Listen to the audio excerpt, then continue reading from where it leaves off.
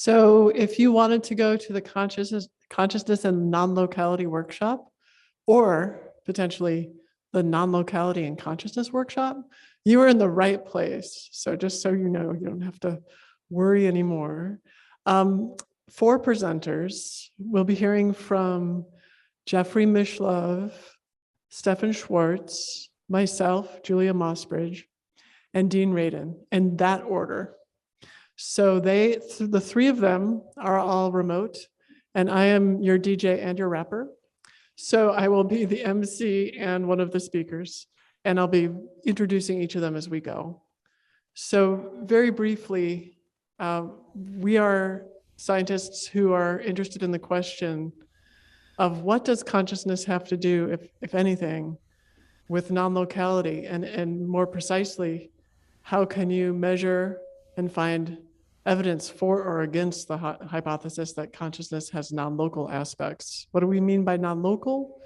We mean not acting like a billiard ball in a physical system, doing that in, not acting like that in space, not acting like that in time. So more details as we go, but essentially influences that seem to span space and time in a way that physical, well, I don't want to say all physical systems, but physical systems, many of them do not, and then quantum systems may. So just a note that this kind of thinking is a way of taking the scientific method and applying it to the question of non-local experience. However, non-local experience is something that humanity has reported for thousands of years. And so I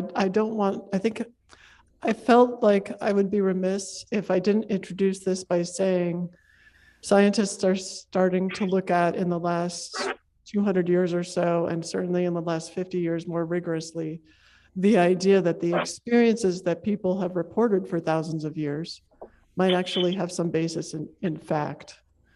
Experiences like telepathy, precognition, clairvoyance, psychokinesis, mediumship, that these might have some basis in some kind of factual understanding that actually asks us to question the universe in a different way.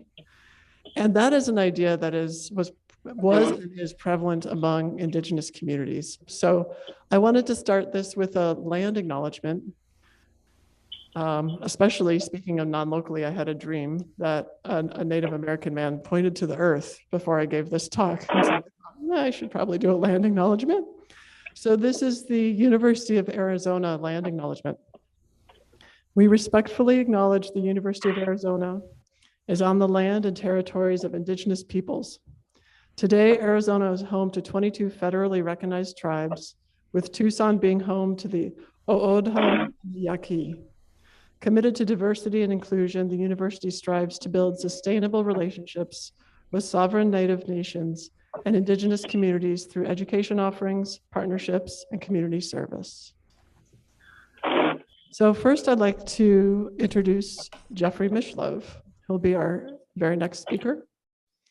Jeffrey is the author of The Roots of Consciousness, Psi Development Systems, and The PK Man.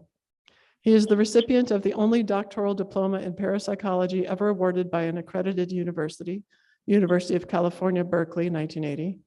He teaches parapsychology through the Holmes Institute. Between 1986 and 2002, he hosted and co-produced the original Thinking Aloud public television series. He currently hosts and produces the new Thinking Aloud channel on YouTube, not the New Age. He is the grand prize winner of the 2021 Bigelow Institute essay competition regarding the best evidence for survival of human consciousness after permanent bodily death. By the way, if he were here, he would be buying us dinner. Today, he will be summarizing the highlights from that essay. Take it away, Jeffrey.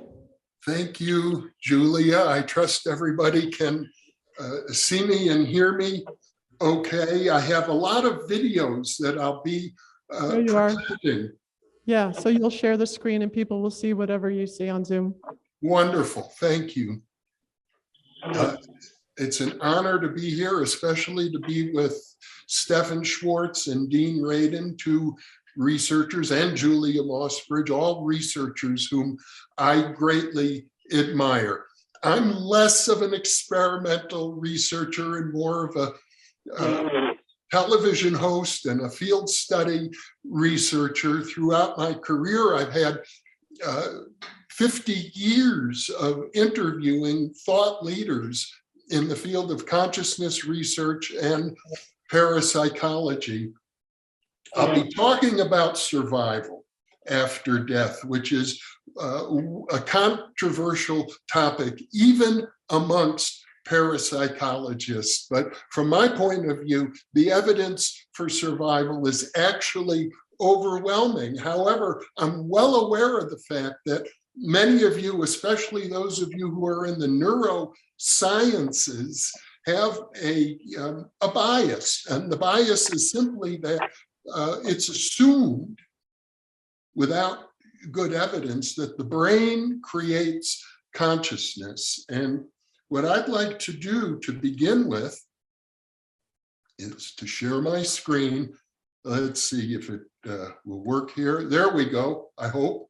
You can see that now. This is the Bigelow Institute website. There were 29 essays that received awards in this competition, and you can read them all by going to bigelowinstitute.org. I'll be summarizing my essay. However, to be honest, the essay itself ran 100 pages, and time only permits me to sort of cover some of the highlights in this program.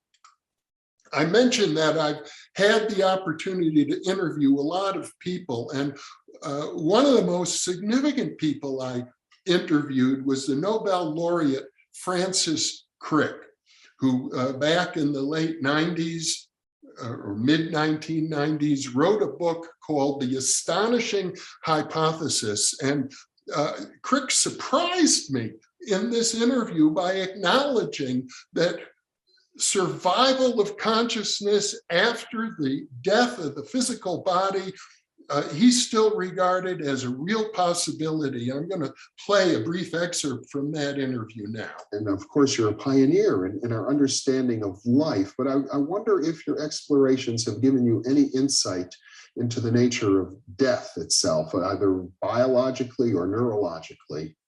I don't think any special one. I mean, obviously, if you believe in the astonishing hypothesis, namely that it's all due to neurons, if your brain dies, essentially, then you as a person would be considered dead. Mm-hmm. Whereas the more conventional and often the religious interpretation is that in some sense some immaterial spirit survives. But when we come to consciousness, science hasn't developed far enough for us to say whether it stood up or not. And that's why it's called an astonishing hypothesis, because it's a working hypothesis that it's not the same as the conventional religious views. Yes. So we have to wait and see. Mm-hmm. After all, it may turn out that they are right in their views. Mm-hmm. We can't say that yet. Mm-hmm. So the next person I want to share with you is Professor Bernard Carr, a mathematician, an astronomer, emeritus professor at the University of London, St. Mary's College, and he is going to, or Queen Mary College, he is going to talk about the role of hyperspace in consciousness, because if you think that, as many people do, that survival of consciousness after death is simply an impossibility, well, one way of looking at it is to think about higher dimensions of space as providing room for survival of consciousness to persist after the death of the body. So you've got phenomenal space, you've got dream space, you've got OBE space, you've got NDE space, you've got apparition space, you've got mystical space. They all seem to need a space, but it goes beyond ordinary physical space. So my hypothesis is that you actually need a hierarchy of spaces, and you actually need this, you need a higher dimensional space, which is what I call a universal structure. And this universal structure is the space which is meant to accommodate all mental experience. So it accommodates normal mental experiences with that 5-dimensional model. It can incorporate, if you like, paranormal experiences that go beyond the normal physical world, and even mystical experiences, which go, if you like, further beyond the physical world. So the idea is there a sort of hierarchy of spaces. Now, of course, this idea is not new. I mean, you know, esoteric philosophers have been telling us for quite a long time, you know, within theosophy, for example, that there's a hierarchy of spaces, and so that idea itself isn't new, but I think what is new is trying to relate this hierarchy of spaces, is trying to make it more respectable mathematically. And then, of course, having got this higher dimensional universal structure, which is primarily constructed to explain mental experiences, then the key step is we try and relate that space to the higher dimensional space invoked by physics. I might add that Bernard Carr talks about the most mathematically sophisticated hyperspace theory of consciousness being the one that was developed by Saul Paul Sarag and published as an appendix to this book that I wrote that was published in 1993.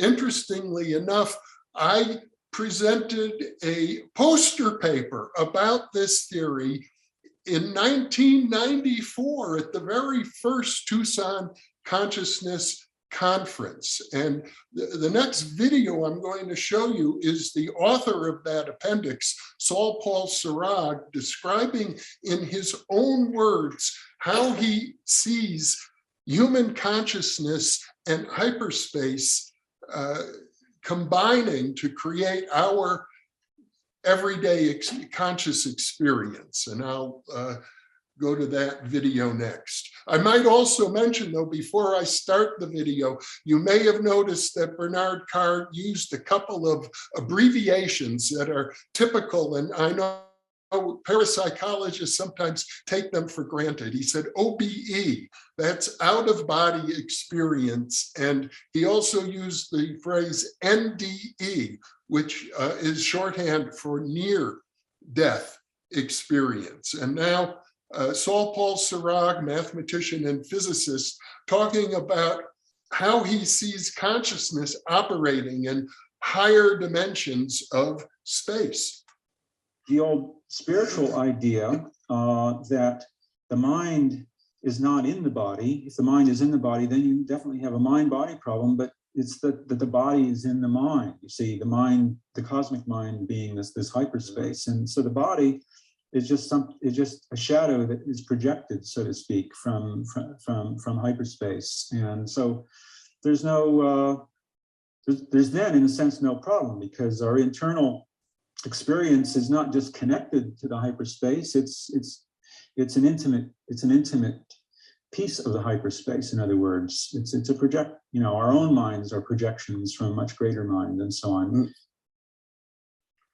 Now, I should also say that the theory of hyperspace is one that could accommodate non-local experience, including survival after death, whether you're a materialist, a dualist, or an idealist. I tend to lean towards metaphysical idealism, but if we begin to explore hyperspace as it's appreciated in physics today and how it might relate to all of these dramatic reports of conscious experience, I think it could be even accommodated within a materialistic framework. Many of you undoubtedly recognize Stuart Hameroff, who is the founder of this conference, the developer of the OR theory of consciousness, and he has another way of thinking about what we are calling non-local experience in terms of his own theory, and he calls it the quantum self. And I just wanted to tip my hat to Stuart and his openness to the data in this area. For death, you've even suggested the possibility of reincarnation, that the self can maintain its coherence and its structure outside of the body and perhaps enter into another body. I think you can't say it's impossible. I think it's possible. I think that under normal circumstances right now in your brain and my brain, consciousness is happening in and around the microtubules in the space-time geometry that comprise them. And if blood stops flowing and the heart stops beating and the microtubules eventually lose energy and the quantum information isn't lost or destroyed, but can kind of dissipate or delocalize to the universe at large, but remain entangled so that a self, it wouldn't all just scatter, but remain entangled as an entity, as a person, as a self or the soul, quantum soul, if you want to use that term.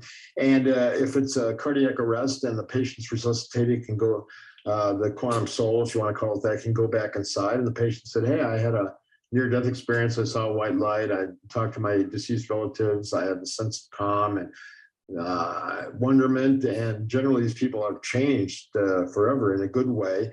Or maybe even floating out of their body in an out-of-body experience, having that experience. But if the patient is not resuscitated, if the patient dies, then what happens to this quantum soul? Well, we don't know, but it can persist. It conceivably can persist and perhaps enter another set of microtubules somewhere, a zygote or an embryo or another person in reincarnation. There's a lot of very interesting anecdotal evidence for reincarnation.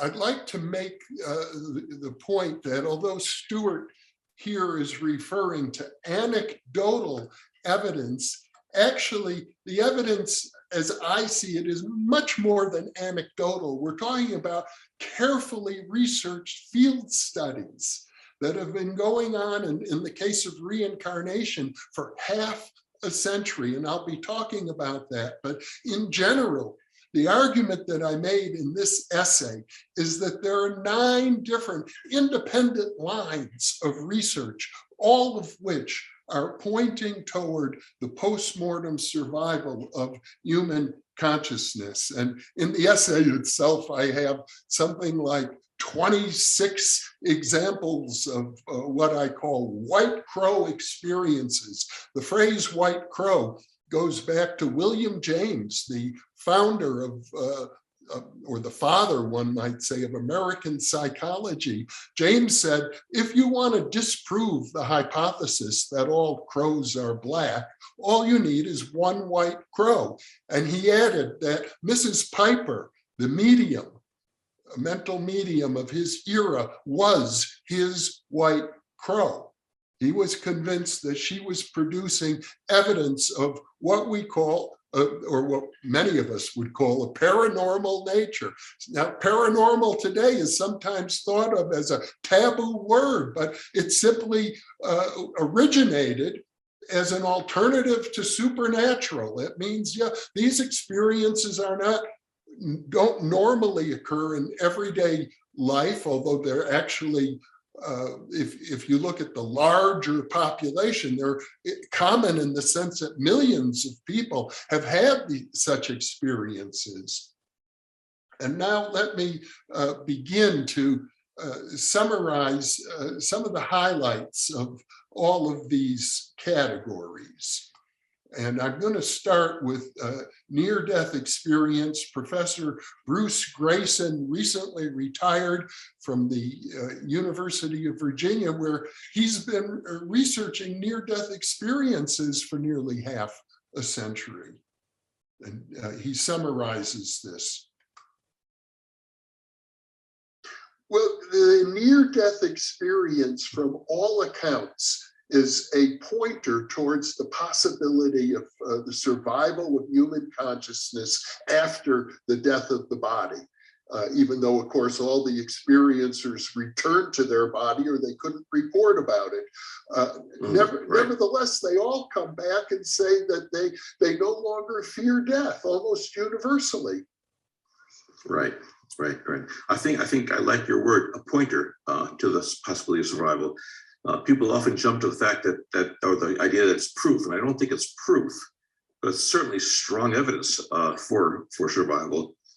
The way I understand it, they are very, very strong evidence for the fact that you can continue to think and feel and perceive and make decisions when your brain is not functioning.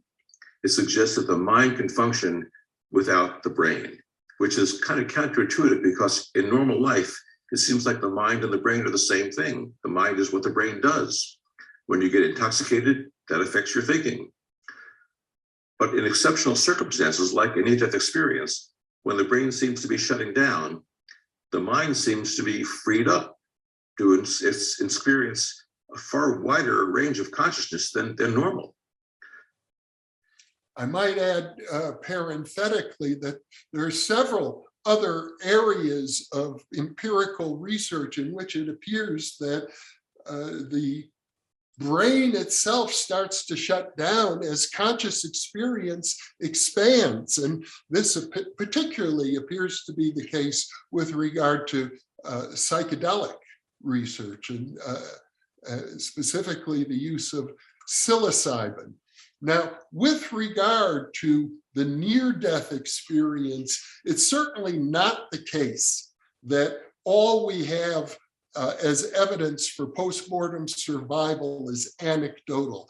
There have been 3 experimental studies conducted by Pim van Lommel, Penny Sartori, and Bruce Grayson, involving a total of 562 patients who experienced cardiac arrest while they were in the hospital and survived.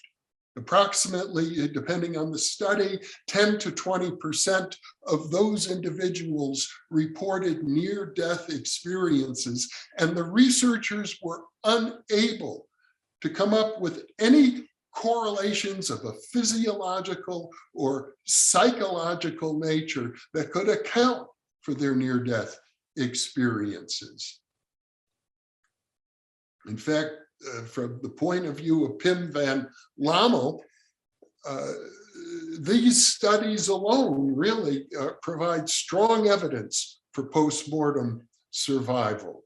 He incidentally won the 2nd place prize in the Bigelow Institute essay competition. Now, this is Barbara Harris Whitfield. She is a near-death experiencer. She worked closely with Kenneth Ring at the University of Connecticut, who studied this phenomenon. And she's going to describe firsthand what she remembers from that experience. Now, the reason I want to present an experiencer directly is because much of modern academia has been influenced by the thinking of the 18th century philosopher David Hume, who wrote that no human testimony shall ever have sufficient force as to prove a miracle. And as a result of that kind of thinking, human testimonies of the sort that you're about to hear has often been discounted as merely anecdotal or unimportant, doesn't count.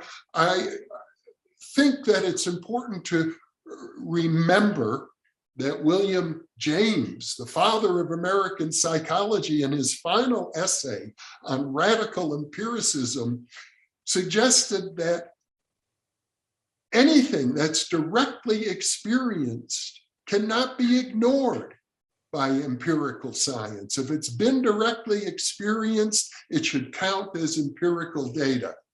And this report is a typical example of what is known as the past life review, which occurs in many accounts of near-death experience.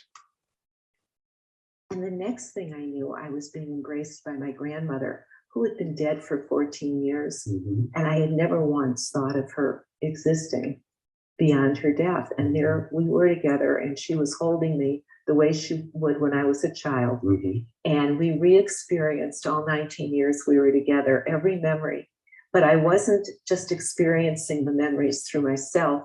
I was experiencing them through her. I could see through her eyes. I could feel through her heart. I suddenly realized how important I was to her. I'd never thought about it before. And then as this continued and then finished when I was 19 and she died, I started moving away from her. But heart to heart, there were no words. Heart to heart, she let me know that she would always be there waiting for me when I came back. How much time had elapsed, do you think? You know, I'm not sure, but Since to me you it was lived 19 years. It was 19 years as far as experiencing it went. But then I was back in my body and it was morning. So it couldn't have been more than a couple hours, but it doesn't translate here.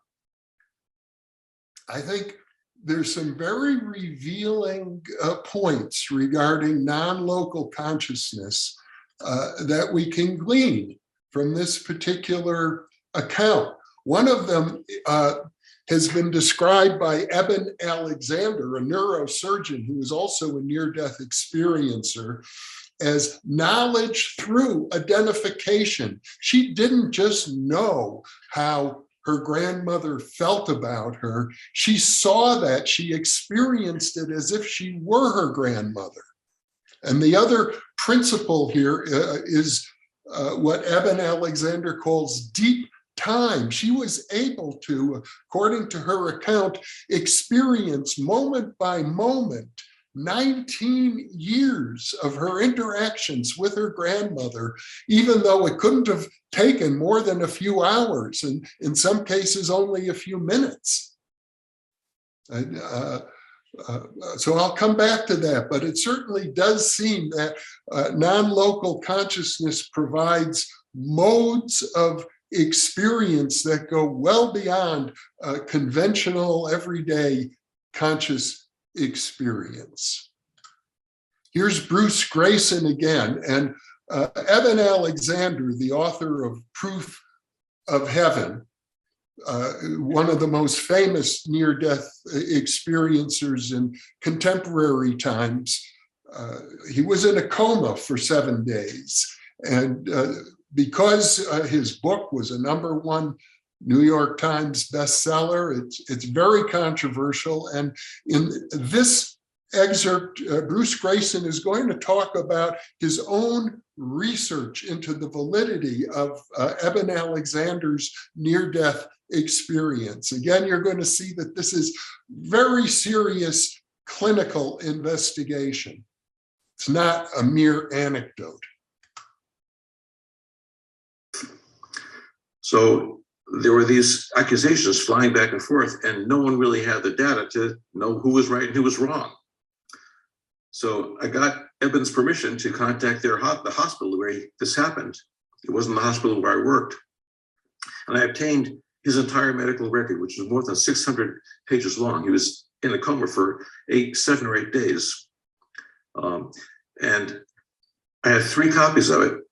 And I evaluated one and gave the other 2 to 2 different physicians. And the 3 of us independently evaluated the medical record, page after page after page, all the lab tests, all the doctors' and nurses' notes. And we decided that when we had finished, we would write up what we thought, then get together and try to reconcile our differences. When that happened, there were no differences. The medical record was entirely clear. There was no question at all. This guy was as dead as you can be without having his heart stopped.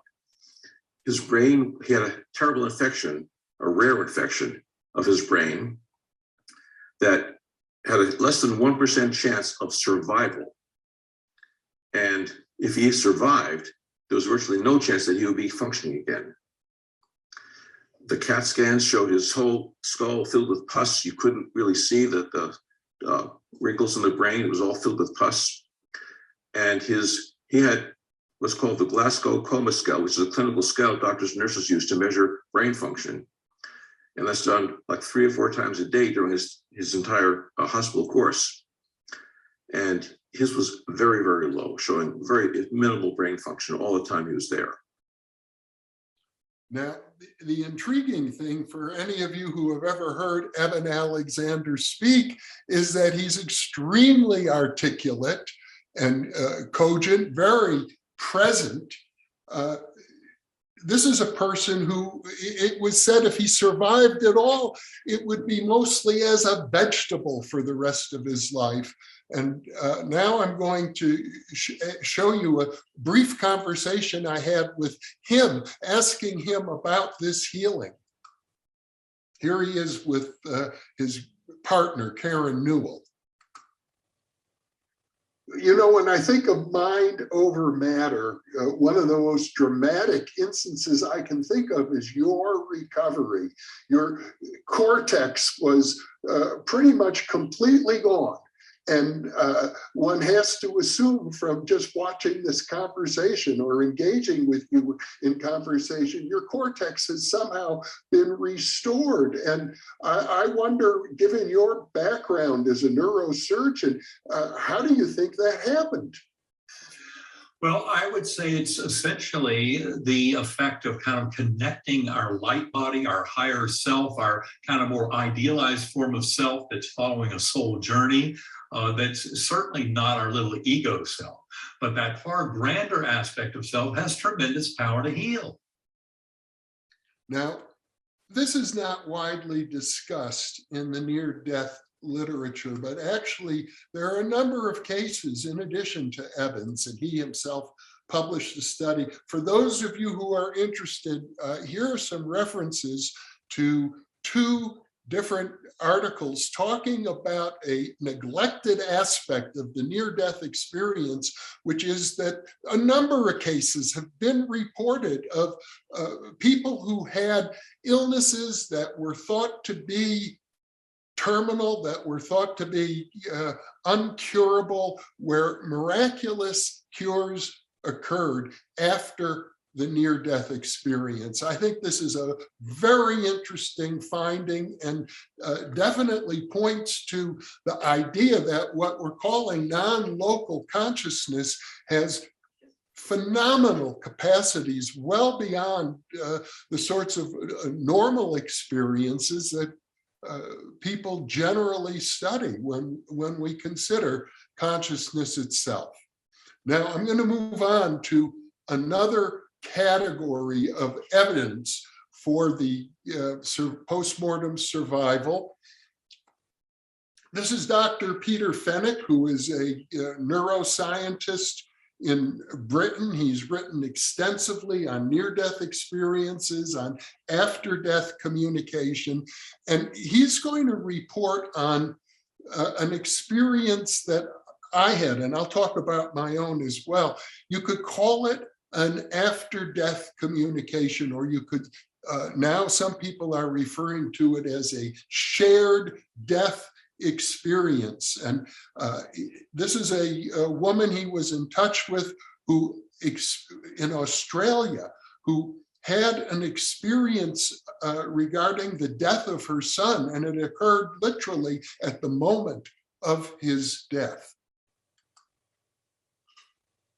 A son in England, a sailor, mother in Australia. She wakes up in the night feeling something awful has happened, and she sees her son dripping wet at the end of her bed, or certainly in her imagination. And then the son slowly comes towards her, and he then becomes surrounded by light. And he says to his mother, "It's okay, don't worry, I'm absolutely fine," and leaves. And that's the message that most of them give. And so when she could, she rang up to find out that it's exact time that he came to her. He, in fact, fell overboard and drowned in the UK. My life was actually permanently changed by a very similar experience. This is a picture of my great uncle Harry. I think this picture was taken in 1916 when he was with his first wife. I knew Uncle Harry as the proprietor of this tiny little corner grocery store in Sheboygan, Wisconsin. when I was a child, we would visit often. Our family was very fond of my great uncle Harry, and he'd always reach into the freezer in his little store, because he lived in a tiny apartment behind the store, and he'd pull out Eskimo pies and hand them to all the children. But in 1972, when I was then a graduate student in criminology at Berkeley, conducting group therapy sessions in the psychiatric unit of San Quentin Prison with murderers and rapists, I had a shared death experience, or an after-death communication, or you could think of it as a dream visitation. I was asleep at the time in California. It was 7:30 in the morning. Uncle Harry was in Wisconsin, where it was 9:30 in the morning. He had just come back from a religious service. He sat down in his favorite chair and he passed away. And at that moment, I had the most powerful dream of my life. It was so powerful that when I woke up, I was crying tears of joy and simultaneously singing one of the most sacred songs from my own Jewish religious background called Avinu Malkeinu, a song that's only normally sung during the Jewish high holidays celebrations. And I wrote home and said, "How's Uncle Harry? I had a dream about him." My mother called me immediately, said, "How did you know?" That was when he died.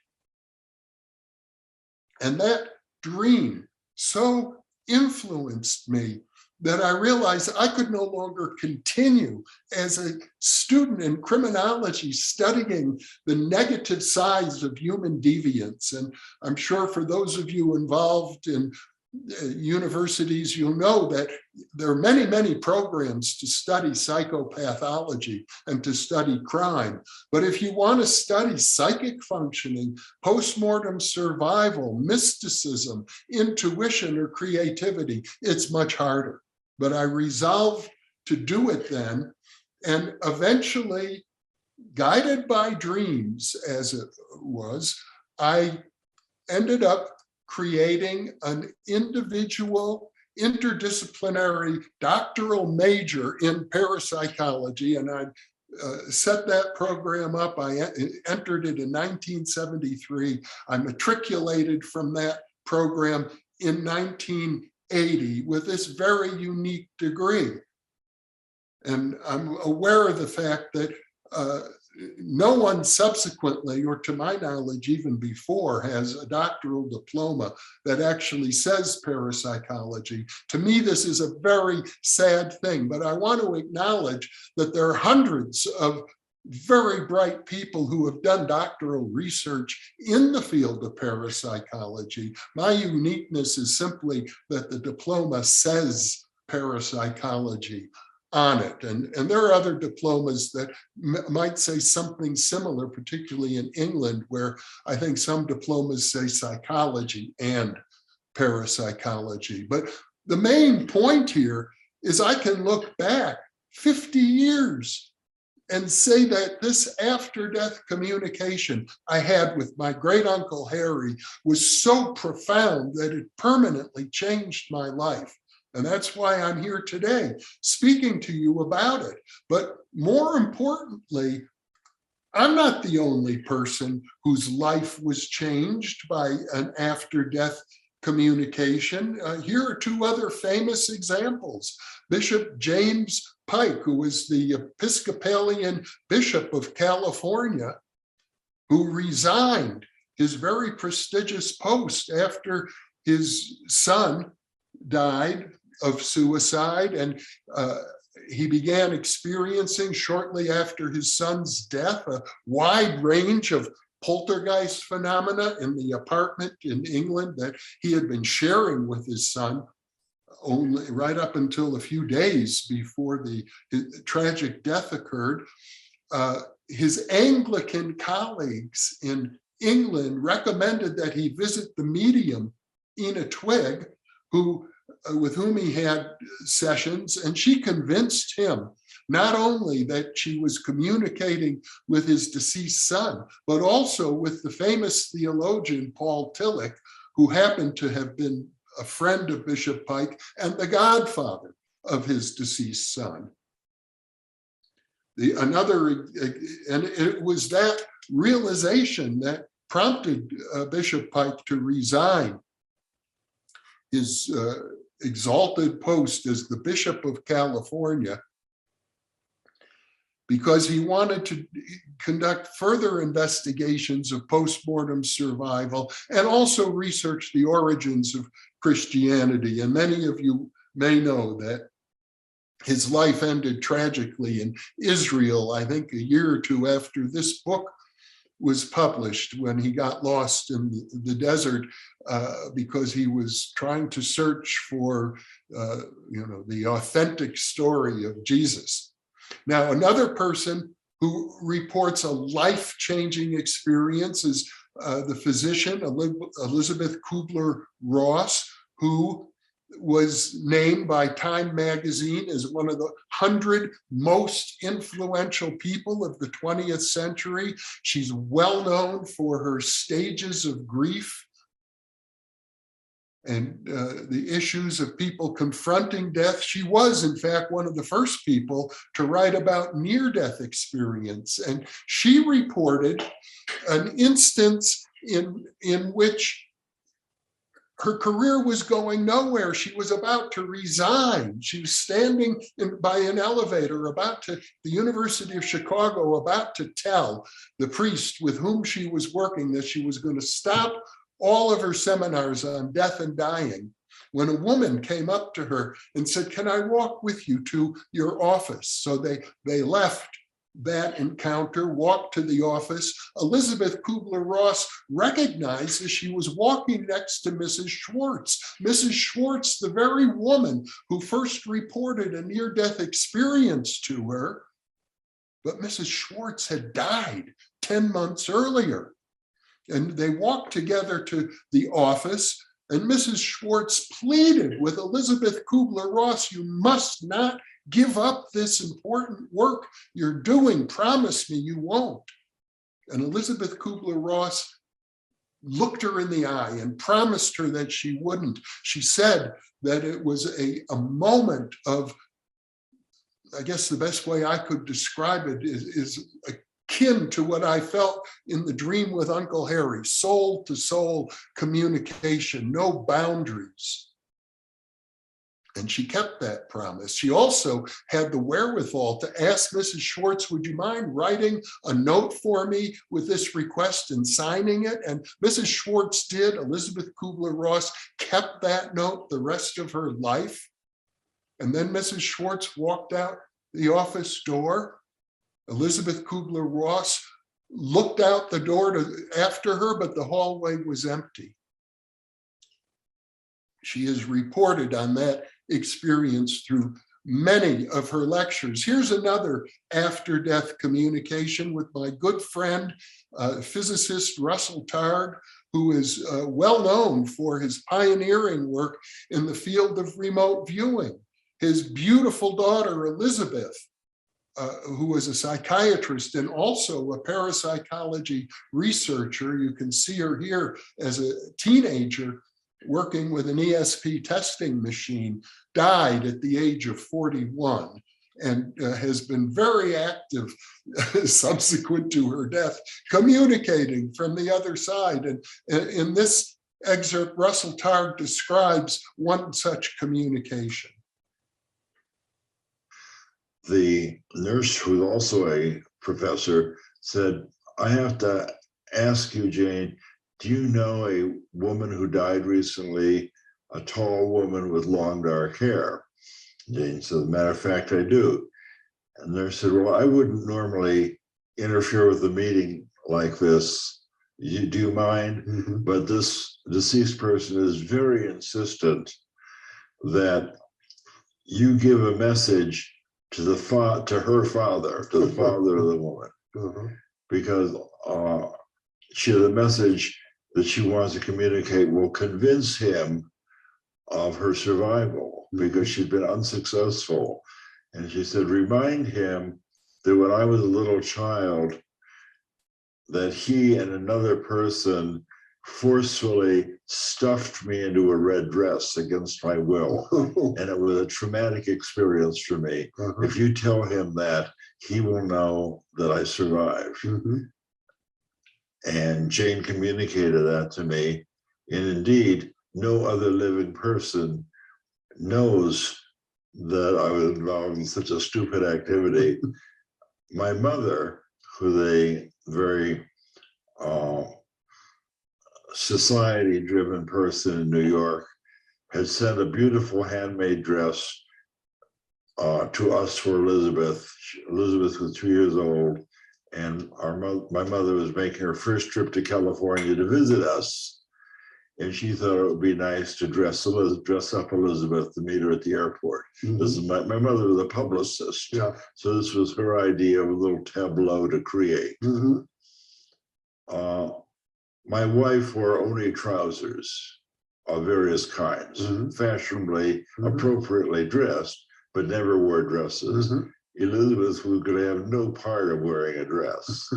So this tough little 2-year-old that we were trying to forcibly stuff into a dress against her will, we finally succeeded. And as soon as we were ready to get in the car, she ripped off this dress and never saw it again. And we had no idea that that was a trauma, but it served its purpose because this whole story of the red dress was unknown to anyone.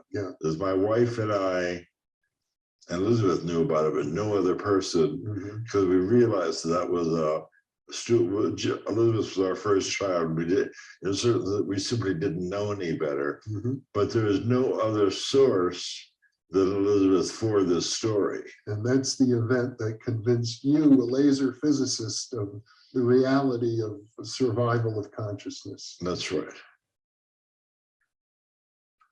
I might mention parenthetically that Jane, who Russell referred to, was his writing partner, Jane Catra, who had been interviewing for a job at Duke University on the other side of the country when this event occurred. I see that we're getting close to the end of my time, and I'm not going to get through all the material I had intended to present. So I'm going to go quickly now and just summarize cases of the reincarnation type. There are people who can present this much better than I, but what you need to know if you're not familiar with these cases is that over 2,700 cases have been investigated by researchers, field researchers, over the past half century. The work was initiated by Dr. Ian Stevenson, who was then chairman of the psychiatry department at the University of Virginia. We're talking about young children who describe their past lives almost as soon as they can begin to speak. Over 1,700 of these cases are considered solved, meaning that the information provided by the child enabled the researchers to identify the previous personality. The individuals involved recall these lifetimes as if it was in the first person. It's not like they're watching a movie. They're very emotional at times. They can involve fears and phobias. And Ian Stevenson felt that this reincarnation data could be very useful in psychiatric diagnoses.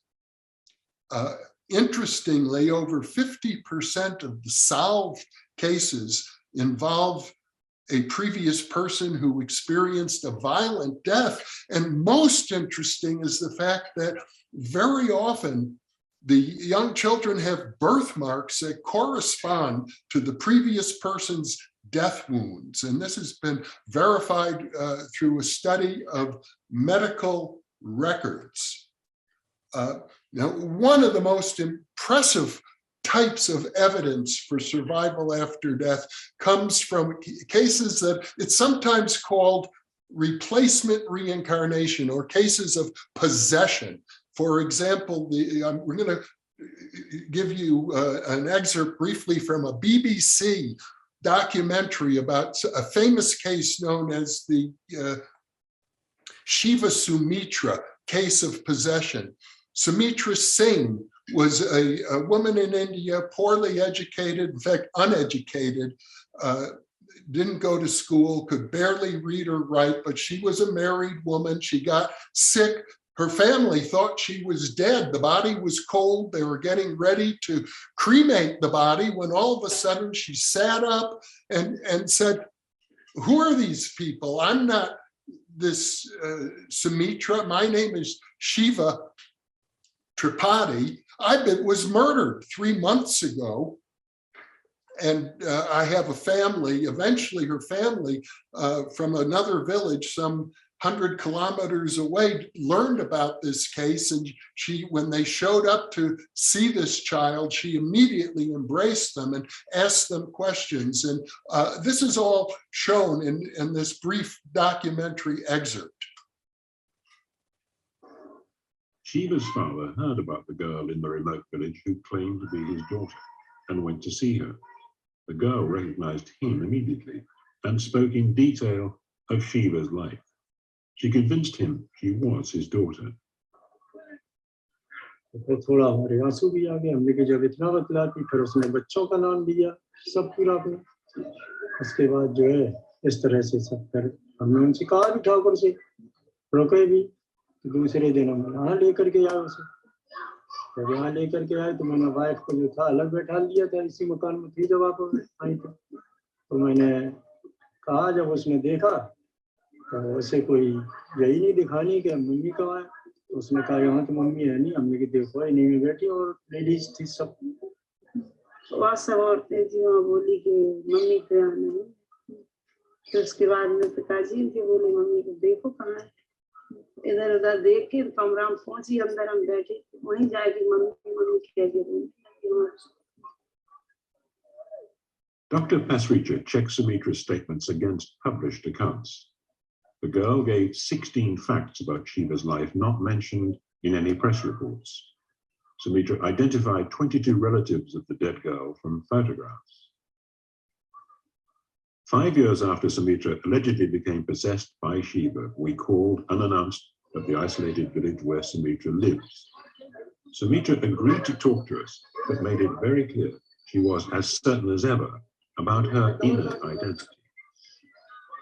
अच्छा, ये पूछना तुमसे सुमित्रा मैंने कि नहीं, सुमित्रा मत बोलो मुझसे। हाँ, अभी शिवा हो तुम? हाँ, क्यों? क्या होकर के इस दुनिया में जो पैदा हो जाता है, वो क्या बार बार बदल जाता है? नहीं, पहले बदल चुकी हो ना तुम। नहीं, तो मैं एक बार जब बदल चुकी हूँ, जब मैं एक बार शिवा हो चुकी हूँ, तो क्या बार बार सुमित्रा बन सकती हूँ? तुम अभी शिवा हो? हाँ, और क्या सुमित्रा बन जाऊंगी? सुमित्रा के बारे में तुम कोई बात याद है? नहीं, वो मैंने पहले ही कहा, वो अब कह रही।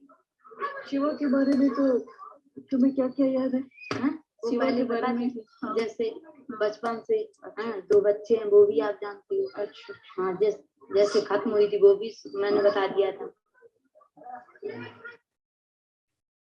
Now we're running low on time, so I'm going to just skip right to the end of my presentation. There's more information I could share with you, particularly about mediumship, which has been studied since the 1860s. There is just mountains of data about the successful identifications of mediums. In fact, let me just, I'm going to try to squeeze this in. This is Professor Stephen Browdy, who is chair of the philosophy department, the University of Maryland in College Park, as I recall. And he has investigated mediumship extensively. He summarizes some of the best cases here from the 19th century.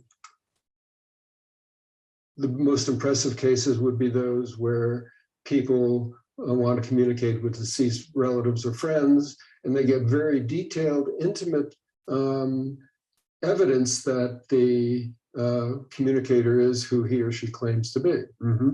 So, for example, in the famous case of the American medium Leonora Piper, Mrs. Piper was very famous for being able to come up with details time after time between the same communicator, for example, and lots of people who knew that communicator when he or she was alive. the most famous example would be the GP personality, George Pellew. I think 150 people communicated with the GP communicator. 30 of them knew GP well during his life. Of those 30 people who interviewed the GP communicator, he correctly identified 29 of them.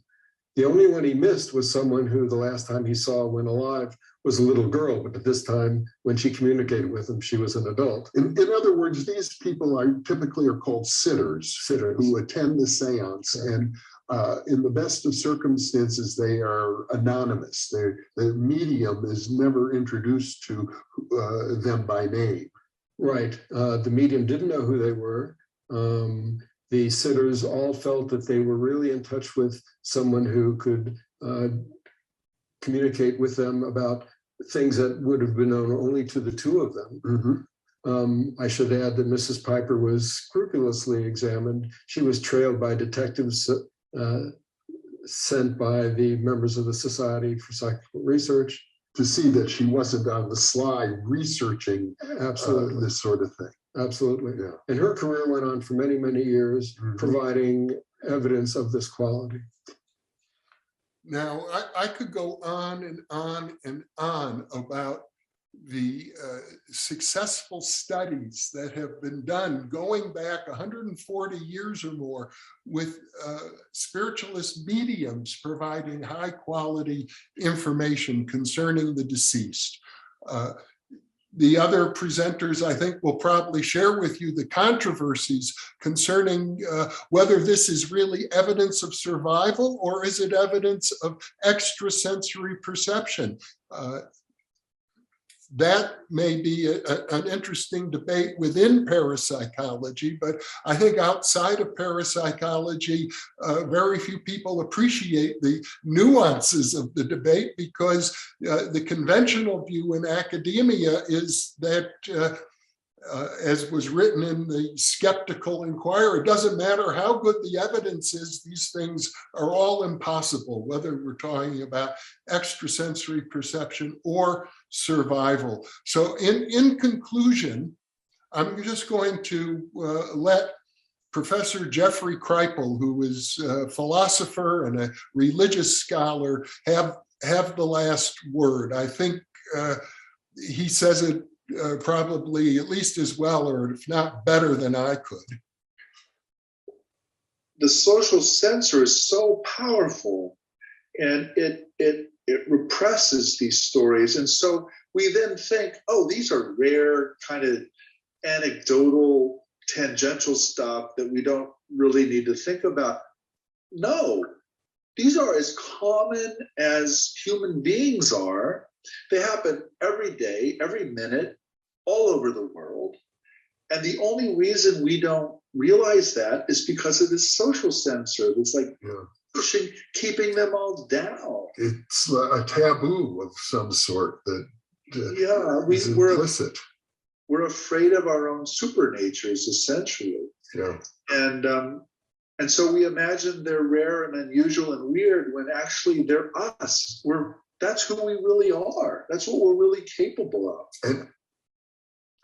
Okay, I want to end on time, and I know the next speaker is about to start, so I'm guessing we probably don't really have time to field any questions, and unfortunately, those of you who may have questions regarding this presentation can reach out to me through email.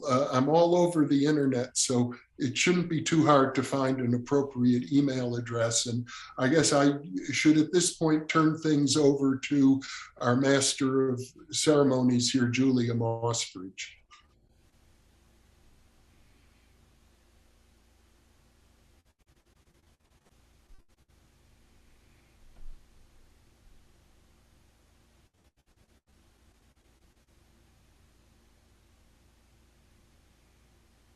Or while we're waiting, for those of you who are on Zoom, if you post questions in the Zoom chat, I may be able to respond. I think you cannot hear me. Can you hear me now, Jeffrey? I can hear you.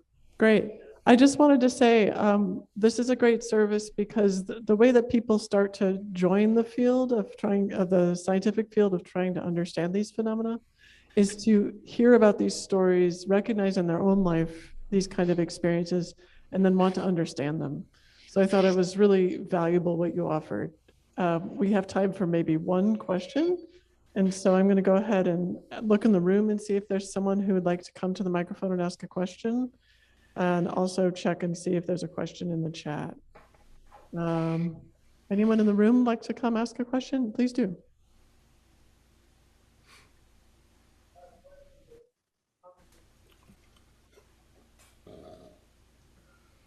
Can you hold on a second? Jeffrey, can you hear him? No, I cannot. Okay, turn on the microphone. Okay, can you hear me now? I think so. Okay, well, anyway, I just want to comment additionally, I come to the world of consciousness through the study of psychedelics, and you mentioned earlier, Mr. Grayson, yourself, at a moment of near-death experience where people sort of have a widening of experience as opposed to a shutting down. I know Robin Carhart Harris is going to speak later, but one of the most fascinating things that's come out of recent research is the fMRI studies of people with psilocybin. And the original idea was that there's going to be a heightened brain activity in certain portions of the brain, but they thought people were having intense experiences. And the end result is really no, it's a dramatic lessening of the overall brain activity, but it's an interconnectivity in regions of the brain that do not normally talk. And that speaks to the same thing. So that may come up later in other presenters, but it followed on with what you were saying and thought that would be appropriate. Thank you. Thank you for that comment. It's supportive of William James presented in 1897, what he sometimes called the filtration theory, that the brain doesn't necessarily produce consciousness, that consciousness exists in another realm, one might say in the realm of hyperspace, and the brain functions as a reducing valve to prevent us from being aware of everything all at once, you might say, or at least more than would be optimal for biological survival. But in near-death experiences and psychedelic experiences, in meditative states, I think, when the brain quiets down, more and more of this larger consciousness, what we sometimes call mind at large, becomes apparent. Nice. Okay, thank you so much, Jeffrey.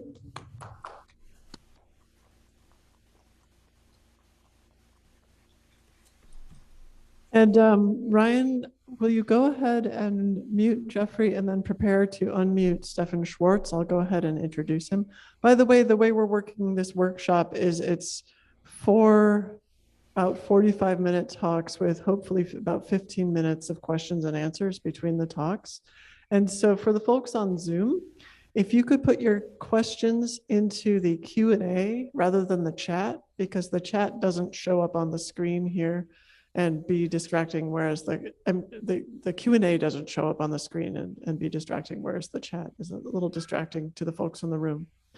So Stephan Schwartz, I'd like to introduce this. I'm biased because I am studying some of the things that he's very interested in, but this marvelous contributor to the field.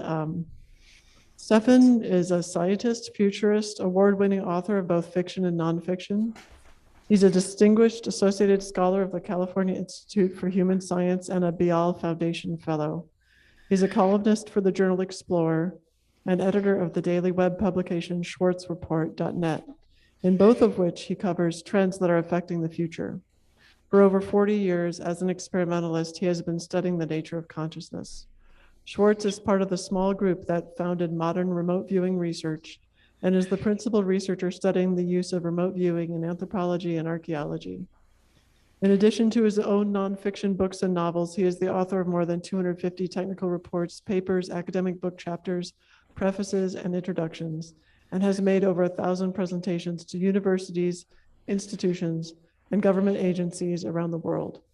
His work has been covered worldwide by numerous magazines, newspapers, and television productions, and he is the recipient of the Parapsychology Association Outstanding Contribution Award, the U.S. Navy's Certificate of Commendation, Magazine's, that's in Germany, 100 Most Inspiring People in the World Award, and the 2018 Albert Nelson Marquis Award for Outstanding Contributions, and is listed in multiple Who's Who's.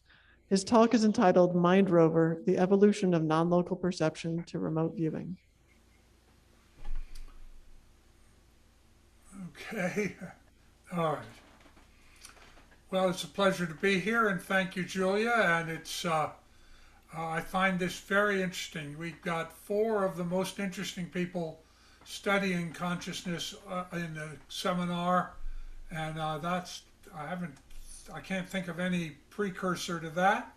So I'm finding this as interesting as I hope you are.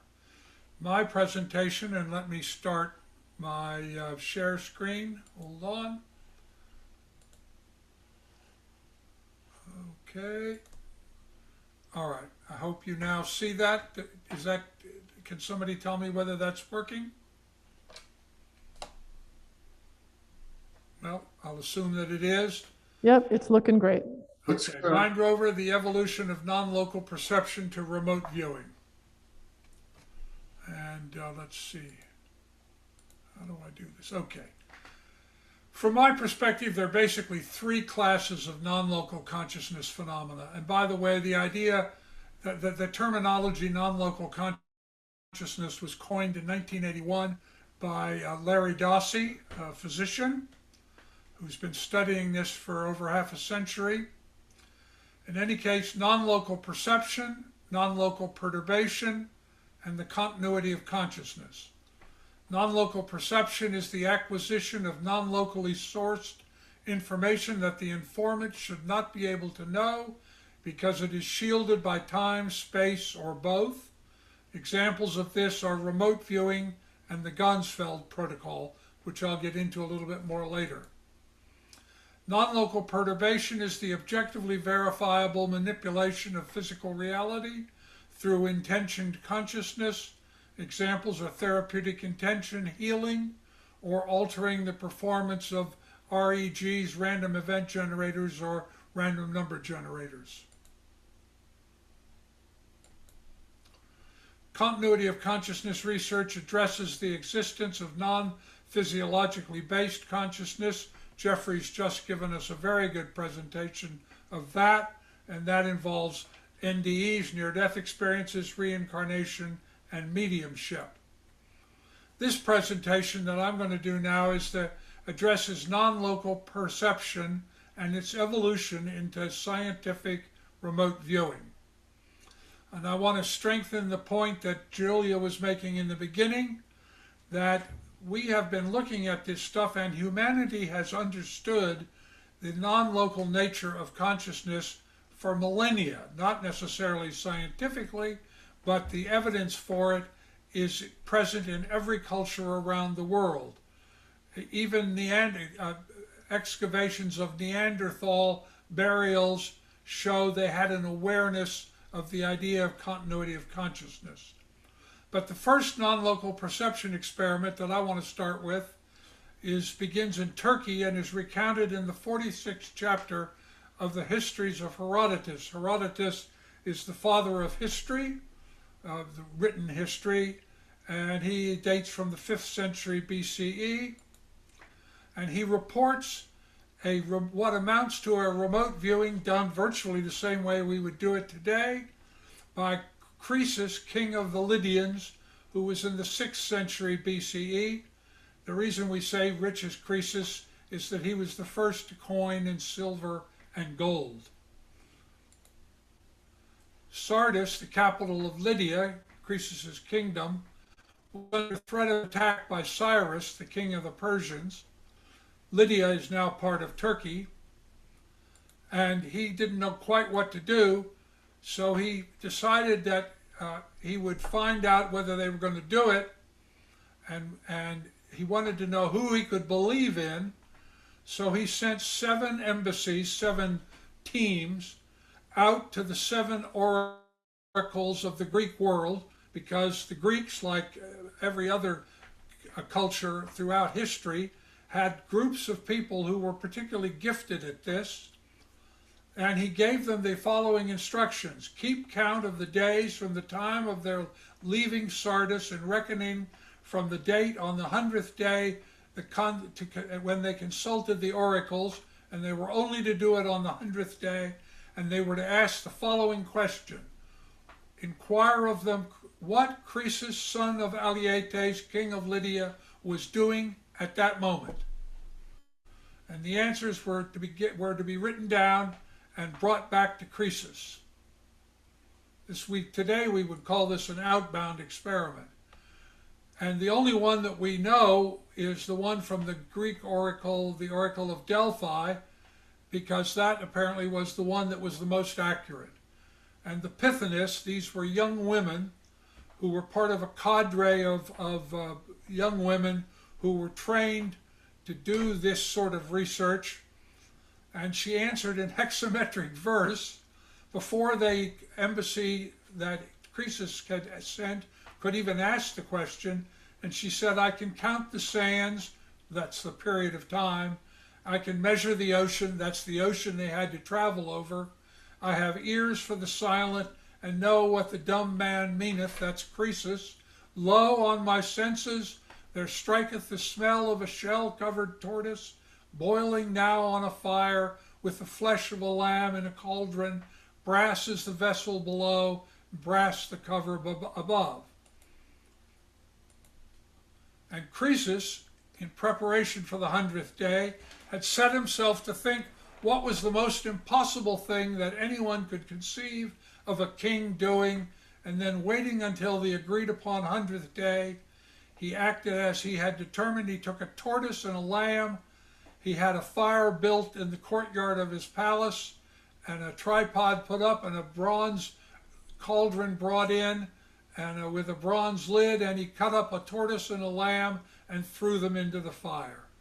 And that is a classic outbound experiment from the 6th century BC. So this, I want to cover now this pre-statistical work, because I'm trying to make the point, I hope, that this idea that non-local consciousness is a reality has been a part of human belief from the very beginning of history. So the next place we'll stop is on the 25th of July, 1692. A wine merchant and his wife were murdered with a cleaver. And they couldn't solve the crime, and it caused a huge amount of stuff because this was a prominent merchant. And they finally went to a man named Jacques Aymir, who was a dowser. And you'll see this thread of dowsing through the whole business.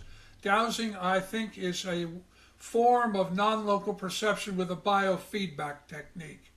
And here's a picture of 15th century miners using dowsing, because dowsing throughout Germany and France was the principal way that they located minerals, particularly metals, for mining.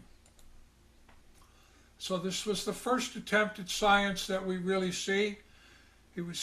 Aymir was taken to the murder scene, and he said 3 men were involved in the murder. And using non-local perception, Aymir tracked one killer to a prison in the town of Beauclair, 241 kilometers away. And from a lineup of 13 men, he selected the one who was the killer, who had just been arrested earlier for another thief. And when they arrested him and pressed him with Aymir's prediction, he confessed to the murder. And based on this success, Aymir was given legal powers and a troop of soldiers, and he tracked the other 2 men to an inn in Toulon. But they had just crossed the border to Grenoble, and they couldn't get them.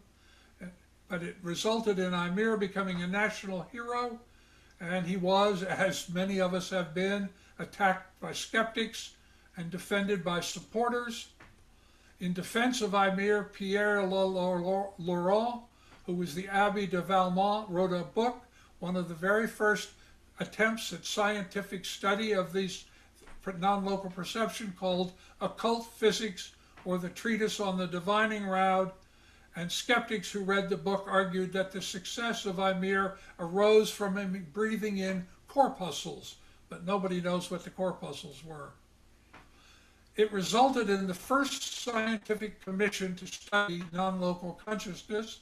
In 1693, as a result of the Valmont book and the notoriety around Ymir, the Prince de Condé arranged for the Academy of Sciences in France to set up a commission, and Ymir was brought to Paris.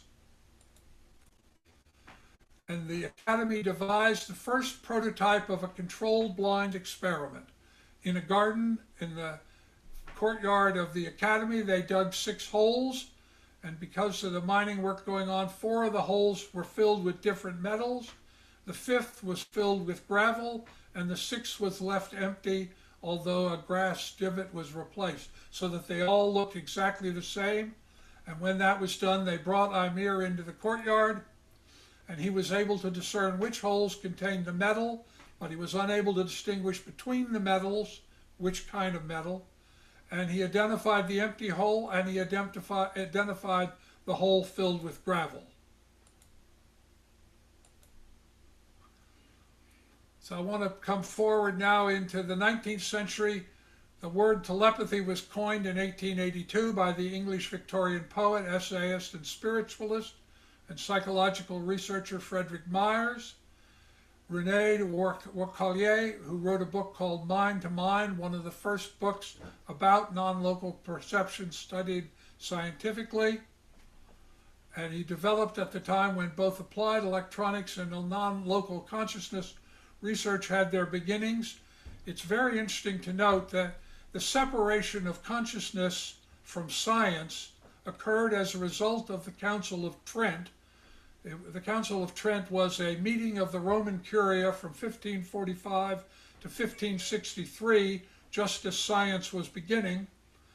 And this Curia issued an edict in which they said things which had to do with spirit, read consciousness, were the realm of the church, the Roman church, and things which had to do with the physical, well, that was left to science.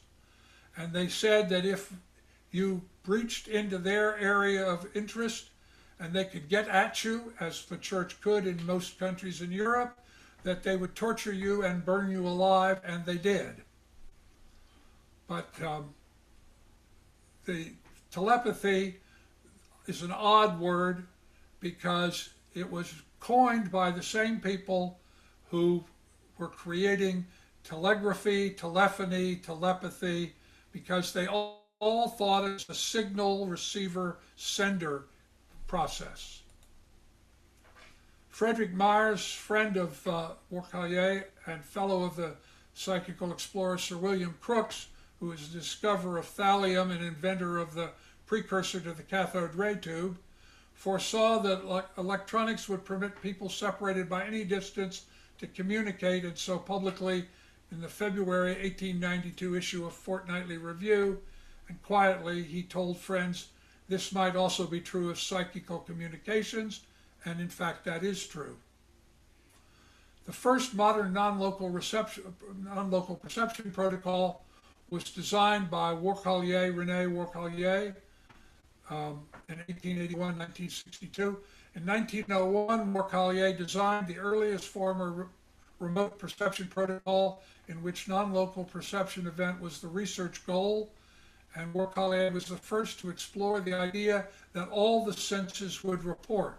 And his book, La Télépathie, is the first book to report these formal trial results. And here's an example.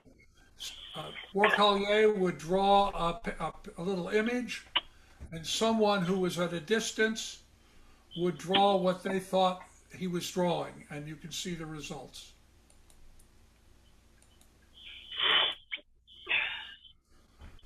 The next thing that really stands out is the work of Charles Robert Roche, who won the Nobel in medicine for anaphylactic shock. And he worked with an engineer in Warsaw named Stephan Ossowiecki. And Roche was in Paris, and Ossowiecki was in Warsaw, and this demonstrated this fact that distance doesn't make any difference in non-local perception. Ossowiecki's experiments with Roche and others were, because they became very well known, were the first to really explore the role of space.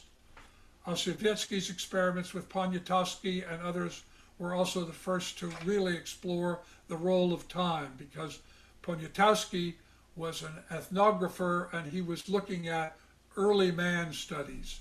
So here are some examples. Here's a picture that Rocher in the top that Rocher drew in Paris, and here at the bottom is what Ossiewiecki drew. And what is particularly notable, and why I picked this, is that he even got the name right. If you notice, Rocher says Swan ink, and at the bottom Ossiewiecki writes Swan ink. Here's another one, Rocher. Now this seems very simple, but if you could draw anything you wanted, how could you possibly know that what they had drawn was this same thing, even though a very simple thing? They're separated by well over 1,000 miles. Here's a final one, or another last one. This was one by Gustave Gillet, another one of the early parapsychologists. And here was the drawing by Stephan Ossiewiecki. Here's one by Professor Danglars and Ossiewiecki's drawing. And what became apparent in the course of these experiments was it didn't matter. Personality was not the issue. Time was not the issue. Space was not the issue. It was intention. And I would argue that the key to all of this is the capacity to attain and sustain intention-focused awareness. And here's a final one. This one was so impressive that the people actually signed their names.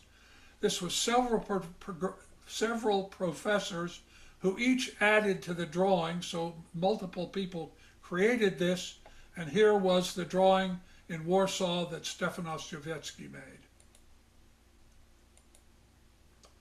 And here is Poniatowski. Poniatowski was looking at an early man site, and he asked Ossiewiecki to describe what these people were like, and Ossiewiecki drew this. And what particularly astounded people was this business of the hair, because at the time it was thought that all the early men were very primitive and must have gone around looking something like large apes. But in fact, as you can see, the woman has hair that's been coiffured, and she's carrying this child on her back, and that was later proved to be correct. So in the United States, this really starts out with Edgar Cayce.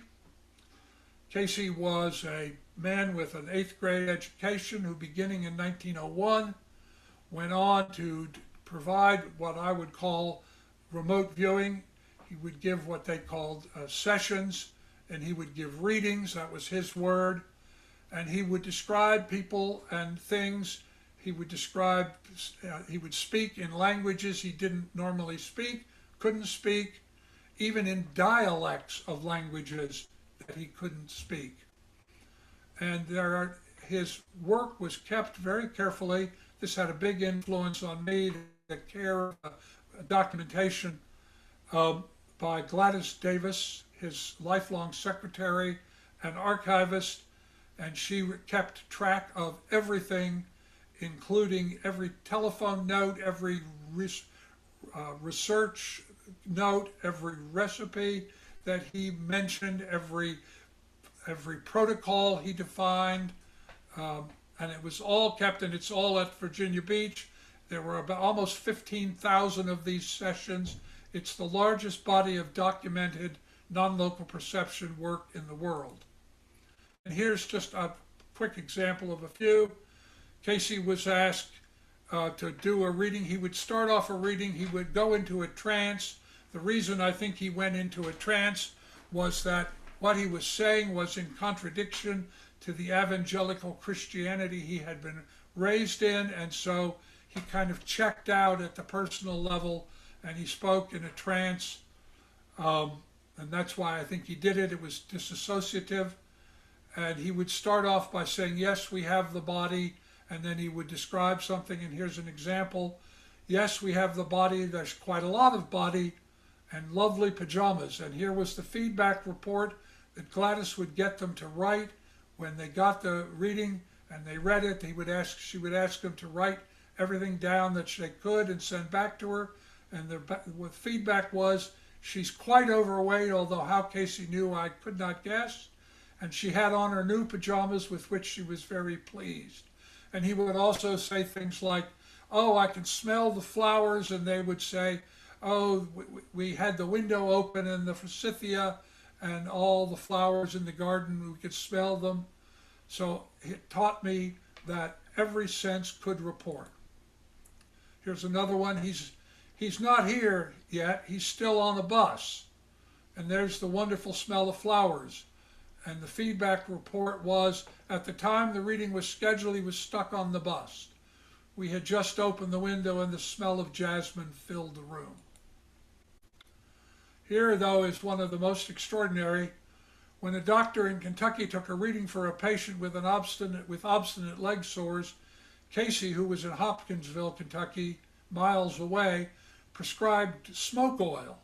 And the doctor had never heard of such a thing, and nor had any of the physicians or druggists he consulted. So they got a second reading from Casey, and he named a specific drugstore in Louisville, Kentucky, where the smoke oil could be found.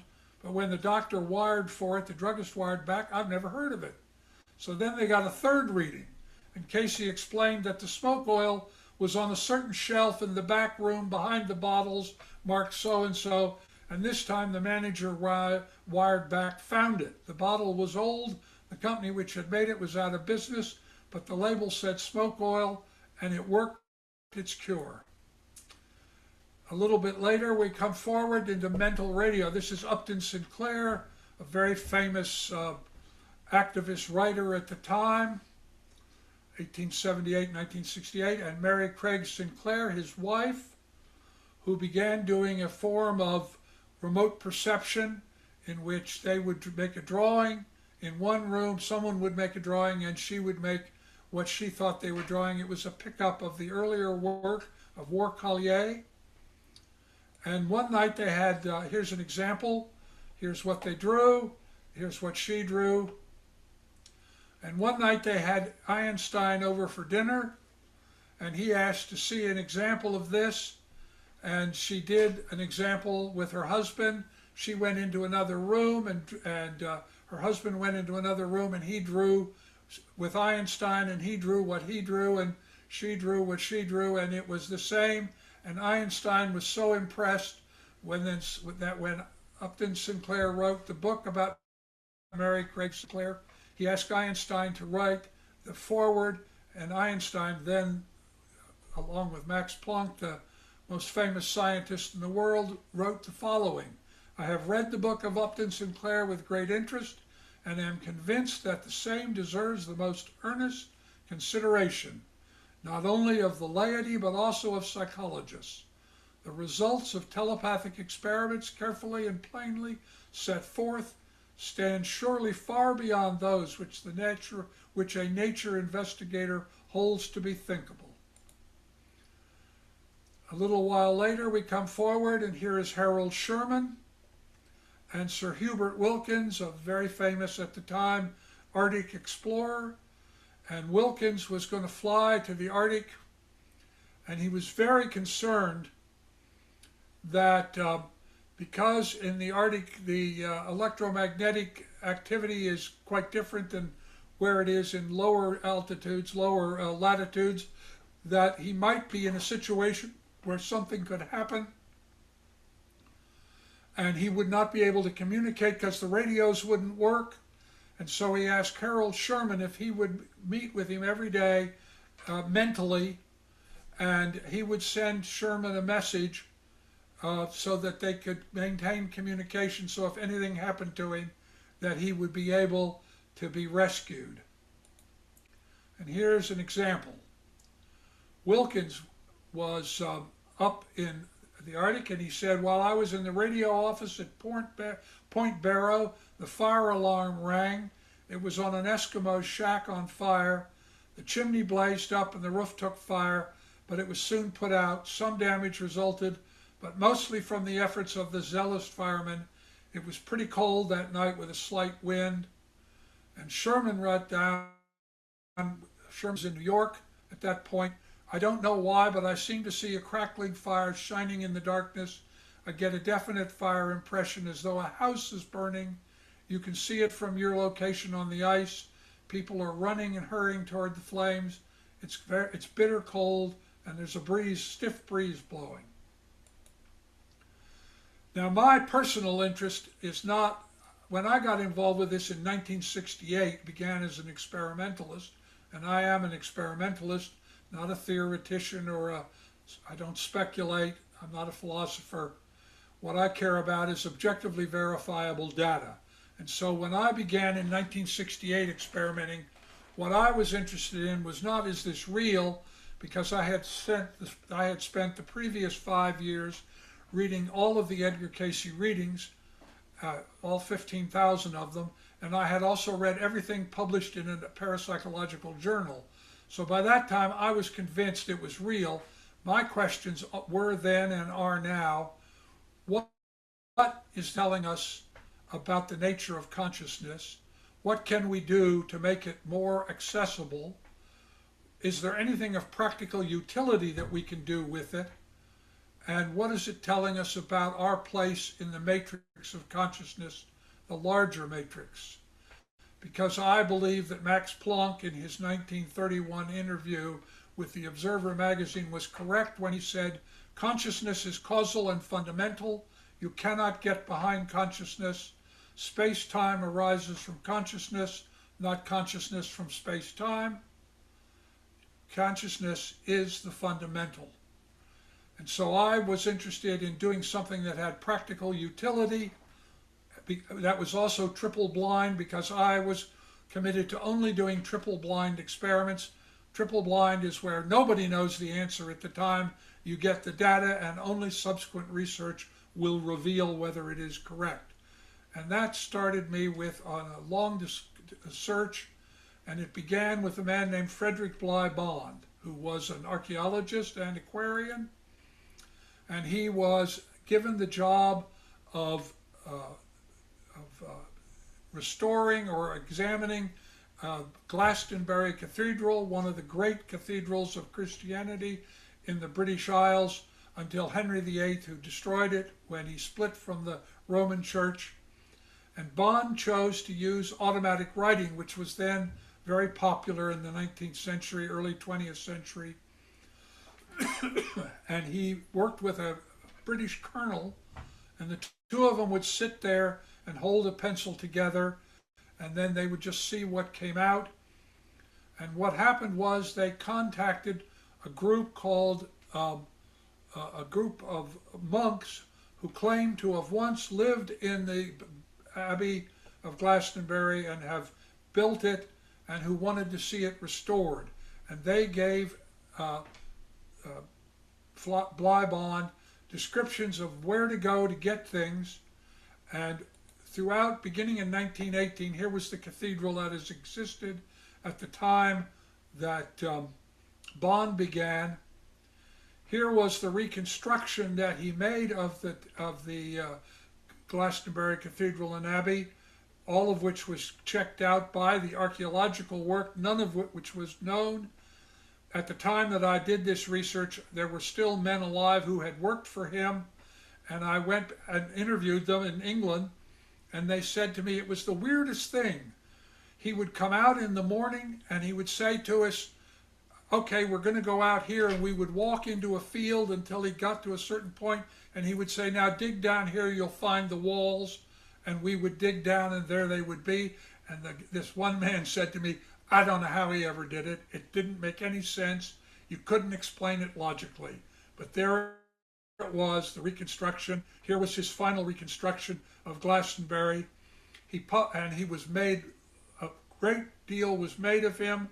He was much lionized until he published a book called The Gates of Remembrance, in which he explained how he'd actually done it.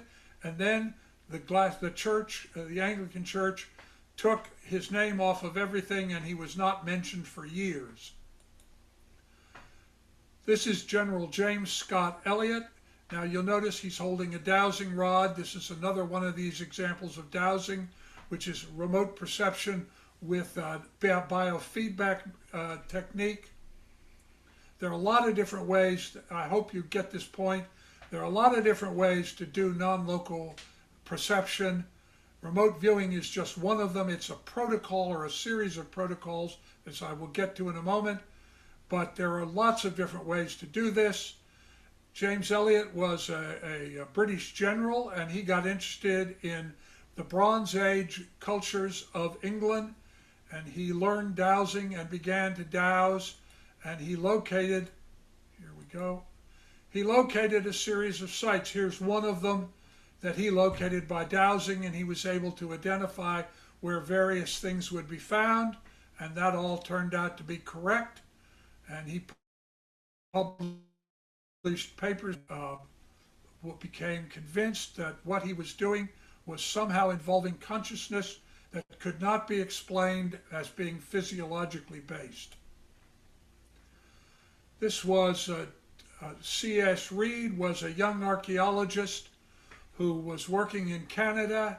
He'd spent 2.5 years searching only 50 acres to locate a particular Iroquois site, and he was unable to do so and was on the verge of failing his doctoral and was desperate. And he called his mentor, Norman Emerson, who was the father of Canadian archaeology, and said, I'm desperate, I'm going to not be able to get my doctorate. Is there anything you can think of I could do? And Norman Emerson said, you might try George McMullen. George McMullen was a man with an 8th grade education who was a Chrysler parts manager at a Chrysler dealership in Nanaimo, Canada. And he came out to Reed's site, and in 2.5 hours he located the palisade of this tribal group. He equally significant, he described the palisade. It was one never before seen. And he laid out where the actual buildings inside the palisade were. With less than an hour more, McMullen had located 2 houses inside the palisade, and excavation revealed all of this to be correct.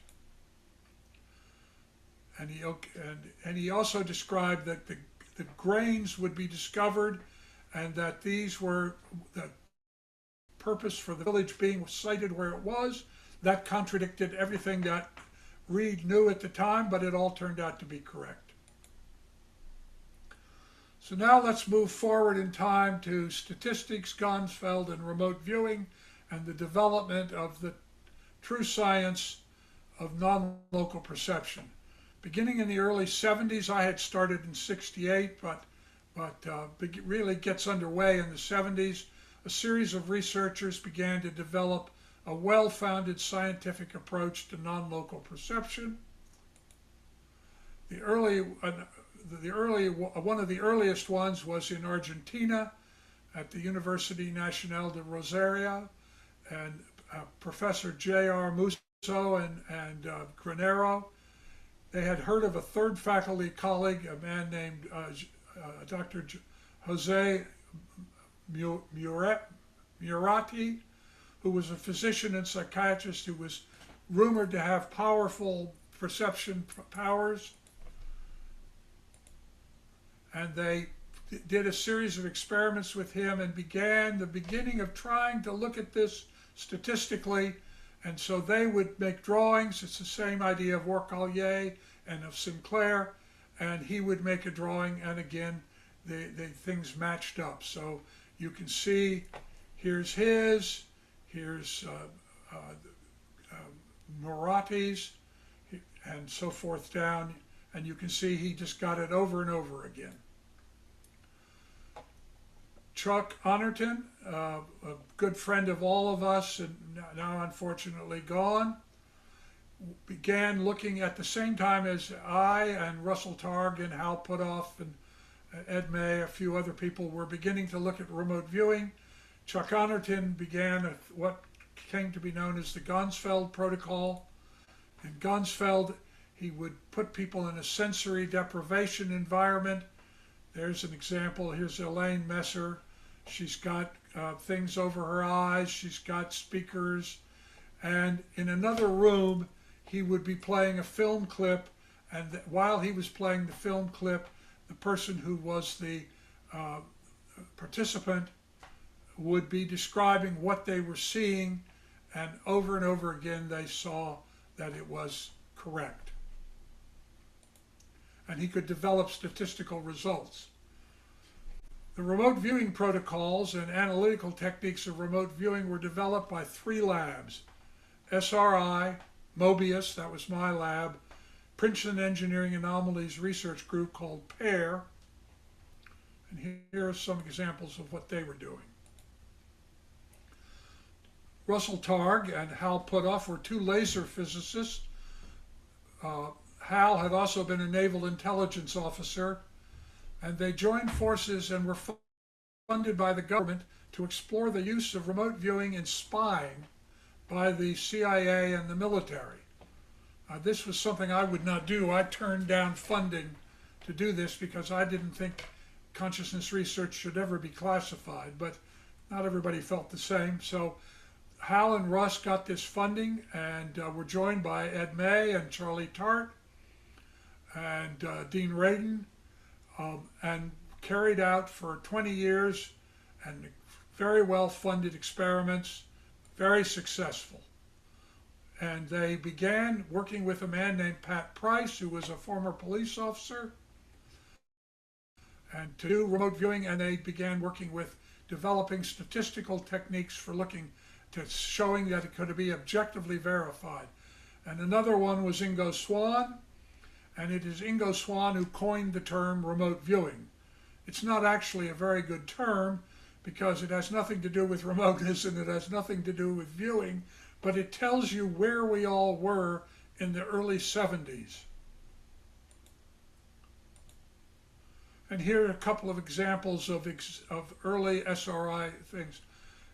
This is a target location, and this was Pat Price's drawing of the thing. Now, what's interesting about this, and the reason I point this out, is that he described things which at the time the experiment was done no longer existed, but had existed. But they had been taken down subsequently. And I mention this because we discovered that one of the important things about remote viewing, the variables that you can work with, are numinosity, that is the emotional reaction that people have to things. That's why it's easier to see Chartres Cathedral than it is a warehouse of the same size. And also that people could look at different periods of the same place and see things. And so Price was looking at the site that was the target at the time that it was in most active use, and the actual target as it was at that moment was in less active use. And this was one of the first things that tipped us off to numinosity. Here's an example of the CIA wanted to locate where something was happening, and this Soviet building in which the agency had an interest, and here's the drawing of the building. And they were able to identify it with that information. Here's Pat Price's drawing of a Soviet gantry crane at the top, and a photo of the crane at the bottom. And this was important because it showed that the Soviets were doing a certain kind of research that the CIA was particularly interested in. The PAIR group began, their real contribution was the innovation of descriptors. That is, could you in laboratory take targets and break them down into descriptors and then ask people questions and fill out the descriptors and see if they were accurate, because that would allow an easy way to quickly judge and give a more detailed statistical analysis.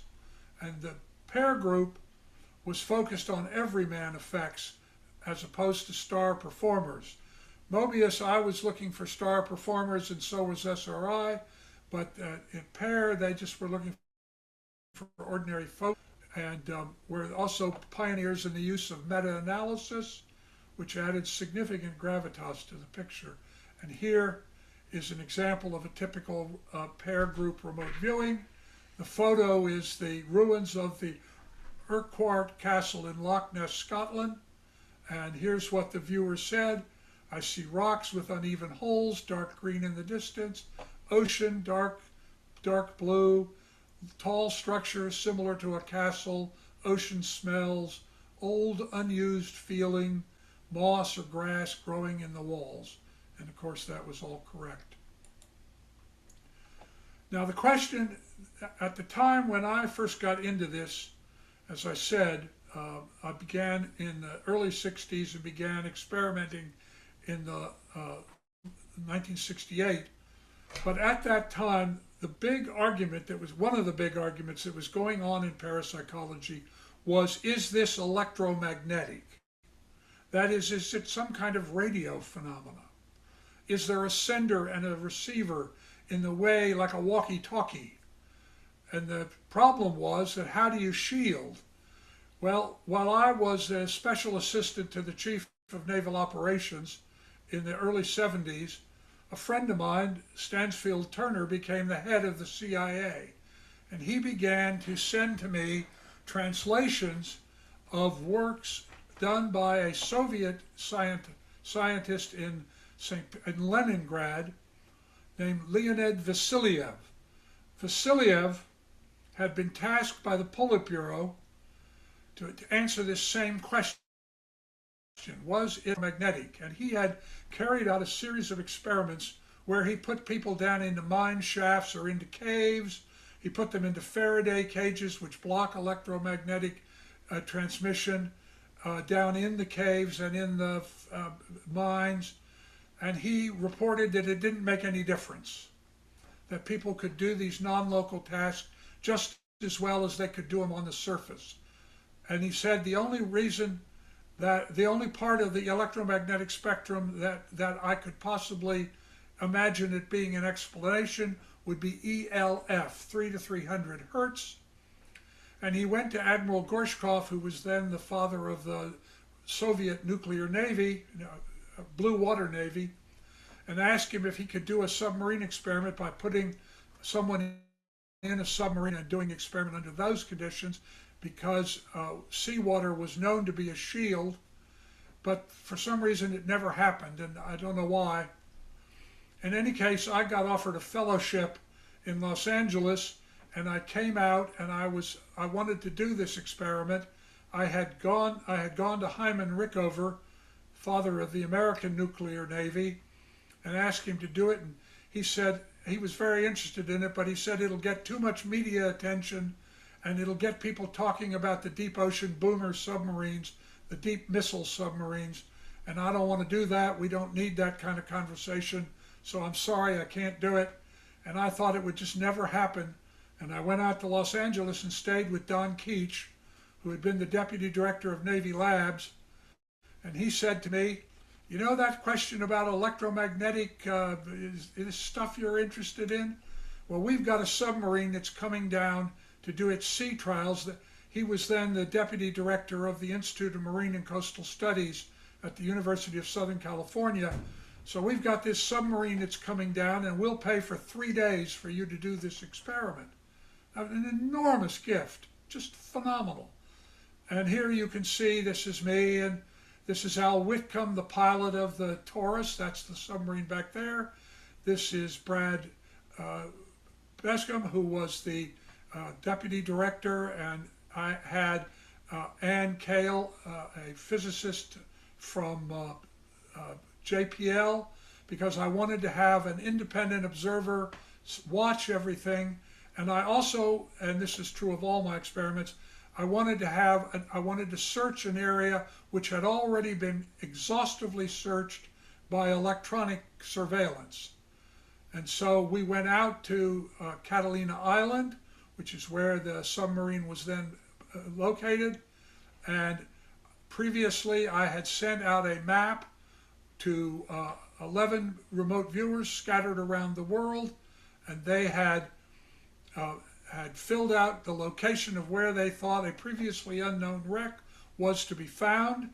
And the other question that we had, I had come up with an idea for what has come to be known as associated remote viewing, but it was, could you say something that had like an apple meant you fired the missile, but a scissors meant you don't fire, so that there could be an association. And I had gotten the idea because that's what Admiral Lord Nelson had done in the Battle of Aboukir Bay to defeat Admiral Bruyer, the French admiral in the 18th century. And so here we are, we're looking at the map that Brad has compiled, a master map, to see. We're going to go out, we're going to drop a radio homing device down from a surface ship to the bottom so that we could only go to that one site. And we had already determined that this area had been exhaustively searched, but nothing had been found in this particular site. And we would put people at depth and get them to do a remote viewing of where people were hiding in the surface, and Russ Targ and Hal Putoff were the outbound targets. And Ed May was going to do the interview and in the submarine, and we would see if that would work, because if it would, and here's the submarine, the Taurus, so research sub, here's the master map, here was the find, and you can still see the cable, that's the cable from the radio homing device, and here was the wreck, exactly where it was located by the remote viewers. And that meant that they had been able to pierce the seawater over 1,000 feet and look down into it and locate something and provide accurate descriptions, exact descriptions of what we would find. Here's another example of this ship. They described how the ship got there, why it sank, how old it was, the things we would find, all of which turned out to be correct, including Hella Hamid saying, you're going to find this large granite block 5 by 6 by 7. And we couldn't imagine why there would be a large granite block, but it turned out this ship was carrying the block up to San Francisco to be made into pediments. And here's an example, here's a graph of the attenuation issue. So we knew that if we put them in the submarine and we put them at great depth, and we asked them to describe where Hal and Russ were hiding, and they were able to do it, that it could not be electromagnetic. And here's Hella Hamid. Hella was interesting, particularly because she was brought in by Russell as a control. She didn't think she could do it, and she turned out to be one of the best remote viewers we ever worked with. And in this particular experiment, in the Deep Quest experiment, she said, I see Russ and Hal acting like boys, climbing in a tree on the edge of a cliff. And here was the picture, and they're right on the edge of a cliff.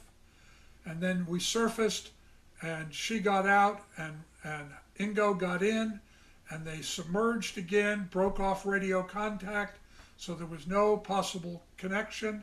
And he described, he said, I see, it looks like a shopping center, and there's a red tile floor, and there's these big windows, and people milling around, and that, of course, was, in fact, a shopping center. Now, the odds of all this happening by chance are so large at this point that I haven't really gotten into this, because the truth is the odds of remote viewing is now greater than 1 in a billion, probably 1 in several billion, because remote viewing is the only laboratory protocol that has ever become a social hobby interest. It's a navigational interest now. There are thousands of people that do it.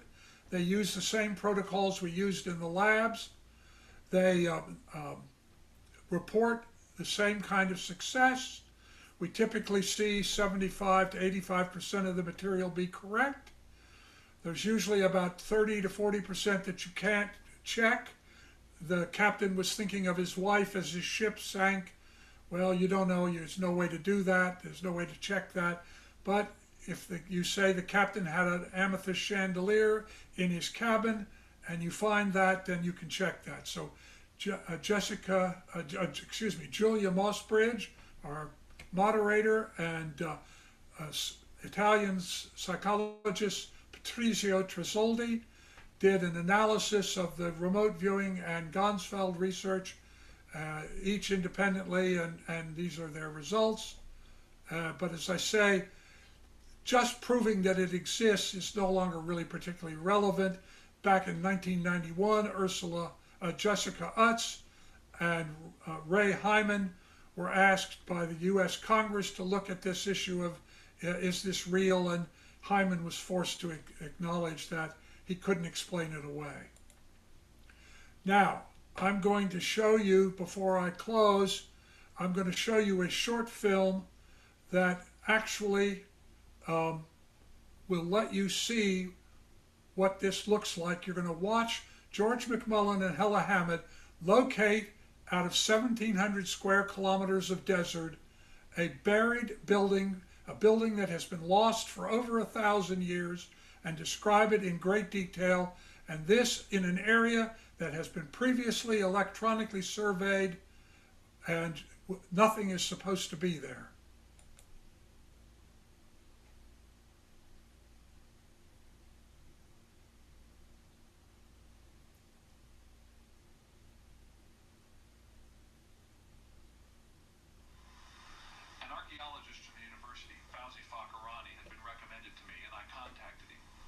Schwartz proposed to Fakirani a psychic exploration at a less populated area of Fakirani's choosing. The archaeologist agreed, but the skeptic in him seemed eager to show that such successes could not happen. The target would be Maria, a buried city 40 kilometers into the Egyptian desert. It's really preposterous, if you think about it, asking somebody to locate a buried building in the middle of the desert. But George seemed to get his bearings after a few hours and make a connection. You were digging here. I will take you. If it is the right place, Yeah. you tell me it is the right place. Is that not for you, Dave? If it is not the right place, Is that not? George described the city's location, and when they arrived, Fakirani gave him his final challenge. important building with spectacular, remains. Tile or mosaic. But they Nicely decorated or statues or whatever it is. Something representative. something wrote sounded. There weren't much In the area, you can walk around as you like. Yeah. But it is for you to indicate for me where to dig. Okay. You want to try that?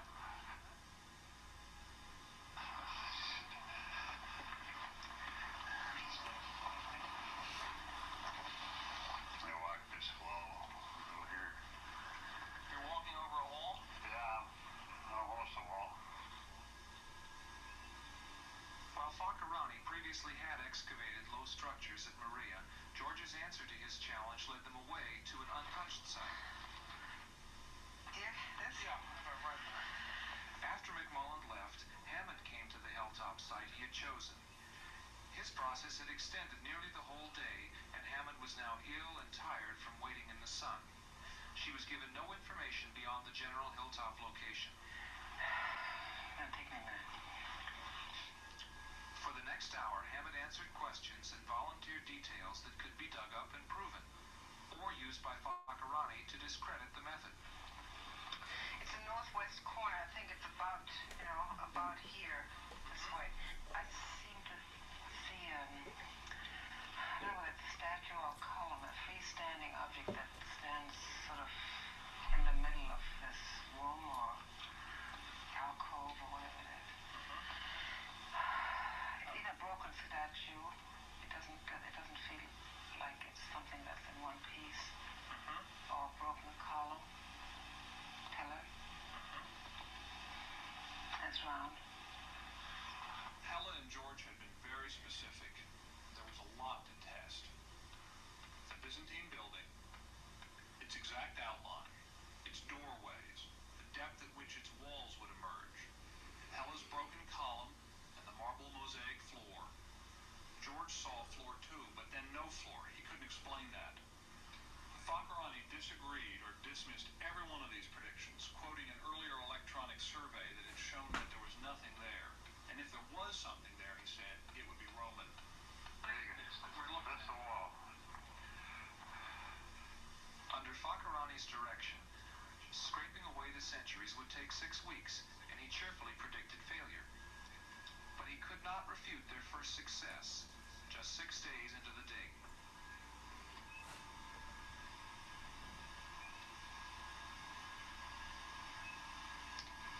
2 days later, the top of a strange broken column emerged. Hella had a hit.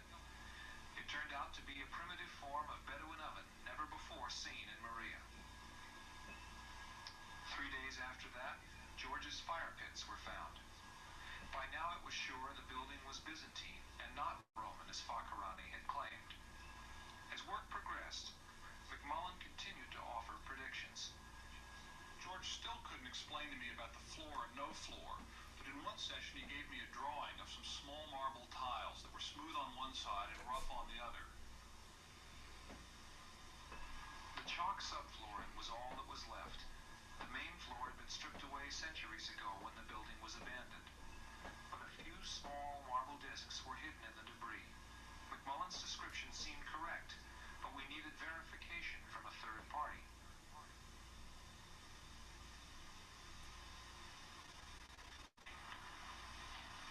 To analyze the tile prediction and other data from Maria, Mobius turned to Brzeziewicz and the Secretary General of the Archaeology Society, Professor Daoud. Now, we found a number of these, Mr. These are just two. They are representative, however, of the lot. Of the weights or something? There's one possibility that were used as weights, and the second is that they were used as the cubes, or instead of cubes, in the mosaics, in the pavements. So you feel it not unreasonable to think they're mosaics? Mosaics is the most reasonable explanation for this.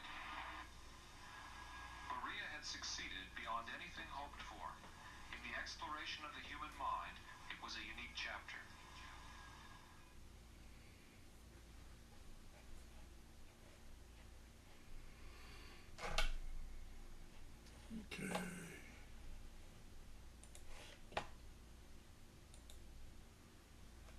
Okay.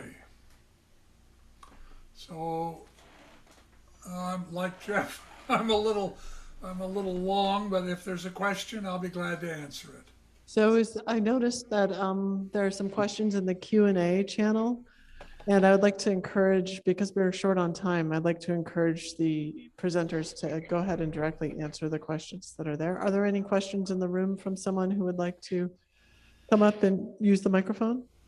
Just make sure it's on. Stephen, can you hear me? Yes, I can hear you.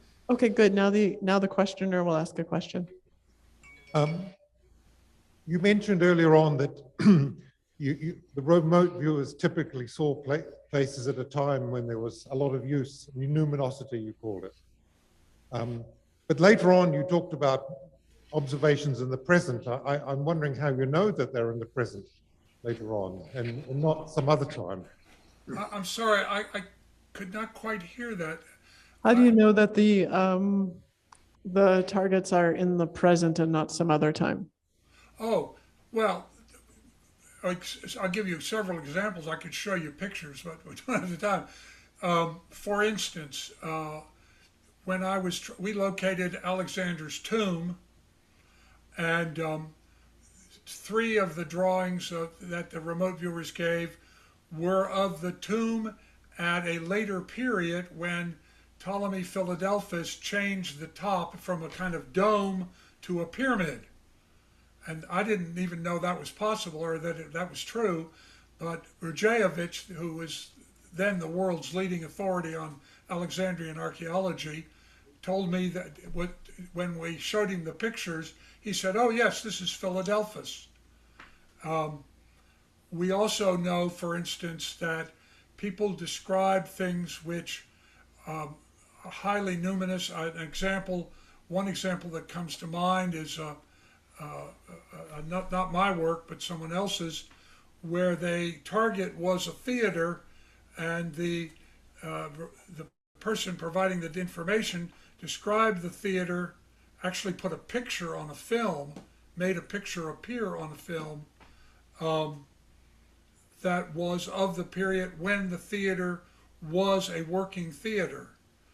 But we know also from many experiments, I did a whole series on this about numinosity, when I mentioned that Chartres Cathedral is easier to see than a French warehouse of the same physical size, The reason I say that is that I did a whole series where the targets were Chartres Cathedral or a French warehouse of the same size, and people over and over again were correct on the Chartres Cathedral, but not correct on the warehouse.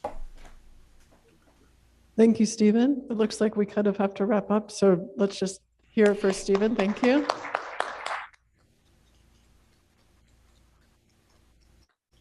Thank you. I thought that was a beautiful, also very historically rich introduction to the idea of non-local perception.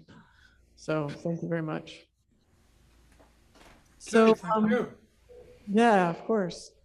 So the next talk will be mine, and so we'll switch to a view, there we are, of me and then the slides. And so the Zoom folks, hello.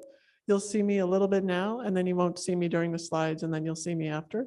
Also, towards the end of my talk, I'm going to invite on stage Kirsten Cameron. Kirsten, if you'd like to come and sit up here so you're available so we can switch quickly. She's a dissertation student of mine at the California Institute of Integral Studies. He'll be presenting briefly some of her related work. To introduce myself, I'm first going to say, so we've been sitting here for about 2 hours. Everyone's very attentive and interested. What do you say we like stand up and do this or move our bodies a little bit? Because I want an excuse to move my body. So I figure if I lead the room in moving our bodies, then I get to do what I want to do, which is stretch. So, and then just a rule, if you need to use the bathroom, no one's going to be offended if you leave the room and use the bathroom and come back, and you probably won't miss anything because these talks, we're all trying to interlock with each other and sort of keep moving the ideas forward. So you'll catch on to the idea when you come back, I promise. I do speak quickly, but the ideas will settle in, I'm sure. Yeah, so I'm going to introduce myself. Here we go. In case you're wondering what it looks like to someone who's growing up in this world where you can read about Stephan Schwartz's work and you can watch Jeffrey Mishlove's stories and interviews, and someone who was raised up in the world of hard science, the way it looks is, this is really intriguing. I wonder if it's all BS. And that's the question you ask yourself, right? You wonder if it's all cherry picking of data. I wonder if it's all anecdotal. I wonder if it's all fraud. I mean, you wonder those things. And this was my story. I had my own experiences of what we would call non-local perception. They were precognitive dreams that were very detailed since I was a kid. But I wondered, I was raised in a scientific family, I wondered if it was all a confirmation bias. I wondered if it was all my own mismemory of the event or some kind of trick of the mind. And so when I became a neuroscientist, I started trying to understand perception. And then I got back into learning about this field and wondering if I should do some experiments to convince myself. And so I did. So for the past 15 years, that's what I've been doing. I've been studying the psychology, the physiology and physics of precognition and time travel in a mental or informational sense. It's a course of study that at first led me away from mainstream science and then now back into it.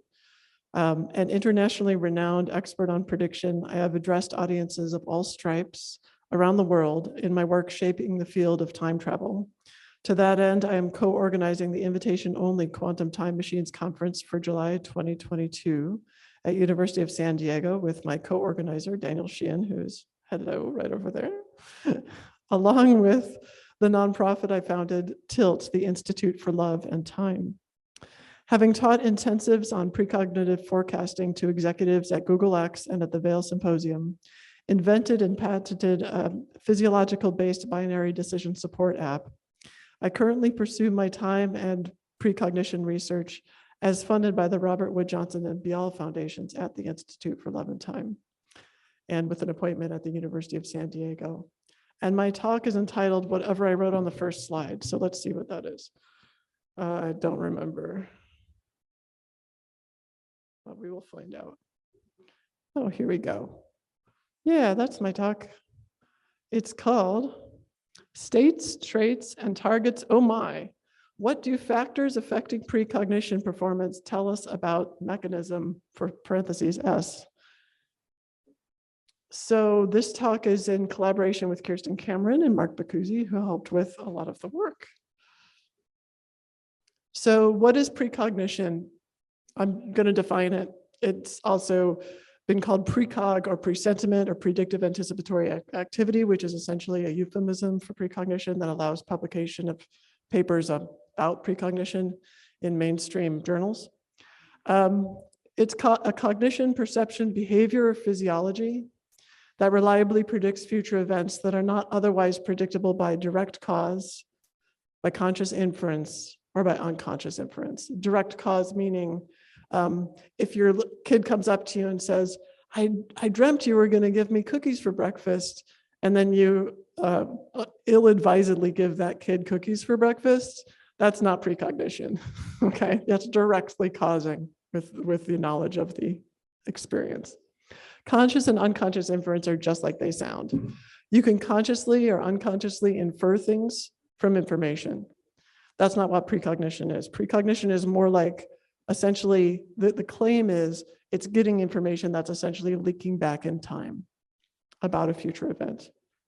So I made this sort of taxonomy of precognition because the field has a bunch of different chunks in it. And it may or may not be useful, but I'm going to explain it to you. I think it's useful. The x-axis here is the lead time between the experience of the precognition and the actual sort of event that occurs in the future. So it goes from short to long. And the y-axis is at the top. Are you conscious of how conscious of the content of the precognition are you? And the bottom is how unconscious are you? So that's like this continuum. And what you see are these different types of precognition I have sort of in this angle up the diagonal here. So the circle is around what I first started studying. Two phenomena that are essentially around the same area of this graph or this schematic. One is presentiment or predictive anticipatory. That's a predictive anticipatory activity, or PAA. That's a physiological phenomenon of which you are unconscious. So if I took everyone in this room and I hooked you up to some kind of physiological monitor, and I told you there was going to be some kind of an event in the future that you couldn't predict, and there were two classes of the event, like it could be erotic images versus not erotic images, let's say. The idea is the presentiment would predict, your physiology would predict which class of the image would be about to be shown to you. And then the fun thing about this particular thing is belief doesn't matter. So I can do that same thing with a group, an entire room of skeptics who are like, this is all BS. And I say, that's great. Let me take your physiological measures and we'll see. So that's presentiment. Behavioral precognition is my name for unconscious precognition that you that someone in a laboratory can measure by using physiological behavioral measures such as button presses. Compulsive precognition is that experience where you're not so conscious of what the reason is, but you feel very compelled to do something at a certain time. This is commonly reported by people who have survived difficult situations in the military. They'll say, I just knew I had to get out of that room and I don't know why, and it doesn't make any sense. They're not conscious of why, but they're conscious of having to do an activity. Precognitive dreaming is usually the first way people have an experience of precognition. About 30 to 40% of people in the world will have a precognitive dream that's convincing to them, at least in their life. Precognitive remote viewing is a kind of remote viewing. So Stephan went in depth talking about remote viewing. So it's essentially remote perception. Precognitive remote viewing is non-local in time. And I'll talk a little bit about that. My more recent research is focused on that. But just briefly, how would you do a precognition experiment? They're all the same and they're so easy to do. I mean, it's hilariously easy to do this experiment. So you record some kind of data for a period of time. That's one. Two, you randomly select an event. So notice you're randomly selecting the event after you're recording the data. Three, you ask the question, did the data you recorded in one predict the event in two? okay? If it does, and if it's reliable, something's going on, right? You don't know what that thing is, and you have to figure out what that thing is, but something's going on. So I first started looking at this in human presentiment, which was a well-known phenomenon by the time I started looking at it. And I looked at it in brain, in skin, and in heartbeat. And so I'll just briefly go through those studies. So starting with brain, really with EEG, I did a task in which people stared at a computer screen, and this was not a group of selected people. This was 40 unselected college students at Northwestern University. They're looking at a computer screen, and they about 2.5 seconds elapse before they either see a number 1 or a number 2, or they hear a low or a high tone. It's the most boring task in the world, and they wouldn't do it if they weren't getting psych credit. But if they see a number 1 or hear a low tone, they're supposed to press the left mouse key. If they see a number 2 or hear a high tone, I'm asking them to press the right mouse key. So it's dull, but I ask them to try to be as accurate and as fast as they can be, and so they get into that. So what I was doing is looking at their brain activity. This is a current source density map of the EEG that was taken while they were doing this. So this looks like a bunch of eyebrows, I know, but what it is the pink line is the right button click, the brain activity before the right button click, the 2.5 seconds before. The green is the 2.5 seconds before the left button click, and the black is the difference. You can see in the upper left frontal area, there's this big difference. Notice that this is all the activity before the computer is presenting the target. So they don't know yet what they're supposed to respond. They don't know yet if it's a high or a low tone or a 1 or a 2, okay? This is before that time. So this is the area of interest if you're into presentiment. What you can do then is you can take the whole current source density map, filter it, do signal processing, and run it through a random forest, any kind of machine learning algorithm, but in this case, a random forest machine learning algorithm. And you can see that there's 2 groups here. I have the ordered data on the left, and I've got the scrambled data on the right. And you can see these 2 distributions do not look like they overlap so much, and that is true. They do not, which suggests for the non-statistically inclined that in fact, using these data, you can predict what the future stimulus was going to be based on the response, not based on the stimulus. There was no such effect for auditory versus visual. So the effect was strictly tied to the left versus right button press. So that's interesting. And it tells us something about mechanism, which I'll get to in a second. Skin conductance. So here's the basic protocol when you're not doing EEG for physiological or predictive anticipatory activity. You have a period in which there's no stimulus. Then you have either a neutral event or an emotional event. Okay, the which event class is randomly determined by a random number generator. This is followed by a post-event duration with no stimulus. Okay, the analysis is just what you would expect. You're collecting physiology during that whole task. So you look at the physiological traces prior to neutral events, the physiological traces prior to emotional events, you compare them, you see if there's a difference. You do this for each person, you get a bunch of people, you look at the statistics. So here's an example of the kind of task where there's an emotional versus a neutral event that is randomly selected. Here's 4 neutral images. This is the target. Now you say, what do you mean the target? I say, that's exactly what the students say who come in and do the experiment. You tell them, look, I'm going to show you 4 neutral images. I want you to pick which one is the target. And they go, what do you mean the target? I say, the one that's going to show up later.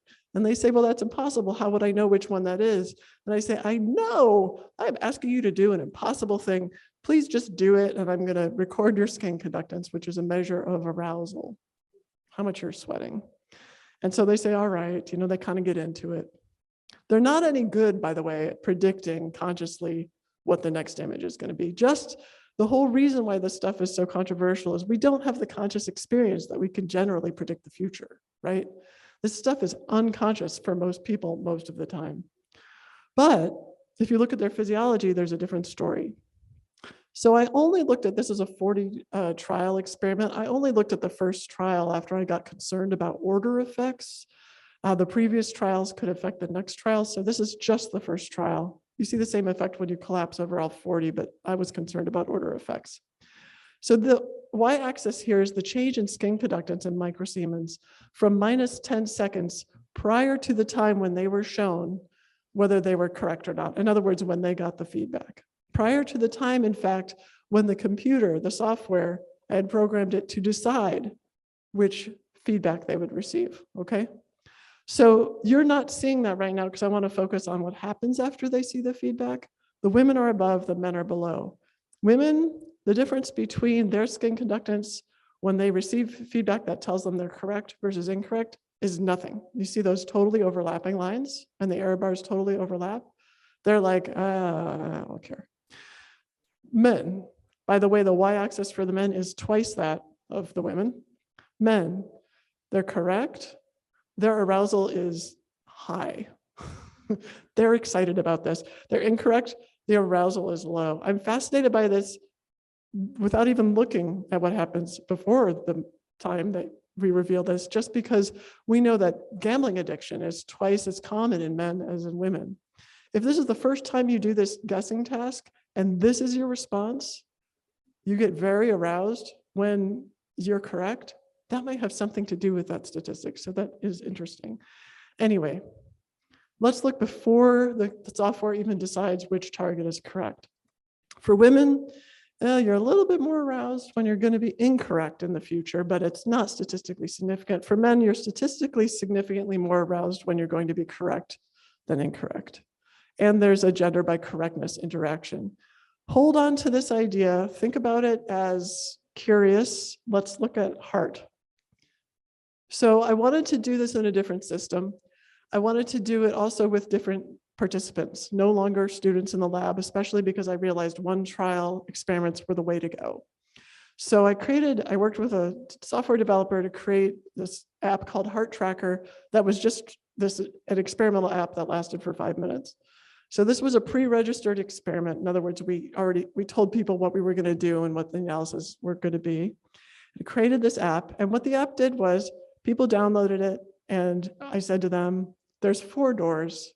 Choose which door you think has $2 behind it. Now it looks like you're 25% likely to get correct. Actually, there was 50% likelihood. So 2 of the doors actually had $2 behind it. So I got a bunch of men and a bunch of women because I was interested in this gender difference too. And the men, you're going to recognize this pattern if you were holding on to that from before for the skin conductance. They're more aroused, so lower on this scale. So because the y-axis is the interpeak interval in heartbeat, they're more aroused when they are about to be given $2, and they're less aroused when they're about not to be given $2. That's, I just averaged, see that first value is the average. I just averaged over that first 10 seconds, and that's a statistically significant difference. Decent effect size. Women, again, clogged up and kind of, you see a complex pattern, sort of symmetrical across time, but my measure did not grab that. So the gender interaction is again significant. So to me, these kind of parameter dependencies that show up with different participants and different systems suggest to me there might be something going on that's really interesting.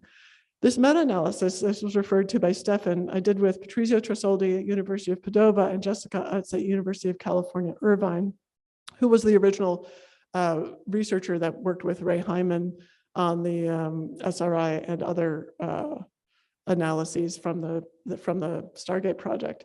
And we looked at 26 studies from 1978 to 2010 and found a small effect size, a fairly conservative meta-analysis. And it was replicated in 2015 or 16, depending on how you date this article. They found basically the same effect, a slightly larger effect size, but they were a little bit less conservative in the analysis. There seems to be something going on there. It doesn't seem to go away.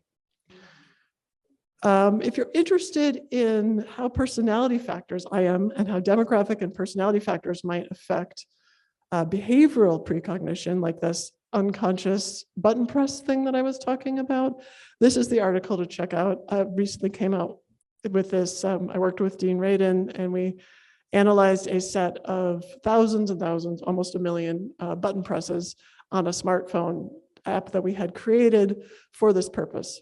And we found out primarily that 1, gender, 2, belief in psychic ability actually affected your unconscious responses to these button presses. This is just a graph that I'm not going to try to explain, except for the, if you want to ask me a question about it later, that's great. I started thinking about, well, if this is really, going on in humans, what is the evidence that it's going on as sort of a system-wide or nature-wide phenomenon? So let's look outside of humans.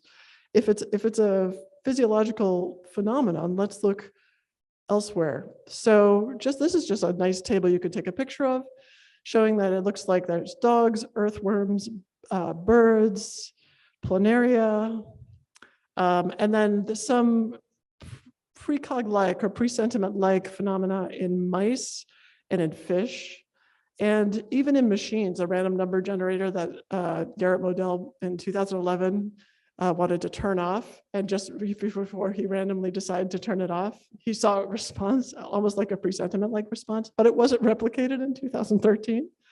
I have a phenomenon in an optical system with photons that's also very similar to presentiment, which I'll actually describe Friday here, and that was replicated and it showed the same effect. So again, it's all predicting the future event, some kind of relationship between the prior response and the future response that seems to be symmetric in some way in time. So we've been talking about this stuff on this end of the quadrant area. I want to make a little summary at this point and talk about what have we learned here. So for presentiment and for behavioral precognition, it feels like what cognitive psychologists would call trait-like. So that they make this distinction between trait-like things, phenomena, and state-like things. So trait-like things or trait-like phenomena are things that, I kind of hate this distinction, so I kind of hate to describe it. But anyway, it's this idea that traits that last a long time. Traits are factors that last a long time, like gender lasts a long time. Let's see, age lasts a long time, as opposed to states like am I awake or asleep? That's a shorter time scale phenomenon. So there's a desire to separate phenomena into what's affected by more like a trait versus a state. So I'm going to say that it looks like presentiment or PAA, behavioral precognition, things that are on this part of this schematic are more trait-like. Why? Because there's mechanisms that seem to be related over and over again, not just in my work to sex and gender, but they seem to be task dependent. There's top-down beliefs like psi belief, which by the way lasts a long time. Your ability to believe or your willingness to believe any of this stuff lasts a chunk of time in your life. They impact your mechanism. The mechanism seems like it might be pan-specific and maybe quantum. I don't know. The photon results suggest that to me. Maybe the random number generator results if they were replicated. It seems like you're sensing the probability of an event or even the system's own future response to its feedback. So there seems to be some kind of hardwiring almost. I'll talk more about what that might mean. So I'm contrasting this with precognitive remote viewing, which has a minutes to years time span, and people are actually, they may be in an altered state, but they're conscious the whole time they're drawing on a page or writing things down. So just an example of what Stephan was talking about.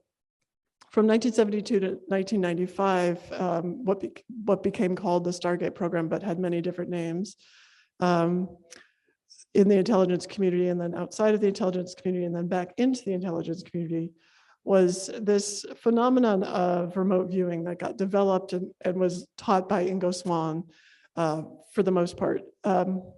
And here's an example of a session from 1980 that was a precognitive session. Many sessions were precognitive. In fact, a bulk of them were. So the sort of monitor says, relax and concentrate now, relax, relax and concentrate, focus your attention on the ship, blah, blah. This was like a drug interdiction thing, I believe. The ship you know well, so they've worked with this before. Focus solely and completely on the blah, blah, blah. Move now your awareness, your perspective, that part of you which can see and describe all things, move now to the time period 6 days from now, the 17th through the 18th of December, that 24-hour time period 6 days from now. Relax, relax and concentrate, focus on the blah and describe the ship's location to me. And so the viewer starts to go, well, I don't have any land in sight, closest land is off the port side, and moves on to basically describe what they're experiencing. So you can go through this all day and find very many interesting things. This is all declassified now in the CIA library. It's really fun to read. But anecdotally, when I've gone and talked to remote viewing trainers, people who were originally in the Stargate program, and other folks, there are some repetitive anecdotal statements that they make that I wanted to test out and wanted to think about scientifically in a more controlled way. So first of all, they would say, this is a conscious experience. Okay, I'm not even going to test that out. You can talk to someone while they're doing this. And I got myself trained in this and I realized I am conscious as I'm doing that. So, all right, scientific check 1. No clear gender difference. They did not find a gender difference, unlike what we were seeing before with the shorter time frame and the more unconscious stuff. That's very interesting. Feedback might not be necessary. Feedback is absolutely necessary to presentiment, it seems, and to behavioral precognition. But here, the person may never be shown or told that they did a good job even, right? But they still can do a good job. Greater accuracy on interesting and meaningful targets. People talk about numinosity. Stephan talked a little bit about that, other remote viewers talk about this. Better performance when they're in a good or expansive or joyful mood. So I wanted to go ahead and talk about briefly these items. The no clear gender difference. I've looked through the literature on my own work and other people's work. I haven't published or even prepared a paper on this. It doesn't seem that there is a clear gender difference in this ability. And I'm not talking about studies of people who report that they can do this. I'm talking about actual controlled studies of people doing this, where, for instance, the target isn't decided until after the session is done. So that suggests that may be true. I want to come back to you with more clarity on that. It does seem that feedback might not be necessary. In a controlled experiment from 2019, the Mullers, who are 2 husband and wife German army remote viewing team, and Mark Whitman, who studies time perception, they did an experiment in which the Mullers never received feedback. And so they also did an experiment with the Mullers where they did receive feedback. There was no difference in the performance. It was both highly statistically significant above chance. They were able to describe most of the targets to the extent that an independent judge could judge them without, the independent judge doesn't know what the target is and has to choose the target. So it suggests that feedback may not be necessary. This is really interesting. The work I've done recently with Kirsten Cameron and Mark Bacuzzi suggests that greater accuracy on interesting and meaningful targets is replicable and pretty impressive effect. So let me just show some graphs. This is the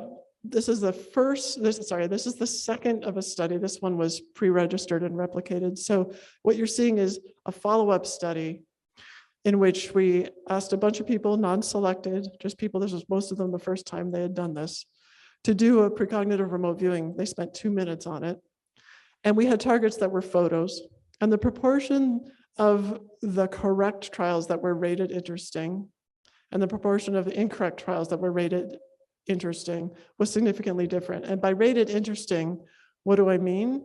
I mean, a bunch of Amazon Mechanical Turkers didn't know anything about the experiment. And I said, to what extent is this an interesting image?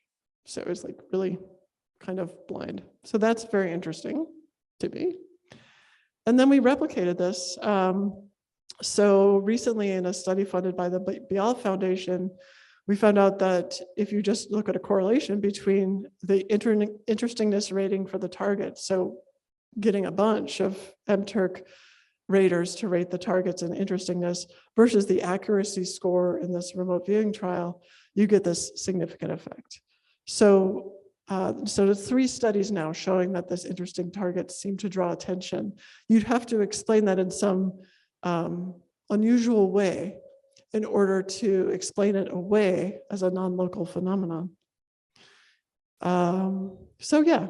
So what is the last one? Better performance when in a good and expansive mood. One of the things I studied, as you might have picked up on, because I created or co-created the Institute for Love and Time, is unconditional love. I'm very interested in this phenomenon that we've sort of put into the camp of the religious world, but it's incredibly transformative. And as scientists, we ought to be able to study any human experience that is that powerful or transformative. So I developed a assay, essentially a questionnaire with 4 questions on it that defines unconditional love and then asks to what extent people are feeling that for themselves, others, strangers, and their own device. And the 2 studies, one came out in 2021 with Marcia Neeson and Adam Crabtree, and then the other study I mentioned that's in prep right now, we found the same effect, which is that people who are, in this case, it's the white bar on the right, who are high on, they have a high value, high score on the unconditional love survey. In other words, they're feeling a lot of unconditional love. This is a state-like rather than a trait-like phenomenon. It can change over time.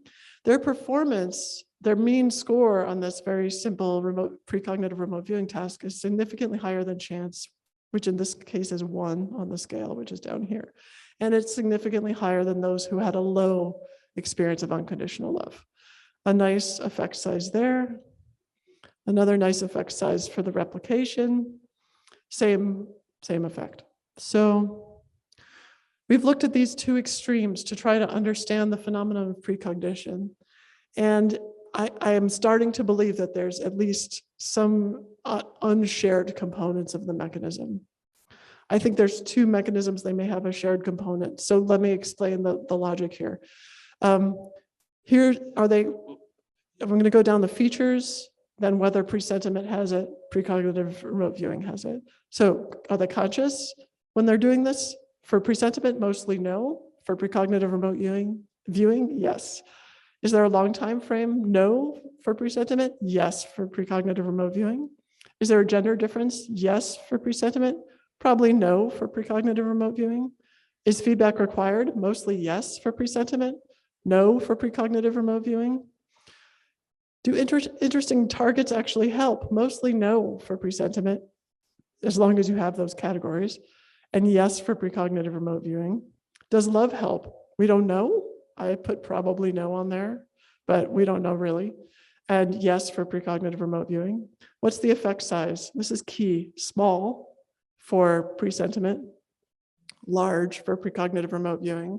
The reason I say it's key is that most people think physiology is going to give a better effect size because it's more sort of hardwired, or it's easy for people to think about it as a physical measurement than something like this, a precognitive remote viewing, which is a drawing on a page. But in fact, if you give those drawings on a page to independent judges who have judged these things before, you get these results again and again.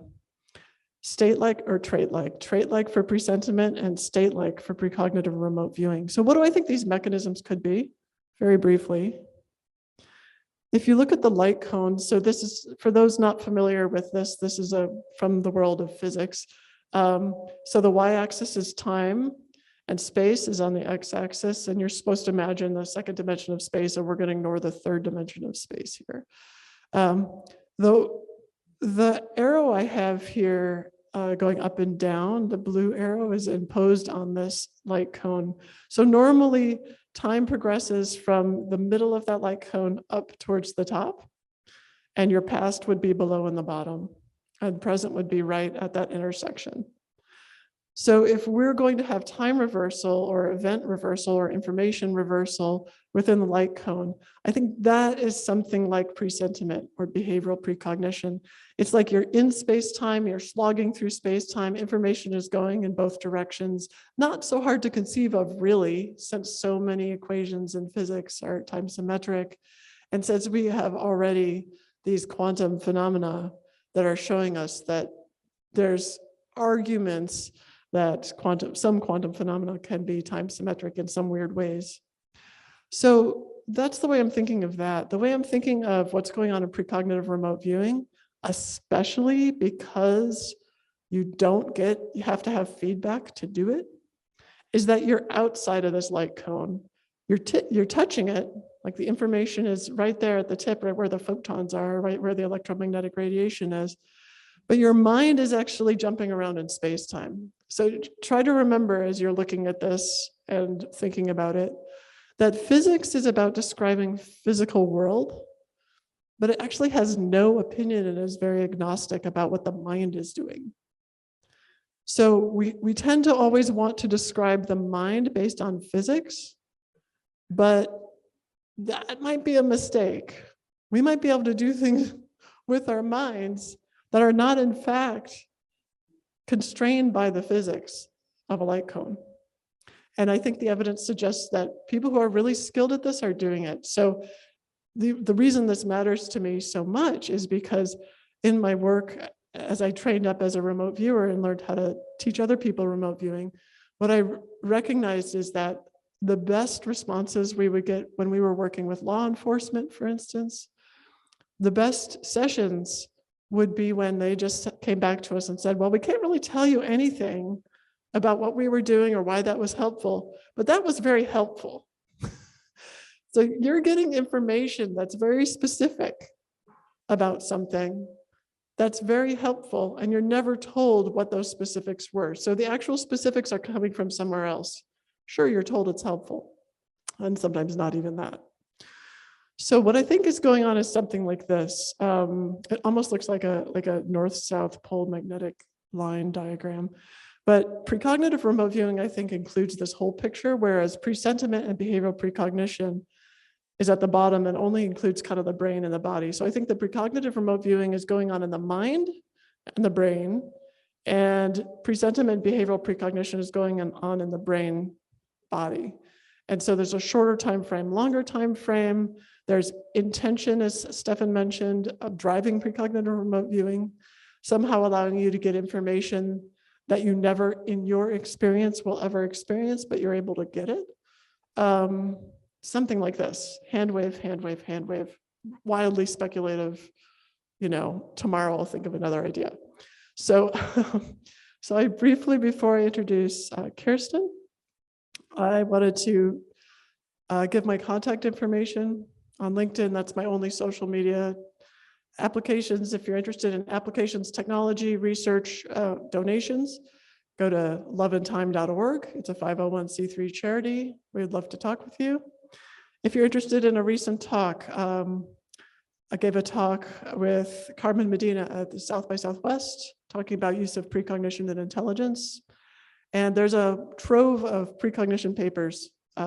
If you go to that tiny URL, you could download almost every paper that I talked about here, except for the ones that are in preparation. So at the end of the talk, I'll do a thank you slide. But right now, I wanted to introduce Kirsten Cameron, a magnificent human being, and who found that just brilliant results. So.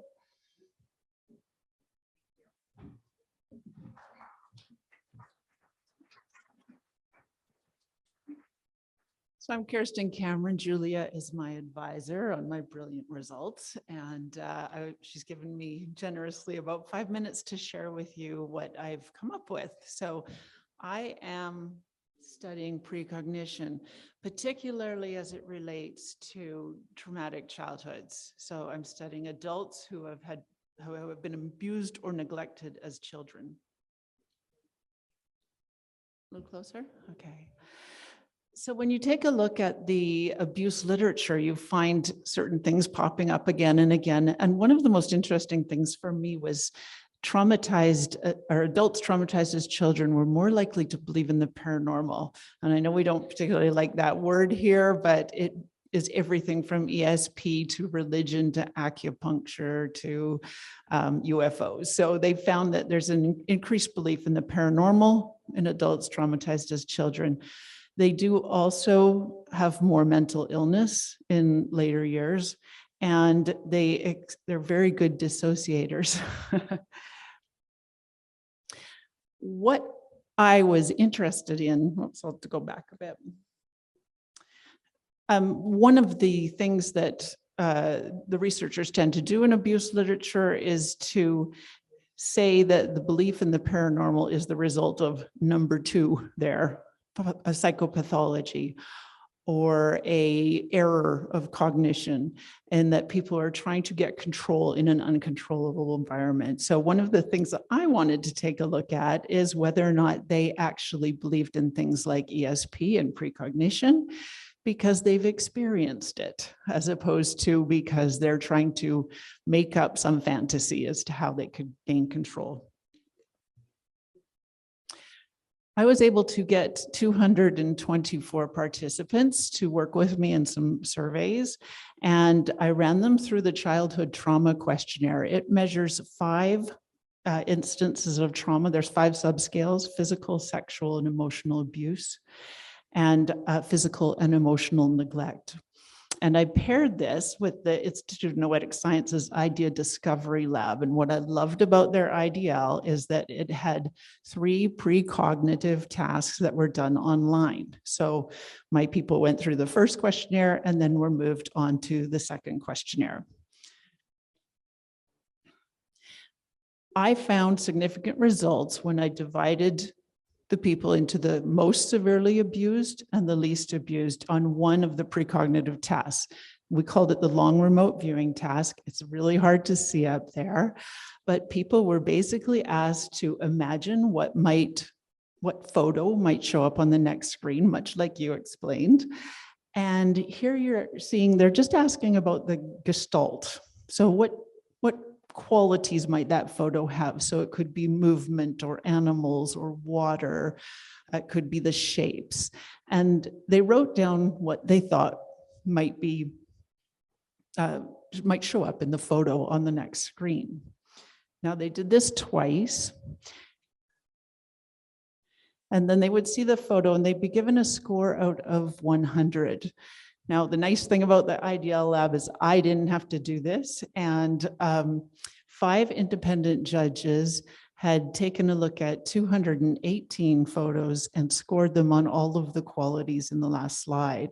So after the participant pressed submit, one of those photos was chosen randomly. So it was a precognitive task. And then their score was related to how well they described that photo in comparison to any of the other 217. So again, they did this twice. Here are the results. You can see the severely traumatized and the least traumatized on the top. They had trial 1 and trial 2. And the least traumatized kind of hovered around 38 out of 100. And first trial, second trial, and of course the mean was the same. The severely traumatized started at a higher level, 43, moved to 51, and both of those were significant. It looks a little bit like a practice effect, but to be clear, this isn't a lot of practice. They're given 1 trial. So I think it's sort of a reactivation of circuits that they're quite well used to using. So this has a few implications for the scientific community. I would really like the literature on abuse to stop pathologizing this type of thing. For the remote viewing community, maybe adding a child trauma questionnaire screener or some questions that regard will help find more significant results. To be clear, these adults were not diagnosed mentally ill. They were just regular people, and they had quite a varying level of trauma. And finally, for the adults who've survived childhood trauma, I was able to post these results to some of the places that I recruited people. And it was an amazing bunch of feedback. They were like, wow, something I always knew I could do, and I thought I was crazy.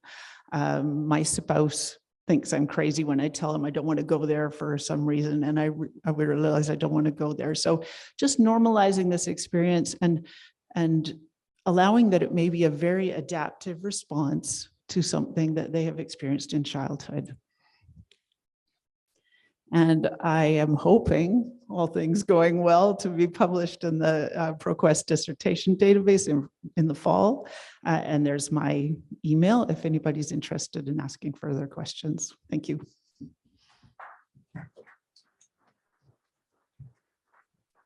Beautiful. And I gotta say that I think it might be a learning. I think that people who have had traumatic childhoods might just be faster learners because they had to be. So they might have learned in that one trial. Anyway, I'll ask you later. Really cool. So just do you come on, go ahead and stand up here with me because we're both thanking people, right?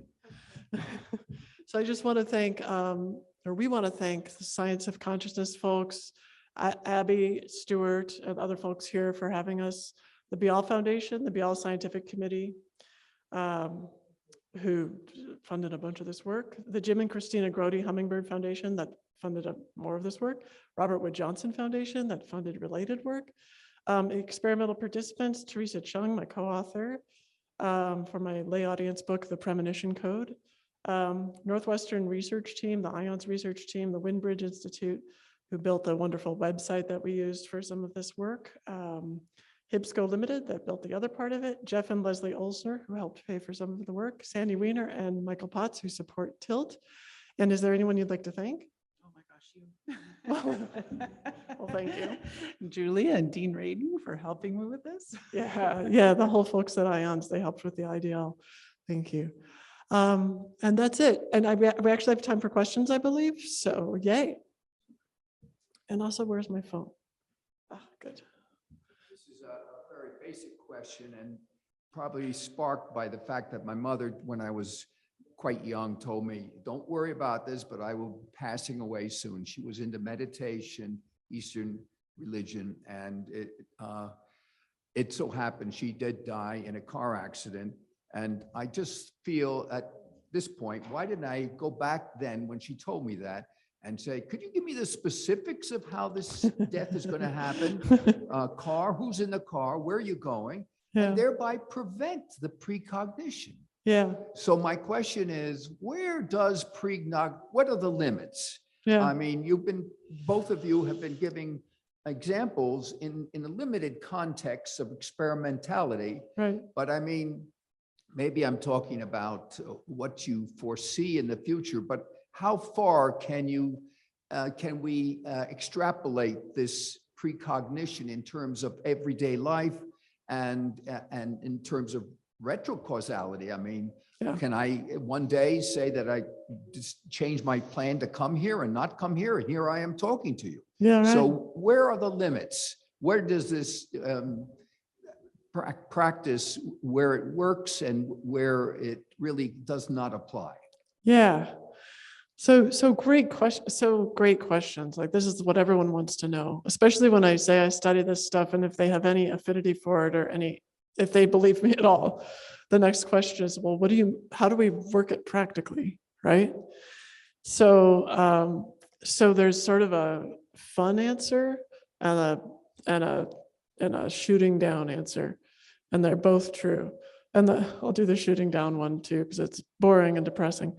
The shooting down answer is the funding for this area is, although I named a bunch of people who helped, the funding is scraped off of other funding for other projects, right? So it needs to be more robust. It needs to go through NSF. It needs to go through NIH. It needs to be supported in much broader ways so that we can answer those questions with different researchers, running different protocols, thinking of different caveats, different interpretational problems. So there needs to be a much richer field of research in this area to address that. Now, here's the fun answer. Quantum computing, I think, is going to force some of this stuff to the fore, because I think quantum computing, people who are doing it are going to start to look at retrocausality effects and realize that there's a way to sort of think about counterfactuals with those effects, and that's going to be really important.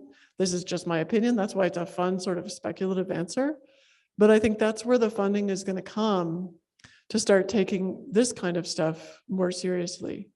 And even if it doesn't come from that, I think we still ought to try to do things like train people who are in law enforcement and intelligence, who already have finely developed minds when it comes to understanding sort of the physical world, how to do things like precognitive remote viewing so that they can have intuitions about strategy and reduce bias in their thinking, in fact. So I think that there's fun ways to actually apply it now without having to know the answer to the question, you know, can I make my mother not die if I told her about the car accident? Because that's a deep sort of philosophical and physical question that I would love to answer, but I also feel it's dangerous to answer fully right now. How about that? It's not a good idea to answer fully right now with the information that we have, because the answer to it is so important to navigating the future. We've got to be careful. So that's my thought. I'm also, by the way, looking at Zoom here to see, if only there we go, to see if there are any Q&A questions on this topic. Okay, not particularly on this topic. So please come forward here and we'll tell them what's up. Thank you, by the way. Very interesting. One thing I've really considered in the past, just as an anecdote, is something that you mentioned in your slides, which is this correlation between openness or love or something like that, and statistically relevant and measurable changes in the results that you're getting, right? Right. So my question is kind of a hypothesis question to you, which is, why do you think that does modify the experiment and this sort of the data that you're getting in terms of success? Yeah. What is openness, and do you correlate that with love as a totality or connection? Yeah. Oh, look, I'm going back on the slides, but I realize you can't see the slides, so never mind. What I'm going back to the slides to in order to answer that question, and oh, good, you can now. I'm going back to this. So it's a great question. So when I asked that question, I was just like, let's just try to scientifically verify the things that people are saying. But now it's like, all right, what's the theory? You know, and so I come back to this, is that there's something about unconditional love. I think of unconditional love kind of like a computer nerd does, like it's like an or statement. So with conditional love, it's an and statement. So I have to love you and you have to love me, and it's all conditional. If one of us doesn't love the other, then there's no love. Unconditional love is an or statement. I don't care what you're doing. If I'm in a state of unconditional love, like who cares, right? It's unconditional. And so it's or. And so that puts you into a different, it's like a non-dual state, if we're going to talk that way, of not caring about the order of things, not caring about this duality. And there's something about that potentially, I mean, this is just the biggest hand-waving conversation ever, but that could put you into this, your mind can jump through space-time. Now you no longer care about direction. You no longer care about what your own personal experience is going to be in the future. You're just capable of getting the information. And to me, that's almost like a lock and key. It's almost like the universe, if this is true. So this is like if the wild speculation is true, here's another wild speculation, that the universe is almost like a lock and key, like we're going to prevent people who aren't in a state of unconditional love from accessing information that could be impactful or dangerous, or, you know, on which the future of humanity can, you know, be determined. So it's an interesting idea that one wants to write a screenplay about, but the equations are flaky, if existent. Other thoughts? I'm curious about a difference between remote viewing and precognition. With remote viewing, you're asking people to describe something they physically see. Precognition, so I took you at face value of not being worried about going out to the men's room during the talk, okay? Oh, okay. So I'm there in the men's room, and there's 4 urinals. Okay. So precognition is deciding beforehand, somebody's deciding which one of the 4 urinals I'm going to be using. Okay. So are they actually physically seeing me Yeah. at one of the urinals? Are you seeing yourself at one of the urinals? Yeah. Right, Are they right. seeing a number? How of many one urinals are through there? 4? Yeah. You know, so what's going on? Like what's going on in the mind of a person? What's going on, and is Mhm. this helpful for training people? Yeah. If one of those ways of visualizing is better Yeah. than the others? Or? Yeah. Deep questions. So let's just start with the basics. Regular remote viewing is like an umbrella that includes, in some cases, precognitive remote viewing. So they're not separate. Regular remote viewing is distant in time or space, time and space could be. So I could remote view something in the future, and now I'm going to call that precognitive remote viewing. I could also remote view something in the past. I'm going to call that retroactive remote viewing. But the target is not available to me. I'm not seeing it with my eyes. I'm seeing it with my mind's eye. And you're not just seeing it. So remote viewing is not the greatest name because all of your senses are involved. So it's an experience of not like a hallucination. I'm talking about my own experience, and those are the people I teach or whatever, or hear from and talk to. It's not like a hallucination. And it's not like you have to close your eyes. At least I don't. Most people don't. It's like it just appears to you in a flash in your mind's eye. Like, oh, for some reason I'm seeing a guy with a red shirt and he's sad. You know, that's what I'm seeing. And so the reason the training is valuable is you become acquainted with what it feels like when you're getting information that is accurate versus information that's not accurate. Information that's like a story that you made up versus information that's coming from this place that we don't understand, but that is accurate. And you start to hone your capacity to retrieve useful information. And then you're training your mind to do that in your everyday life. So even if you're not doing remote viewing, you're working on your science or whatever, and you hear something or see something, and all of a sudden you have this intuition, that feels right. That feels like that's true information. And more, I mean, you could, as a scientist, I could figure out that over time as I've done this, my experiments are better, right? I'm getting better information intuitively about what feels right. So to me, it's the way it changes your mind is just as valuable, if not more valuable, than the sort of product, which is here's some information. You know what I mean? Yeah. And also, if you have questions for Kirsten, don't forget to ask. She's right here. Yeah. I was interested in your two mechanisms, and I was thinking to the biological presentiment. Yeah. Was there a role of desire or intentional love at all in that one as well? You didn't seem to mention that side of it. I totally cheated on that one. Thank you for picking up on that. Yeah, so we don't know. That's a cool experiment to do.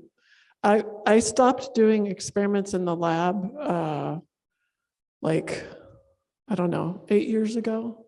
And so that's a lab experiment unless I make another one of these apps. And so the making of the app costs a lot of money. So anyway, there's these problems, but it's a good experiment to do. Maybe someone could do it. So your collection of papers has a description of the details of some of these experiments, doesn't it? Oh yeah, and more. And some experiments that I don't think are very good. And some experiments that I think are great. I don't know if you remember, I talked about biological targeting at the SSE meeting last year. You did. And I was wondering whether that's relevant to your first short-range presentiment ones. If that's, can you say that question again? If that's relevant to what? The short-range presentiment examples. Biological targeting. You mean like distant mental influences in living systems? Well, it's the way intentional influences right. biological systems. So there's a kind of anticipation you need to get that to work. And it may be this simple biological anticipation of what's happening. So that relates to the fact your random numbers, were they physically random or were they just computer random? Okay, just backing up for people who weren't at SSE. So SSE stands for the Society for Scientific Exploration. So a group of scientists who are trying to basically investigate issues that are often pushed to the side and do it in a rigorous way. So that's the SSE. And you were talking about intentional influences on a biological system. And if there's any relationship between that and what we said here, which is about presentiment or PAA, predictive anticipatory activity. Some overlap. And you're saying there might be some overlap because there's this anticipation effect preceding. Yeah. And so there might be, it's hard to disentangle so what's really interesting to me in this, all this from a mainstream non-freaky point of view or non-controversial point of view, is it's really hard to disentangle intention from attention. So with intention, you have these precognitive effects, especially in precognitive remote viewing, even beyond. I know you're talking about the presentiment. With attention, you have these anticipation effects, just regular attention. When you're attending to something, like you anticipate, I'm not going to do this, right? It's not the right time to clap, right? And so you're always sort of calculating the future with your attention. And yet at the same time with your intention, you're hoping a certain thing happens, yes. Right? And so I think there might be a relationship, but that was a long way of saying it. Try and understand their experiments. Okay, thank you. And I just mentioned, you seem to have avoided the decline of it. The decline effects we haven't found in the presentiment work, or this is why I do precognition. So precognition is the best validated of the what's called non-local phenomena. The decline effects in presentiment and in precognitive remote viewing don't seem to exist. So when they look at it in mass, if you take a particular person and you train them over time, usually their first remote viewing is pretty good, and then they fail for a while and then they come back. But I'm saying in mass, first trial, one trial only, we're not declining over time, statistically. Someone asked on the Q&A here, and I have 2 more minutes here. So Carthy asked, please throw more light on quantum time machines. That's a nice pun, of course, for those of us who are into photons. But Quantum Time Machine Conference is what I was mentioning. It's invitation only. So we're going to have some keynote speakers who are speaking to a wider audience, to the public. And then we're inviting physicists, and mostly physicists, some philosophers, some neuroscientists from around the world to come try to work with us for 3 days and see if we can build an informational time travel machine. So essentially a process/machine that sends information back in time using quantum mechanical principles. And that can be used to do something like was mentioned earlier, to guide the proper movement. Like for instance, what if you could send the information about how to build a vaccine for COVID back like the second day of the pandemic or something like that, right? That would be cool. So answering a question almost before you ask it, or maybe before you ask it. So that's the relationship between this and quantum computing. So I think that's it. Thank you so much for your attention. And now we're going to head to Dean Radin. But yes, stretch, good.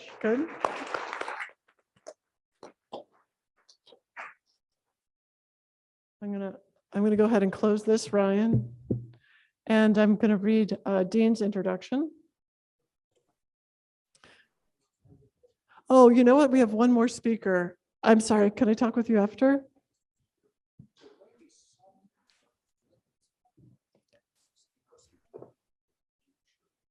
Yes, there may be some limit.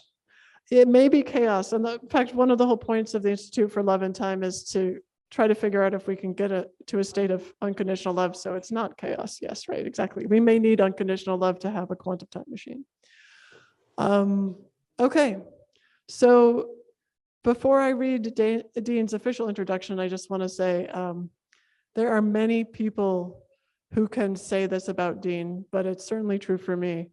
He brought me into the field. Conversations with Dean are what got me from the world of mainstream psychology and cognitive neuroscience into the world of being not called mainstream anymore, for better or worse.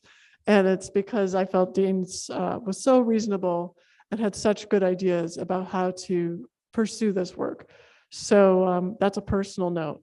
So he's a mentor to many people in the field. So Dean Radin, PhD, is a chief scientist, is chief scientist, not a, but the chief scientist at the Institute of Noetic Sciences, IONS.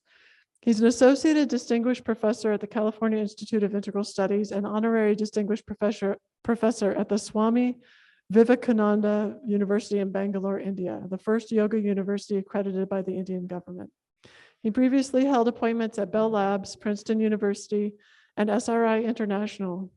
As of 2022, he has given over 650 presentations to institutions worldwide and is author of 4 award-winning books, the latest being Real Magic, 2018, Penguin Random House. His talk is entitled Mind-Matter Interaction. Thank you, Julia. Mind-matter interaction. So I'm going to address this through 3 questions. The first is, does mind interact with matter? Second, mind-matter interaction and quantum mechanics share certain similarities. Is this a coincidence or not? And third, if it looks like it's real, then how does it work? So as Einstein once said, what is the role of consciousness in the physical world? Well, Einstein didn't really say that, but if you go to this website, you can make Einstein say anything that you want. But it's an interesting question that maybe he even thought about. So from a trivial perspective, does mind interact with matter? Well, obviously, yes. You take certain drugs, your mind will be different. But more importantly, things like synthetic telepathy, which people are working on now, show that there's certainly a close correlation between activity in the brain and what's going on in your mind. So matter influencing mind, or at least correlated with mind, is clear. Another way of thinking about it is that we see magicians doing this sort of thing, and we certainly find it interesting, and there's lots of legends about it, but so far we don't see this for real. You can certainly see street performers doing things like levitation, and it's a very clever trick, but of course it is a trick. So the question that's more interesting is, does mind interact directly with the physical world? Well, there are phenomena like spoon bending, which this is one that I happened to bend myself. I didn't even believe that this was possible until I did it. For people who have done this, they have their own experience. They can believe that it's true. If you have not had this experience, it is very, very difficult to believe that something like the bowl of a heavy soup spoon can be basically squished between 2 fingers. And after I did this, I tested to see what kind of force is necessary. Could you do this with your fingers? And the answer is, well, maybe the strongest person in the world could do it, but I could not. I absolutely could not bend this, but somehow I did. So the history of mind-matter interaction is interesting because it goes all the way back to the very origins of science. Just like Stephan Schwartz was saying, that these kind of phenomena that we're talking about have existed as legends basically forever throughout history. But more importantly, in the case of mind-matter interaction, we go back to Sir Francis Bacon, who is considered essentially the father or grandfather, perhaps, of empiricism, one of the crown jewels of science.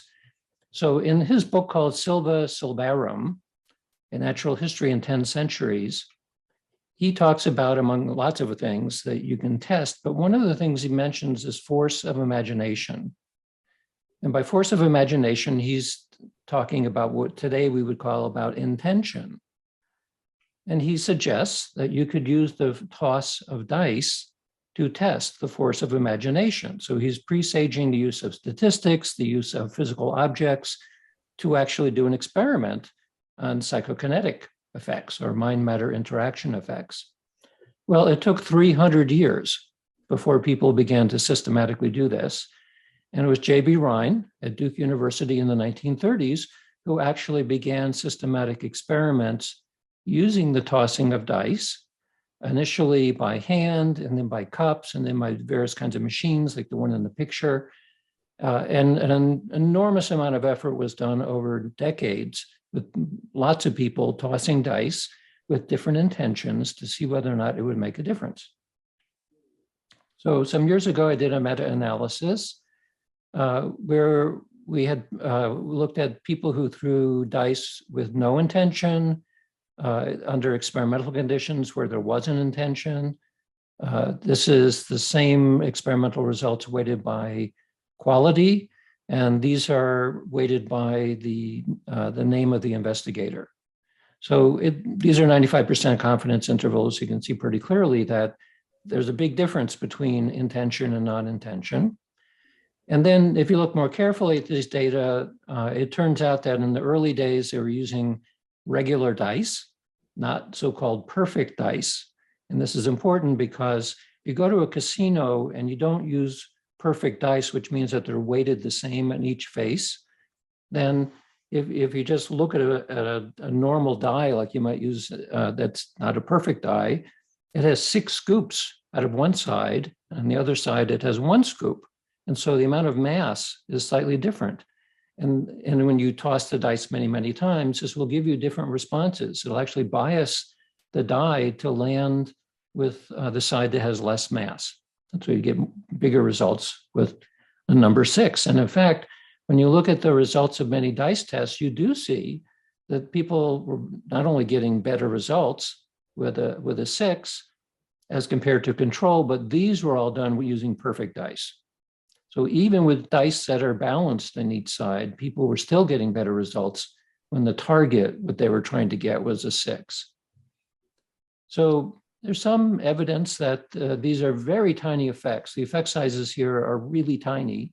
Took an enormous amount of data to see these effects, but it looks like there was something going on. The next major advancement here, a number of people developed it, primarily Helmut Schmidt, a physicist, but probably the better known series of studies for 20 or more years was at the Pear Lab at Princeton University. It took the transition from tossing of dice into more modern machines. And so this is one of the first random number generators that they built. You can trace the source of randomness back to a quantum indeterminate effect. And today, while that was the prototype that they used for many years, you can buy almost the same kind of truly random number generator based on things like electron tunneling in a device that costs about $50 on Amazon or elsewhere.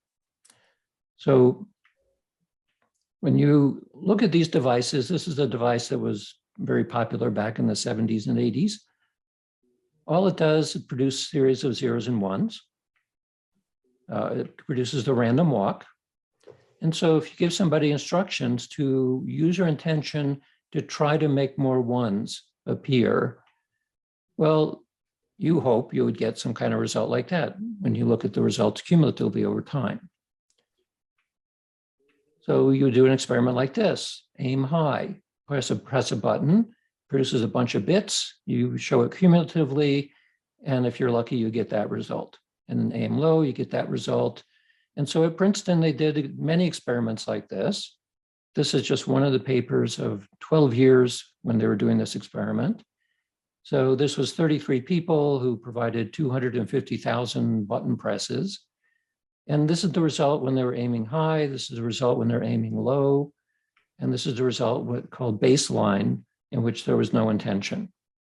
So the difference between high and low is highly statistically significant.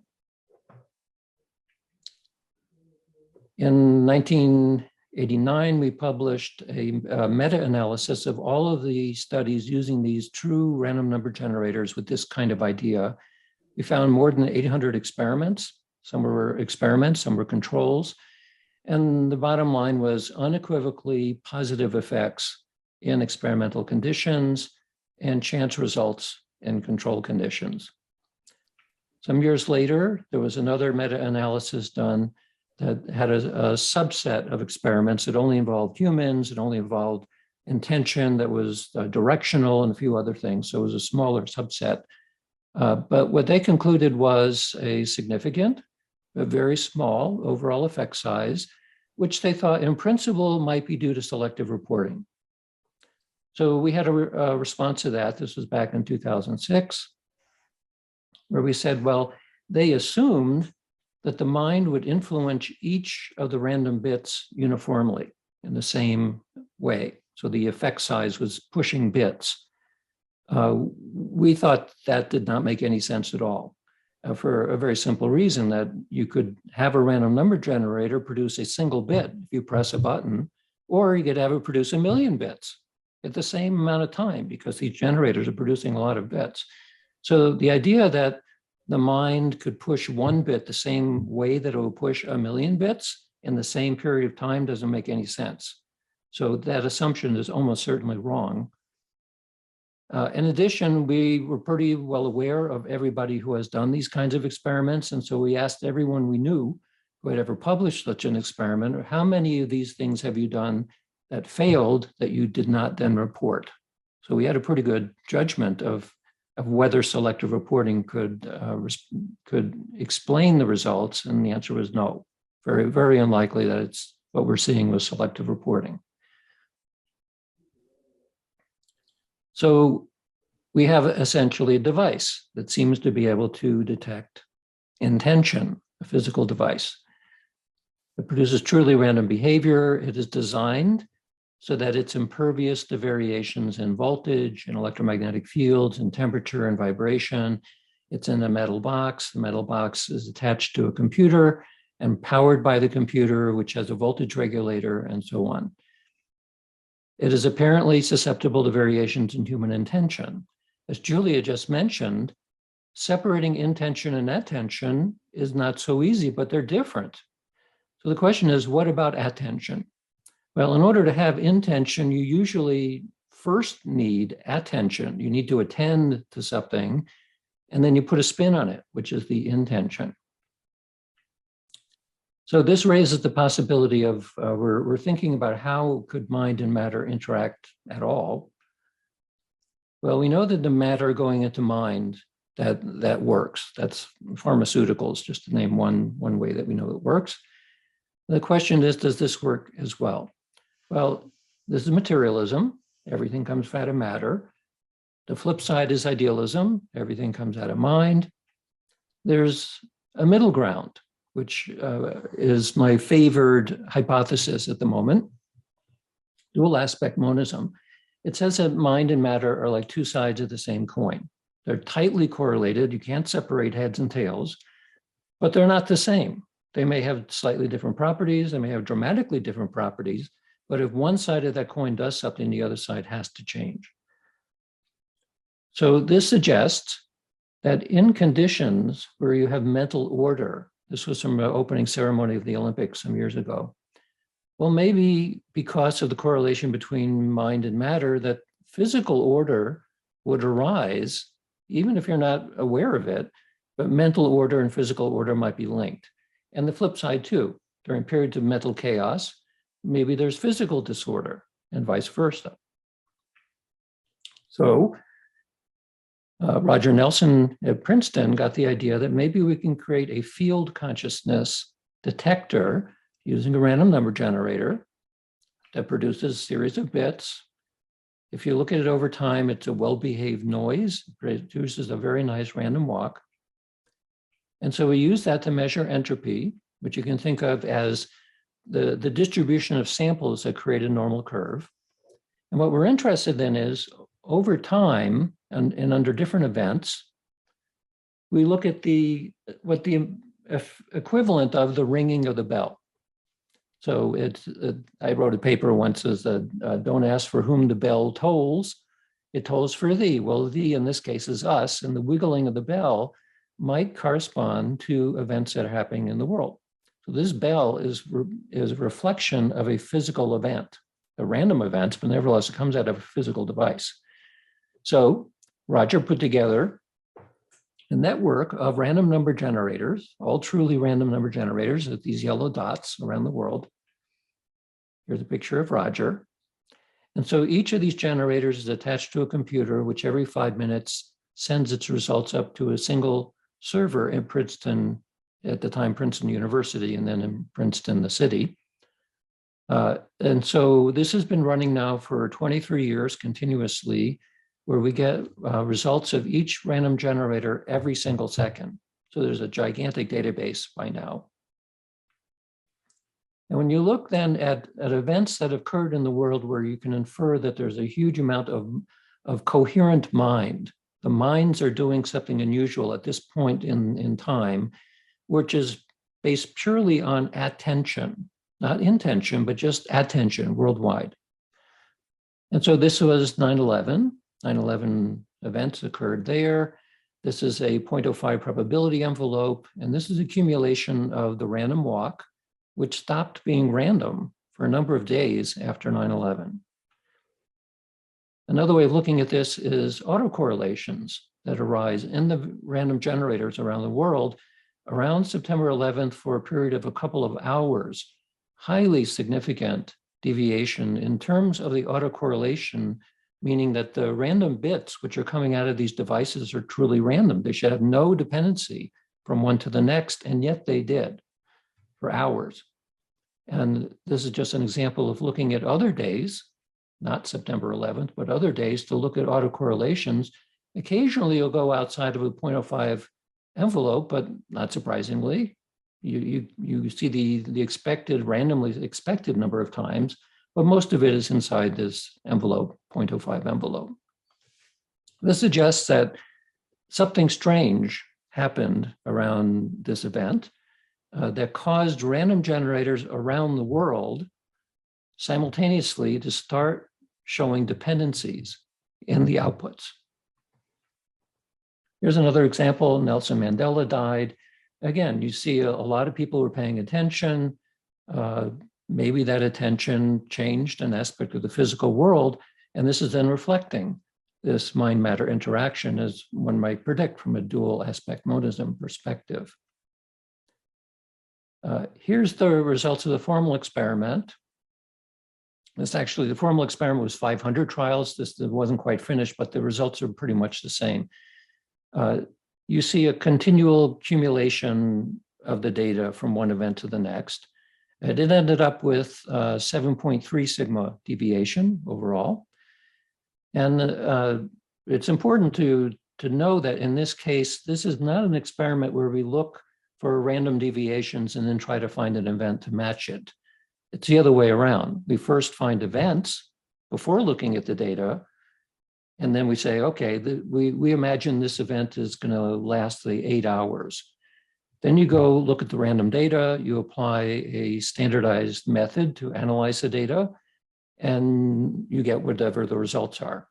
So this is, as you can see, this result is not due to a few wildly deviant results, but to a general accumulation of small but positive effects that just keep going with each additional event that we've looked at.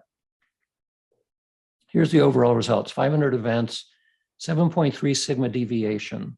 So this, from a single experimental point of view, is probably one of the most significant single experiments in the history of parapsychology to have such a strong result. There are various ideas about what's going on here. It clearly is an anomaly. Understanding the anomaly is not so easy, right? What caused this effect? So I'm not going to go into this in detail. This will take an hour to unpack, but just to point out that if this is indeed some kind of mind-matter interaction, is it causal? Is a good question. Is it acausal in some way? How did this arise? Well, this is one of the projects I'm working on directly right now, but I'm not prepared to talk about it in this context. But we can look at other kinds of experiments, like if mind interacts in some way with probabilistic systems, does it also influence systems which are not quite as probabilistic, like the structure of water? Now, of course, it is probabilistic because water is very fluid, without saying it as a pun. So does intention influence water? Well, a number of people have looked at this, including Stephan Schwartz. In fact, the experiment that we're doing is a replication of something that he reported decades ago. But we did it in this context. So we were doing an experiment involving energy medicine. So you have an energy medicine practitioner, you have a client.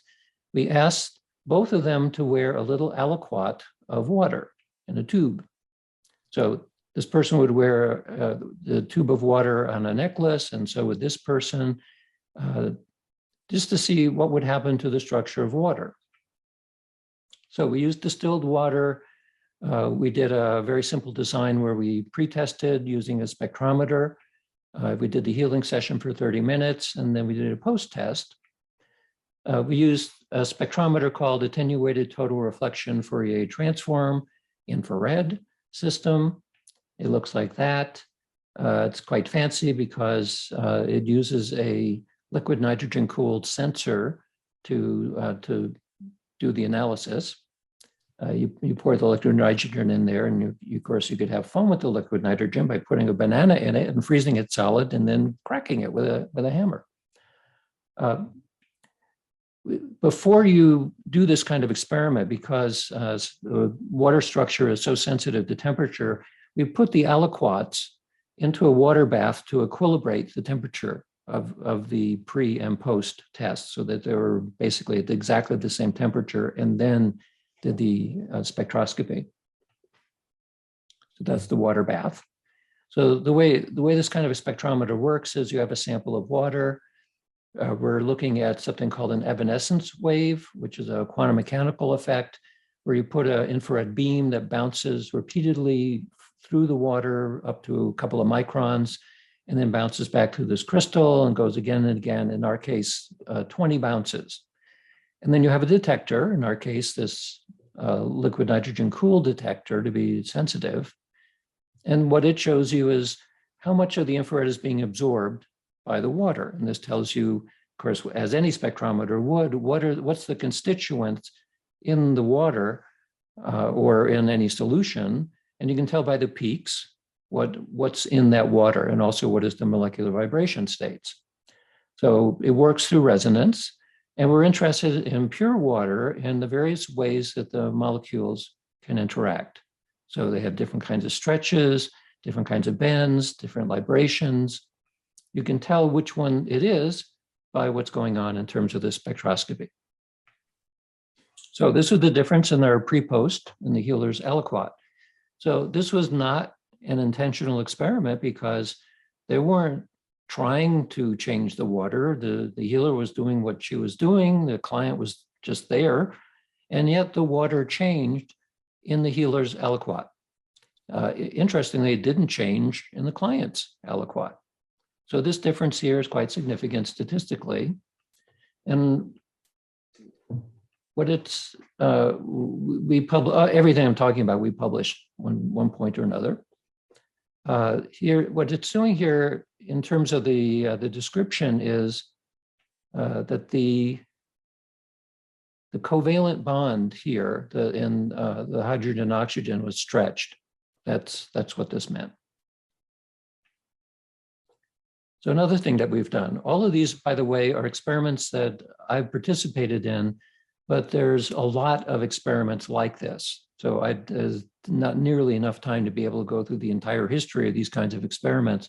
I'm talking about the ones that I did or I participated in because I know them directly. I was involved in it. So one example is, well, if intention can influence water, can it influence cell cultures? So we did an experiment like that. We used a method, again, a remote healing kind of method called Jo-Ray. It's similar to Reiki. It's the same general idea. So the healer sits perhaps a half a meter or 2 meters away from a person and simply sends their intention.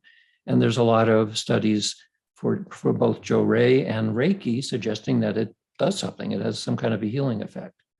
What we were doing, though, is having the Jo-Ray healers direct their intention and attention at astrocytes, brain cells, in vitro. And so we published this.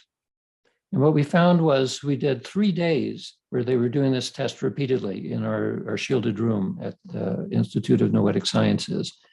So this is the first day. These are the cell cultures in different petri dishes for the treated ones, and then controls that were not treated. So the first day, there wasn't much of an effect. Second day, there wasn't much of an effect. Third day, there was already starting to be a pretty big effect in the proliferation of the cell cultures. At the same time, we were running 5 random number generators in the same box where the experiment was taking place to see whether the act of healing intention focused would change something in the environment that the random generators might pick up. And we found that they did. I mean, you see here this is in terms of Z-scores. So we actually peaked around the time that this effect was being seen, this is a statistically significant increase in the proliferation of the cell cultures, went almost up to a z-score of 5, which is pretty good. So other people have done similar experiments in healing context. We have done it as well to see if something changes in the environment. And we and others have used random number generators, and we see that something does change.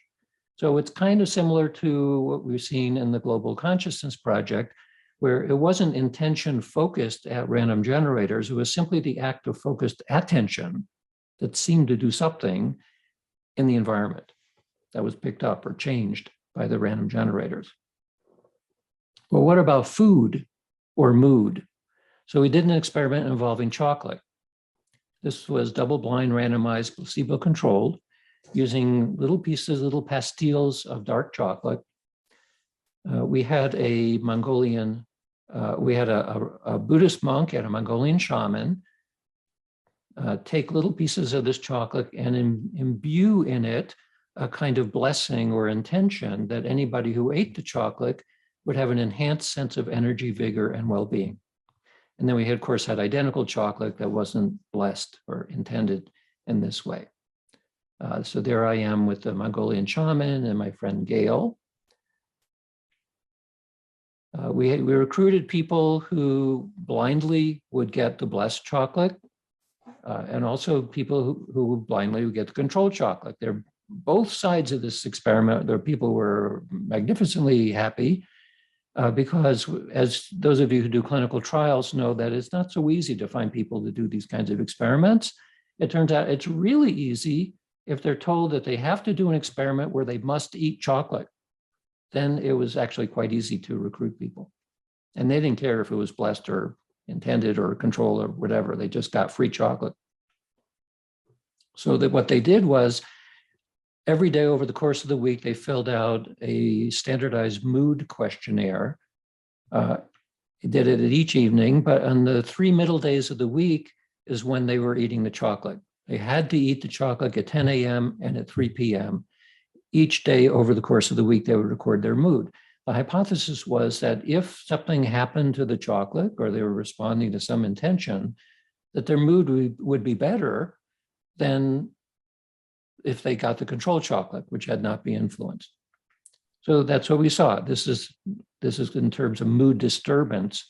So in this case, going down is better than going up. And in fact, when you look at the third day of eating chocolate, there's a statistically significant difference between people who got the controlled chocolate versus the ones who got the intentionally controlled or intentionally imprinted chocolate.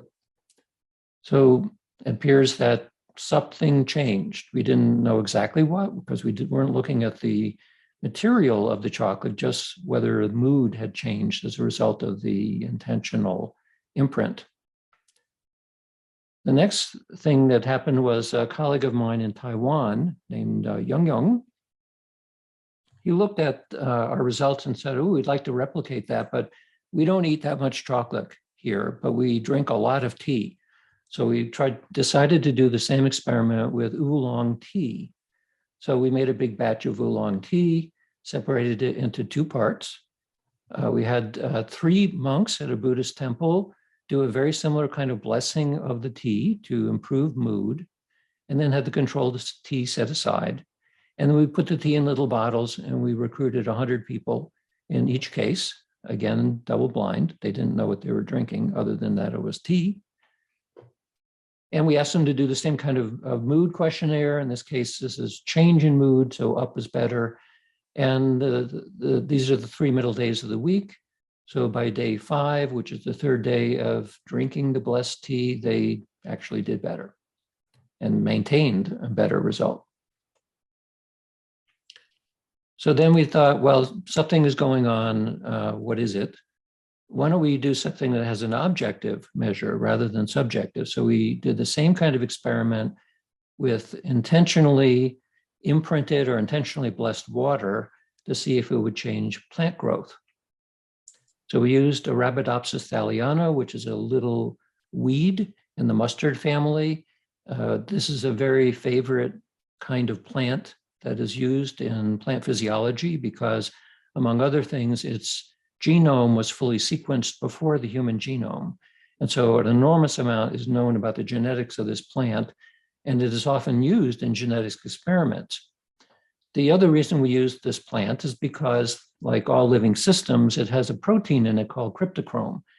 Cryptochrome is known, or at least suspected, to have quantum properties in it. It is exquisitely sensitive, among other things, to magnetic fields. For example, birds are thought to have birds are known to have cryptochrome in their retina, and they navigate through for long distances, and it's thought that the cryptochrome makes them so sensitive to magnetic fields that they can actually see the magnetic field lines of the Earth from the geomagnetic field, and they use that as kind of like pathways in the sky so that they can use to navigate.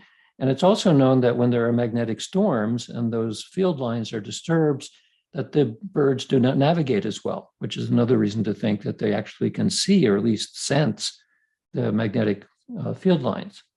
So we thought, if cryptochrome has some quantum properties, then why don't we use a Arabidopsis plant that has a mutation that has an overexpress cryptochrome. It overexpresses the blue light. So it's a gain of function mutation. So here's our Buddhist monks at the temple, members of the temple. Here's my colleague, Yang at the temple. And what we're interested in is a measurement of the growth of these seeds that would be either given blessed water or control water from the same batch. So there's the control water, there's the blessed water. In this kind of experiment, we're never quite sure how any of this works.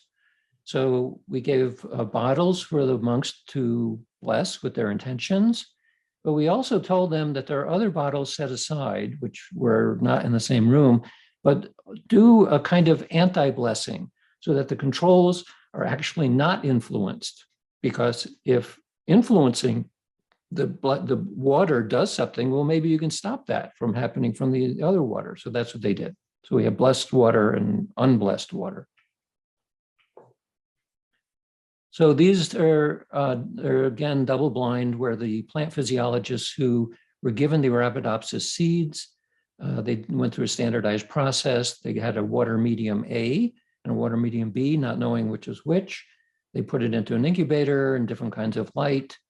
And then they did various measurements on the seedlings. Well, the seedling, the measurement of interest is called hypocotyl. We also looked at other measures, but this is an easy one to describe. It's the top of the roots to the bottom of the first leaves. And so a healthy plant has a short, fat hypocotyl. And this is because if you imagine that you planted a seed upside down accidentally, or you pushed it down too far, it takes a lot of energy for the seed to be able to pop up and start getting light. And so you have a long, skinny, somewhat weaker plant because a lot of the energy went into simply getting it up into the air. So a short, fat hypocotyl is a happy plant. So we measured then what's the hypocotyl for the treated seeds and the control seeds. We got a really good result, and we repeated it 9 times. And this is the result of all 9 combined, because the results were so good that we found it difficult to believe, frankly. So quite strong differences here in magnitude scale, very small differences, a matter of, in this case, some millimeters, but the consistent results again and again, as we saw in these tests, statistically speaking, there's no doubt that there was a big effect, even though the magnitude of the effect was quite small. Well, what we have recently published is a similar experiment using stem cells. And so very similar, the same kind of setup, using water again, except the water in this case was used in the growth medium of stem cells. So the stem cells came out of adult teeth. You take dental pulp, you can make machismal stem cells out of it, you grow it in culture, and then they're put into a growth factor that was either made out of the control water or blessed water. And the prediction was similar to the others. We expected or we hoped that we would find more proliferation in the blessed water than the control water. And that is what we found. So this is using a repeated measures design. It doesn't look quite as significant as the others, but actually, statistically speaking, it was a significant result with the treated. And this now is in the process of being replicated because, again, every time we do an experiment like this where we don't really understand the mechanism, we need to do it again and again. I mean, we also want others to do this as well, so we get independent replication, but we internally replicate it many, many times. So if we had time, which we don't, I can tell you about photons, random events, water, food, tea, wine, plants, cells, animal, human health, human behavior. Lots and lots of physical targets have been used with lots of different kinds of measurements, subjective and objective, where intention and attention have been studied to see whether it has any effect on the world at large. Overall, I would say the preponderance of the evidence is that it does. Very, very small effects. The effects might be operating in a probabilistic sense, that there's no force beams that shoot out of your head, but somehow intention and attention seem to change probabilistic behavior in a very wide range of different kinds of systems. So does mind interact with matter? I would say yes. My opinion is that yes, it looks like mind interacts directly with matter. And I'll put a little maybe here as well, because there's another interpretation of what's going on, which says that there is no causal interaction. It's much more two other ways of describing what may be going on, which I'll go into in a minute. But one of the ways is that if you imagine that precognition is real, and I think it is, as Julia was mentioning, then an experimenter can use precognition to decide when to interact with a random system, which is essentially any kind of experimental system has some randomness in it. If you could decide if you act now versus 10 minutes from now, and now will give you a better result than 10 minutes from now, you can arrange an experiment to give you results that looks like it's a causal outcome, but actually it isn't. It's based on what is going on in terms of your intuitive ability to be able to outguess how to do the design, how to do the protocol, how to actually execute the experiment itself. So that's the primary secondary way of thinking about what's going on. It's either a causal effect or it's not causal, and it requires precognition or something like that. Okay, so psychic effects, mind-matter interaction, and quantum mechanics, share certain similarities. Is it a coincidence? What's the similarity? Quantum mechanics is non-local, the connections transcend space and time, and that there are observer effects. Well, that's exactly the same thing. That's the reason why psychic phenomena are considered weird, and the reason why quantum mechanics is sometimes called weird. They're the same kind of things. Well, is this a coincidence? I don't think so. And so it raises the possibility that there's some opening here for how we can think about these things from a quantum perspective. So let's say that you have a butterfly and you want to look at it. So the butterfly is hit by a photon. You can describe that very nicely in quantum mechanical terms. The photon then interacts with a photodetector, which goes into a counter, which your eye is looking at the counter, and your brain processes the information, and at some point you see the butterfly. So if you think of this from a classical perspective, it's rather easy to understand what's going on, but from a quantum mechanical perspective, it's a little bit tricky. For example, the photon, you can describe in terms of a wave function or a matrix. So I'll put this in matrix form. The same thing you can do with a photodiode, and the same with a counter, same with an eye. These are all classical things. So they all have quantum mechanical matrices that can describe it. So if the photon interacts with the photodiode, you do a tensor product, and now you have a more complicated matrix, but nevertheless, it's still a matrix. And the same with a counter, same with an eye, same with the brain. All you end up with are more and more complicated wave functions or matrices. You don't have anybody seeing anything yet. So John Bell and many other physicists were worried about this. And so they would raise the question of, well, where does this chain break? where do we get from quantum potential world into the world of the everyday classical world that we experience? How does that happen? Well, many physicists have thought about this. John von Neumann, for example, said that the measurement chain ends only when knowledge of the measurement is registered by an extra physical factor. Some would say that it's decoherence. There's lots of other explanations, but nevertheless, some physicists, including people like von Neumann, saying, I don't think so. There's something, anything that is physical is only going to be described as another aspect of quantum mechanics. It's a quantum mechanical thing. It hasn't collapsed into the world we experience. And of course, Max Planck's well known of saying they regarded consciousness as fundamental. He was an idealist. Almost all of the founders of quantum mechanics were also idealists, which did not stop them from becoming very good physicists. And this tradition continues to the present day. So in 2016, there was a survey of physicists asking about these kinds of fundamental questions to see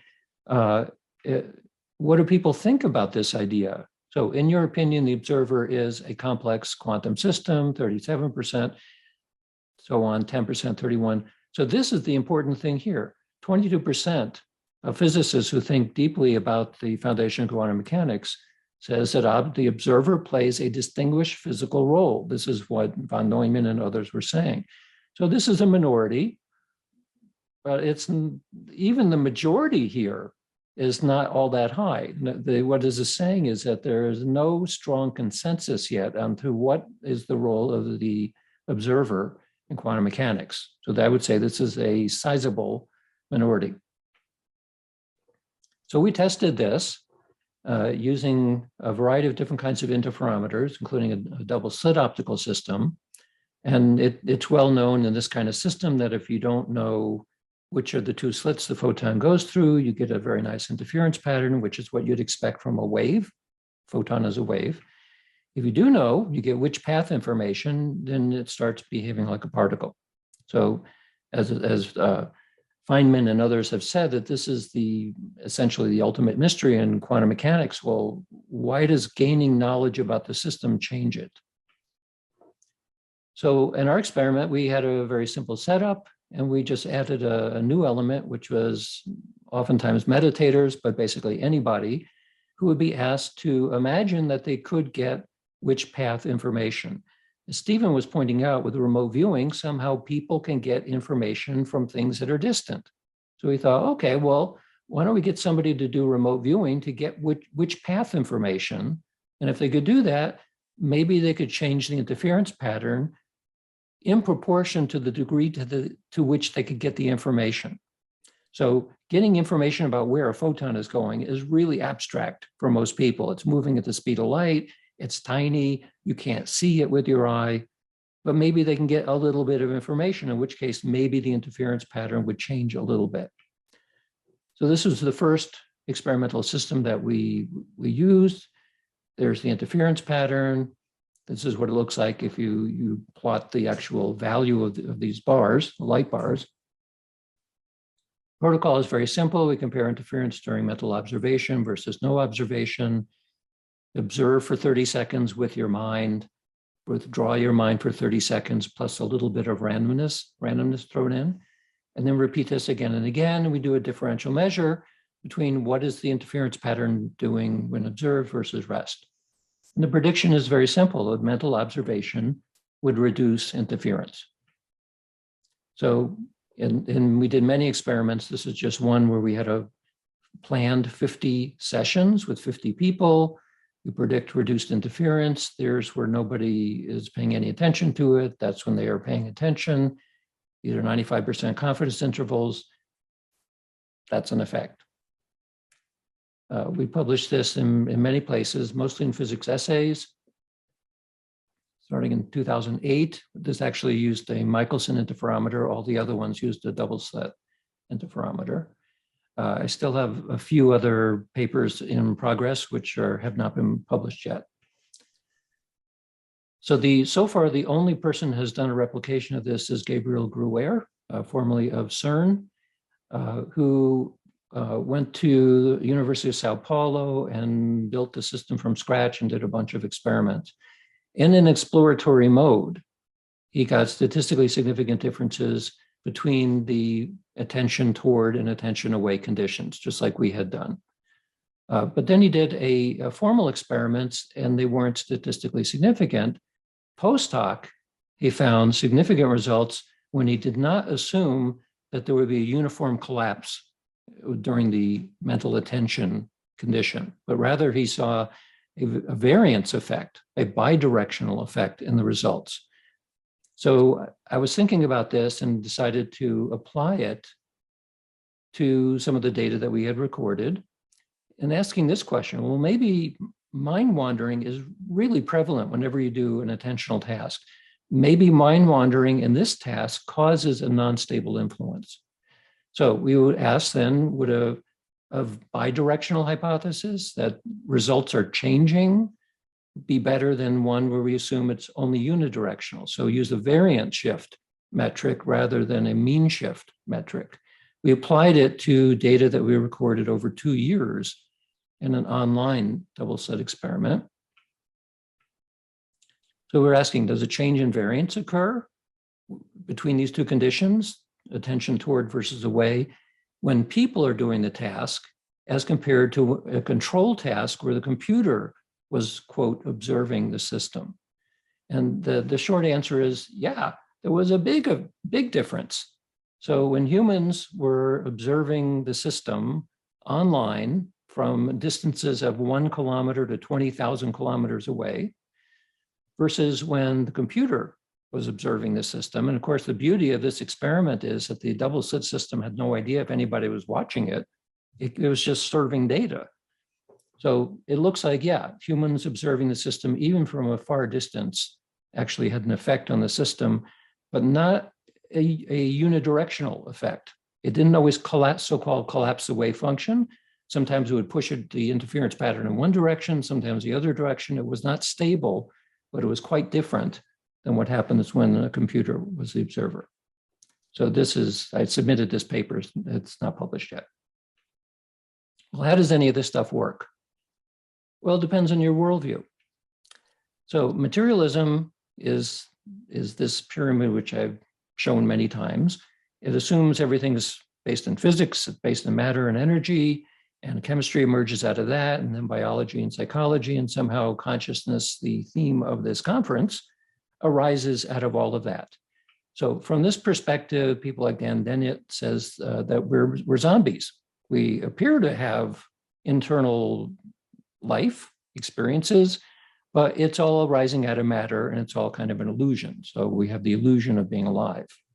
So in this case, all kinds of psychic effects, what you've heard today, mind-matter interaction, precognition, all that is impossible. It's denied as impossible. And it's not reasonable to throw away materialism because it's way too effective in science. Everyone uses it. I use it. But empirically, mind-matter interaction and psi in general seems to exist. So we must be missing something. So the way I think of it is this.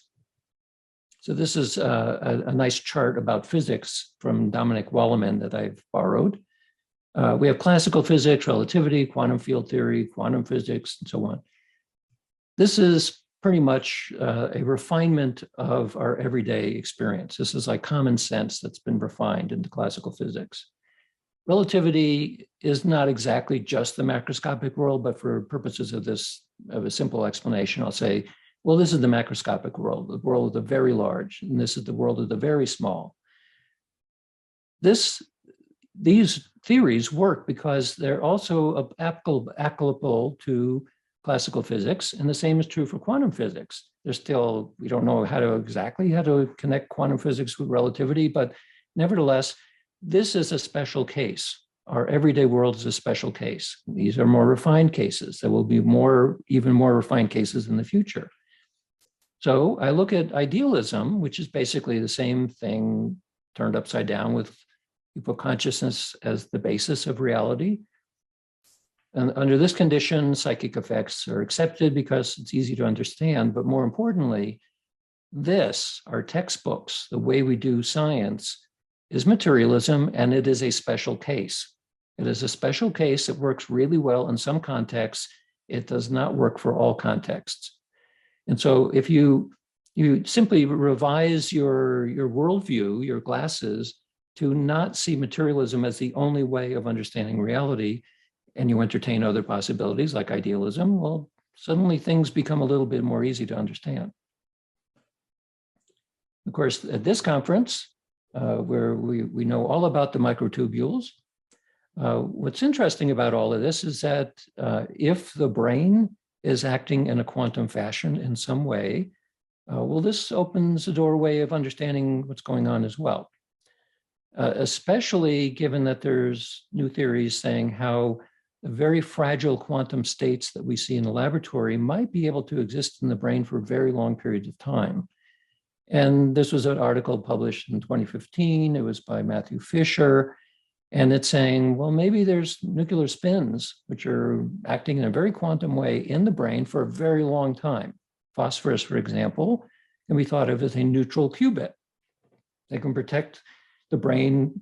The positive molecule can protect these neutral qubits on very long timelines, originally thought to be weeks, but maybe a little bit less, hours perhaps. But hours means that what's going on inside your head is a quantum computer. If it's a quantum computer, then a lot of it is located inside your head, but not all of it, because some aspects of it will be quantum and wave-like and not in space-time, which raises the possibility that our awareness is spread out through all space and time. If that is in fact true, which is one way of thinking about what's going on, then notions like perceiving through space and time, which Stephan and Julia talked about, and maybe even survival, as Jeffrey talked about, they begin to look more plausible. At this point, we don't have the whole set of equations that predicts exactly how it works, but nevertheless, as a plausibility case, we can say, well, it's beginning to look more interesting. So does mind interactive matter? Yeah, it looks like it does. Is the quantum connection a coincidence? I think it's probably not a coincidence. How does it work? Well, maybe it's quantum, maybe it's dual aspect monism, maybe it's something else, but clearly we're going to head in some direction where we figure this out, I think. So one of the implications is maybe Einstein was right. God does not play dice with the universe. So Robin asks Batman, then who's playing dice? And Batman says, we're playing dice. Not we exactly, but some aspect of consciousness seems to be pushing around the physical world. And it's a two-way street. So as I said, my favored hypothesis at the moment is dual aspect monism. Maybe Einstein was right. We don't know. So for more information, including many of the articles I've written, you can go to my website and go to the publications tab.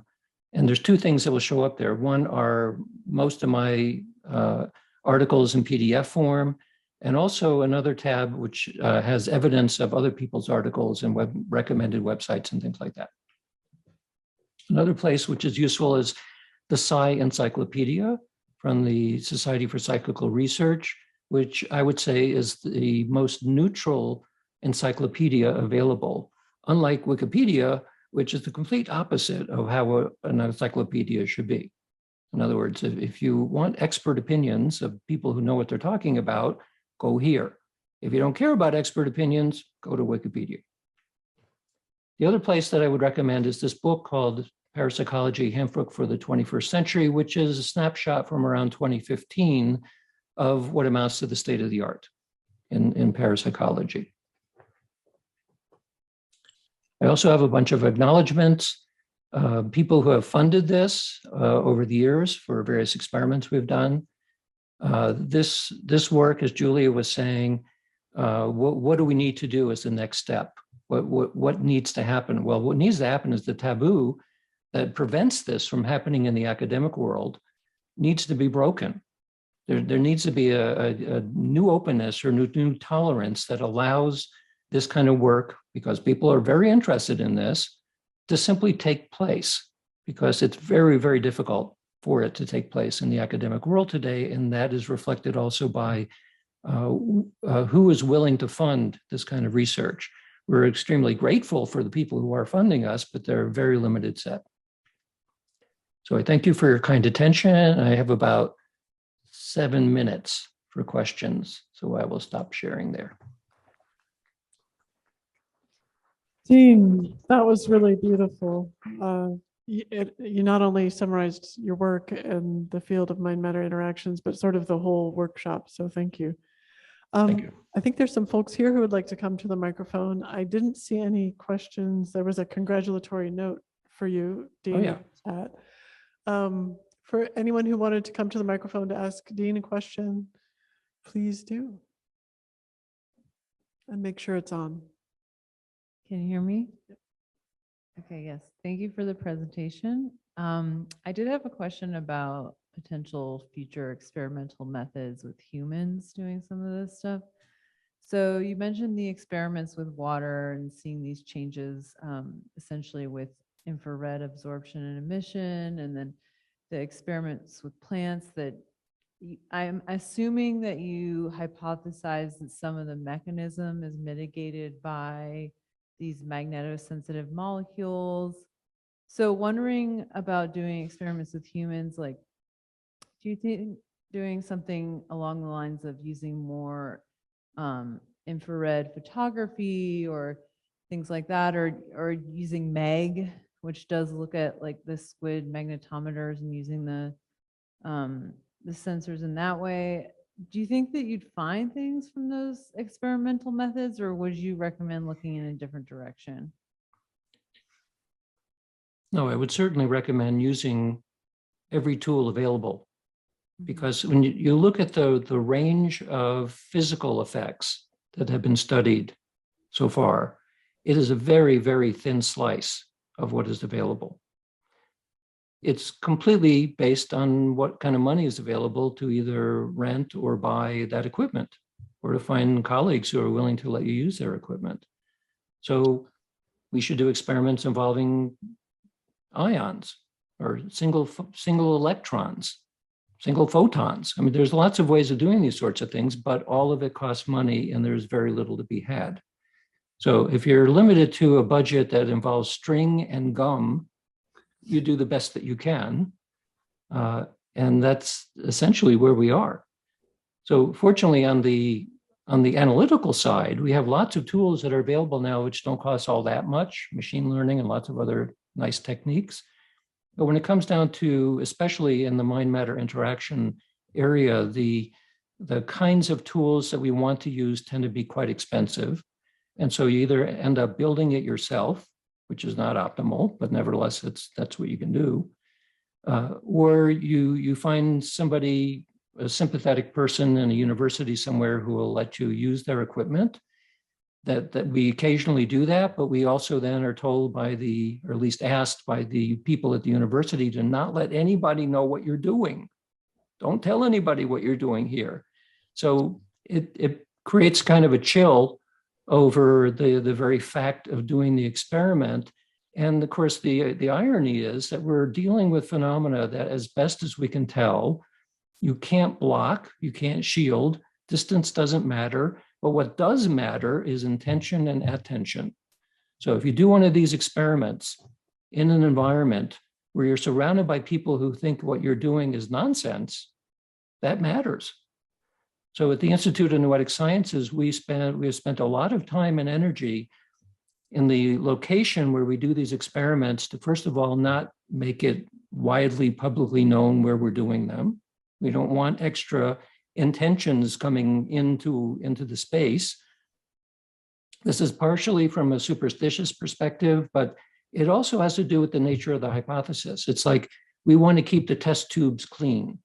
So that means keep other intentions away from an experiment where we're testing the role of intention. The other thing, of course, is that if the hypothesis is correct, that mind and matter are interacting in some way, then, and we don't know exactly how that works, you kind of have to be superstitious about shielding everything you can possibly think of in order to allow that phenomenon, that resonance or whatever it is, to manifest. And it's not so easy to do that. So it's not just a physics experiment and it's not just a psychology experiment. It is somewhere right smack in the middle and involves both. And when people want to replicate these studies, I'm very happy to hear that. But I also then try to convey the idea that it requires a special kind of sensitivity to whatever that crack is between physics and psychology, because it's both and neither of those at the same time. One more question. If you were to repeat the experiment that was done with the blessed water and the plants, and to pick a plant that didn't have such a high concentration of that magnetosensitive molecule, do you think you would get the same result? Well, it's a good question. All living systems have cryptochrome. Humans have cryptochrome. We all do. So finding one that maybe is not a mutant, that has overexpression of cryptochrome, we did use a variety of different kinds of mutations of the cryptochrome, and we did find the best results in the one that had overexpression. So it kind of suggests that if we used a plant that had a limited amount of cryptochrome, it might not have worked as well, but we don't know. I mean, there are plenty of other experiments that have used things like radish seeds and lettuce seeds and a whole bunch of different kinds of plants. And all of them seem to respond to some degree or another. So maybe it's cryptochrome, maybe it's not. We don't know yet. Okay, thank you. So Dean, you've got two more questions here and one in the chat. And we're closing in on time. What would you like to do? One question, maybe? Okay, one question. Okay. Hey, Dean, how's it going? Appreciate your knowledge. The question actually was in relation to the previous statement that you made in regards to sort of this intentional bias that ends up being kind of a macro or meta problem when you're approaching some of these experiments, right? Because it's like, okay, you say juju or something like that. If there's bad juju, it could indirectly affect the experiment outcome, right?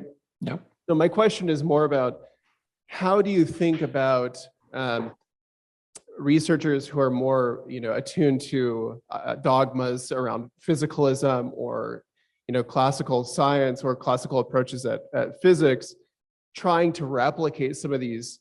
And do you think that's ultimately going to cause a barrier, or historically has caused a barrier, if, say, they don't have the belief that the experiment will succeed, so it doesn't succeed, for example?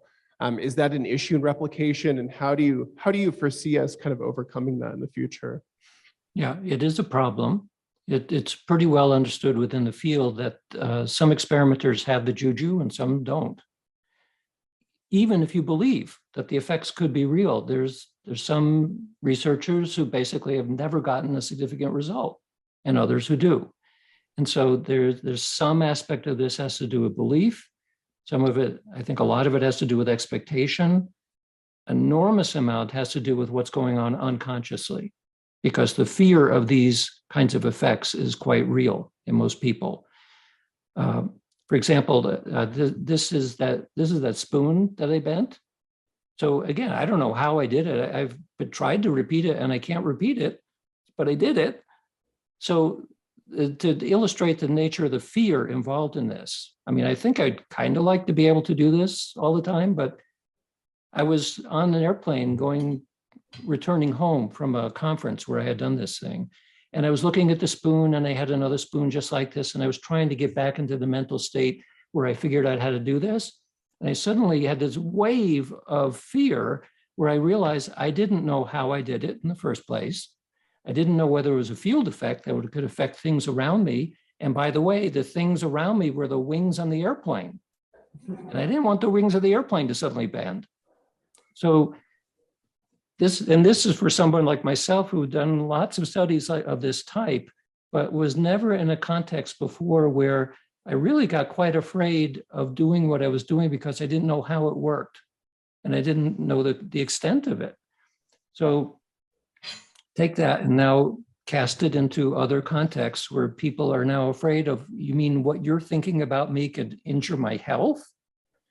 We don't want that to exist. And to say nothing of telepathy, where you know what I'm thinking, don't do that. So there are lots of reasons why people, either consciously or unconsciously, really are not very comfortable with these kinds of things. And I perfectly understand why. Is that going to make an effect in the experiment? Well, one of the reasons, as I mentioned, for looking at variance effects rather than a directional effect is that if mind is influencing something, but it's not stable, either because of mind wandering or because of fear or whatever is going on unconsciously, then you might see that when you direct your attention to a physical target that actually is agitated in some way, which you can pick up with variance, but you would not pick it up with a mean shift. So I've been doing experiments now where the predicted effect is some sort of agitation, some sort of variance effect, rather than a directional effect, because you can assign somebody to affect something in a given way. Your intention is to push. What might actually happen, though, is this. It's getting pushed all over the place, as compared to a control condition where there's no intention or maybe no person there, in which case you have a system which is not quite as noisy. So there are ways of getting around the characteristics of the investigators. But like anything else, we just need to be more clever in terms of the design and the protocols and our hypotheses, and eventually we can learn things that way. So sometimes people ask, if you had the $1 million, what would you do with it? Well, you're going to need a lot more than $1 million. But what I would do with it is replicate what was done very successfully in the UK at the University of Edinburgh, where Arthur Koestler gave a bequeathment to the University of Edinburgh for a chair of parapsychology. That one chair, which started in 1985 by a guy named Robert Morris, has to this day created maybe 70 or 80 PhDs, and it has completely changed the way that this topic is perceived in the academic world in the UK. Nowhere else in the world is this the case. But if you replicated that by endowing chairs at universities around the world, most universities would be very happy to have such a chair because they like the money, obviously. That would change the landscape in the academic world, because it would reduce some of the fear in the academic world that their worldview is not completely right. Well, philosophers have known this forever, but a lot of academics still don't want their textbooks to change too quickly, and this would require a pretty radical change. So I see we're a bit over in time, so I think I'll stop there. Let's clap for Dean.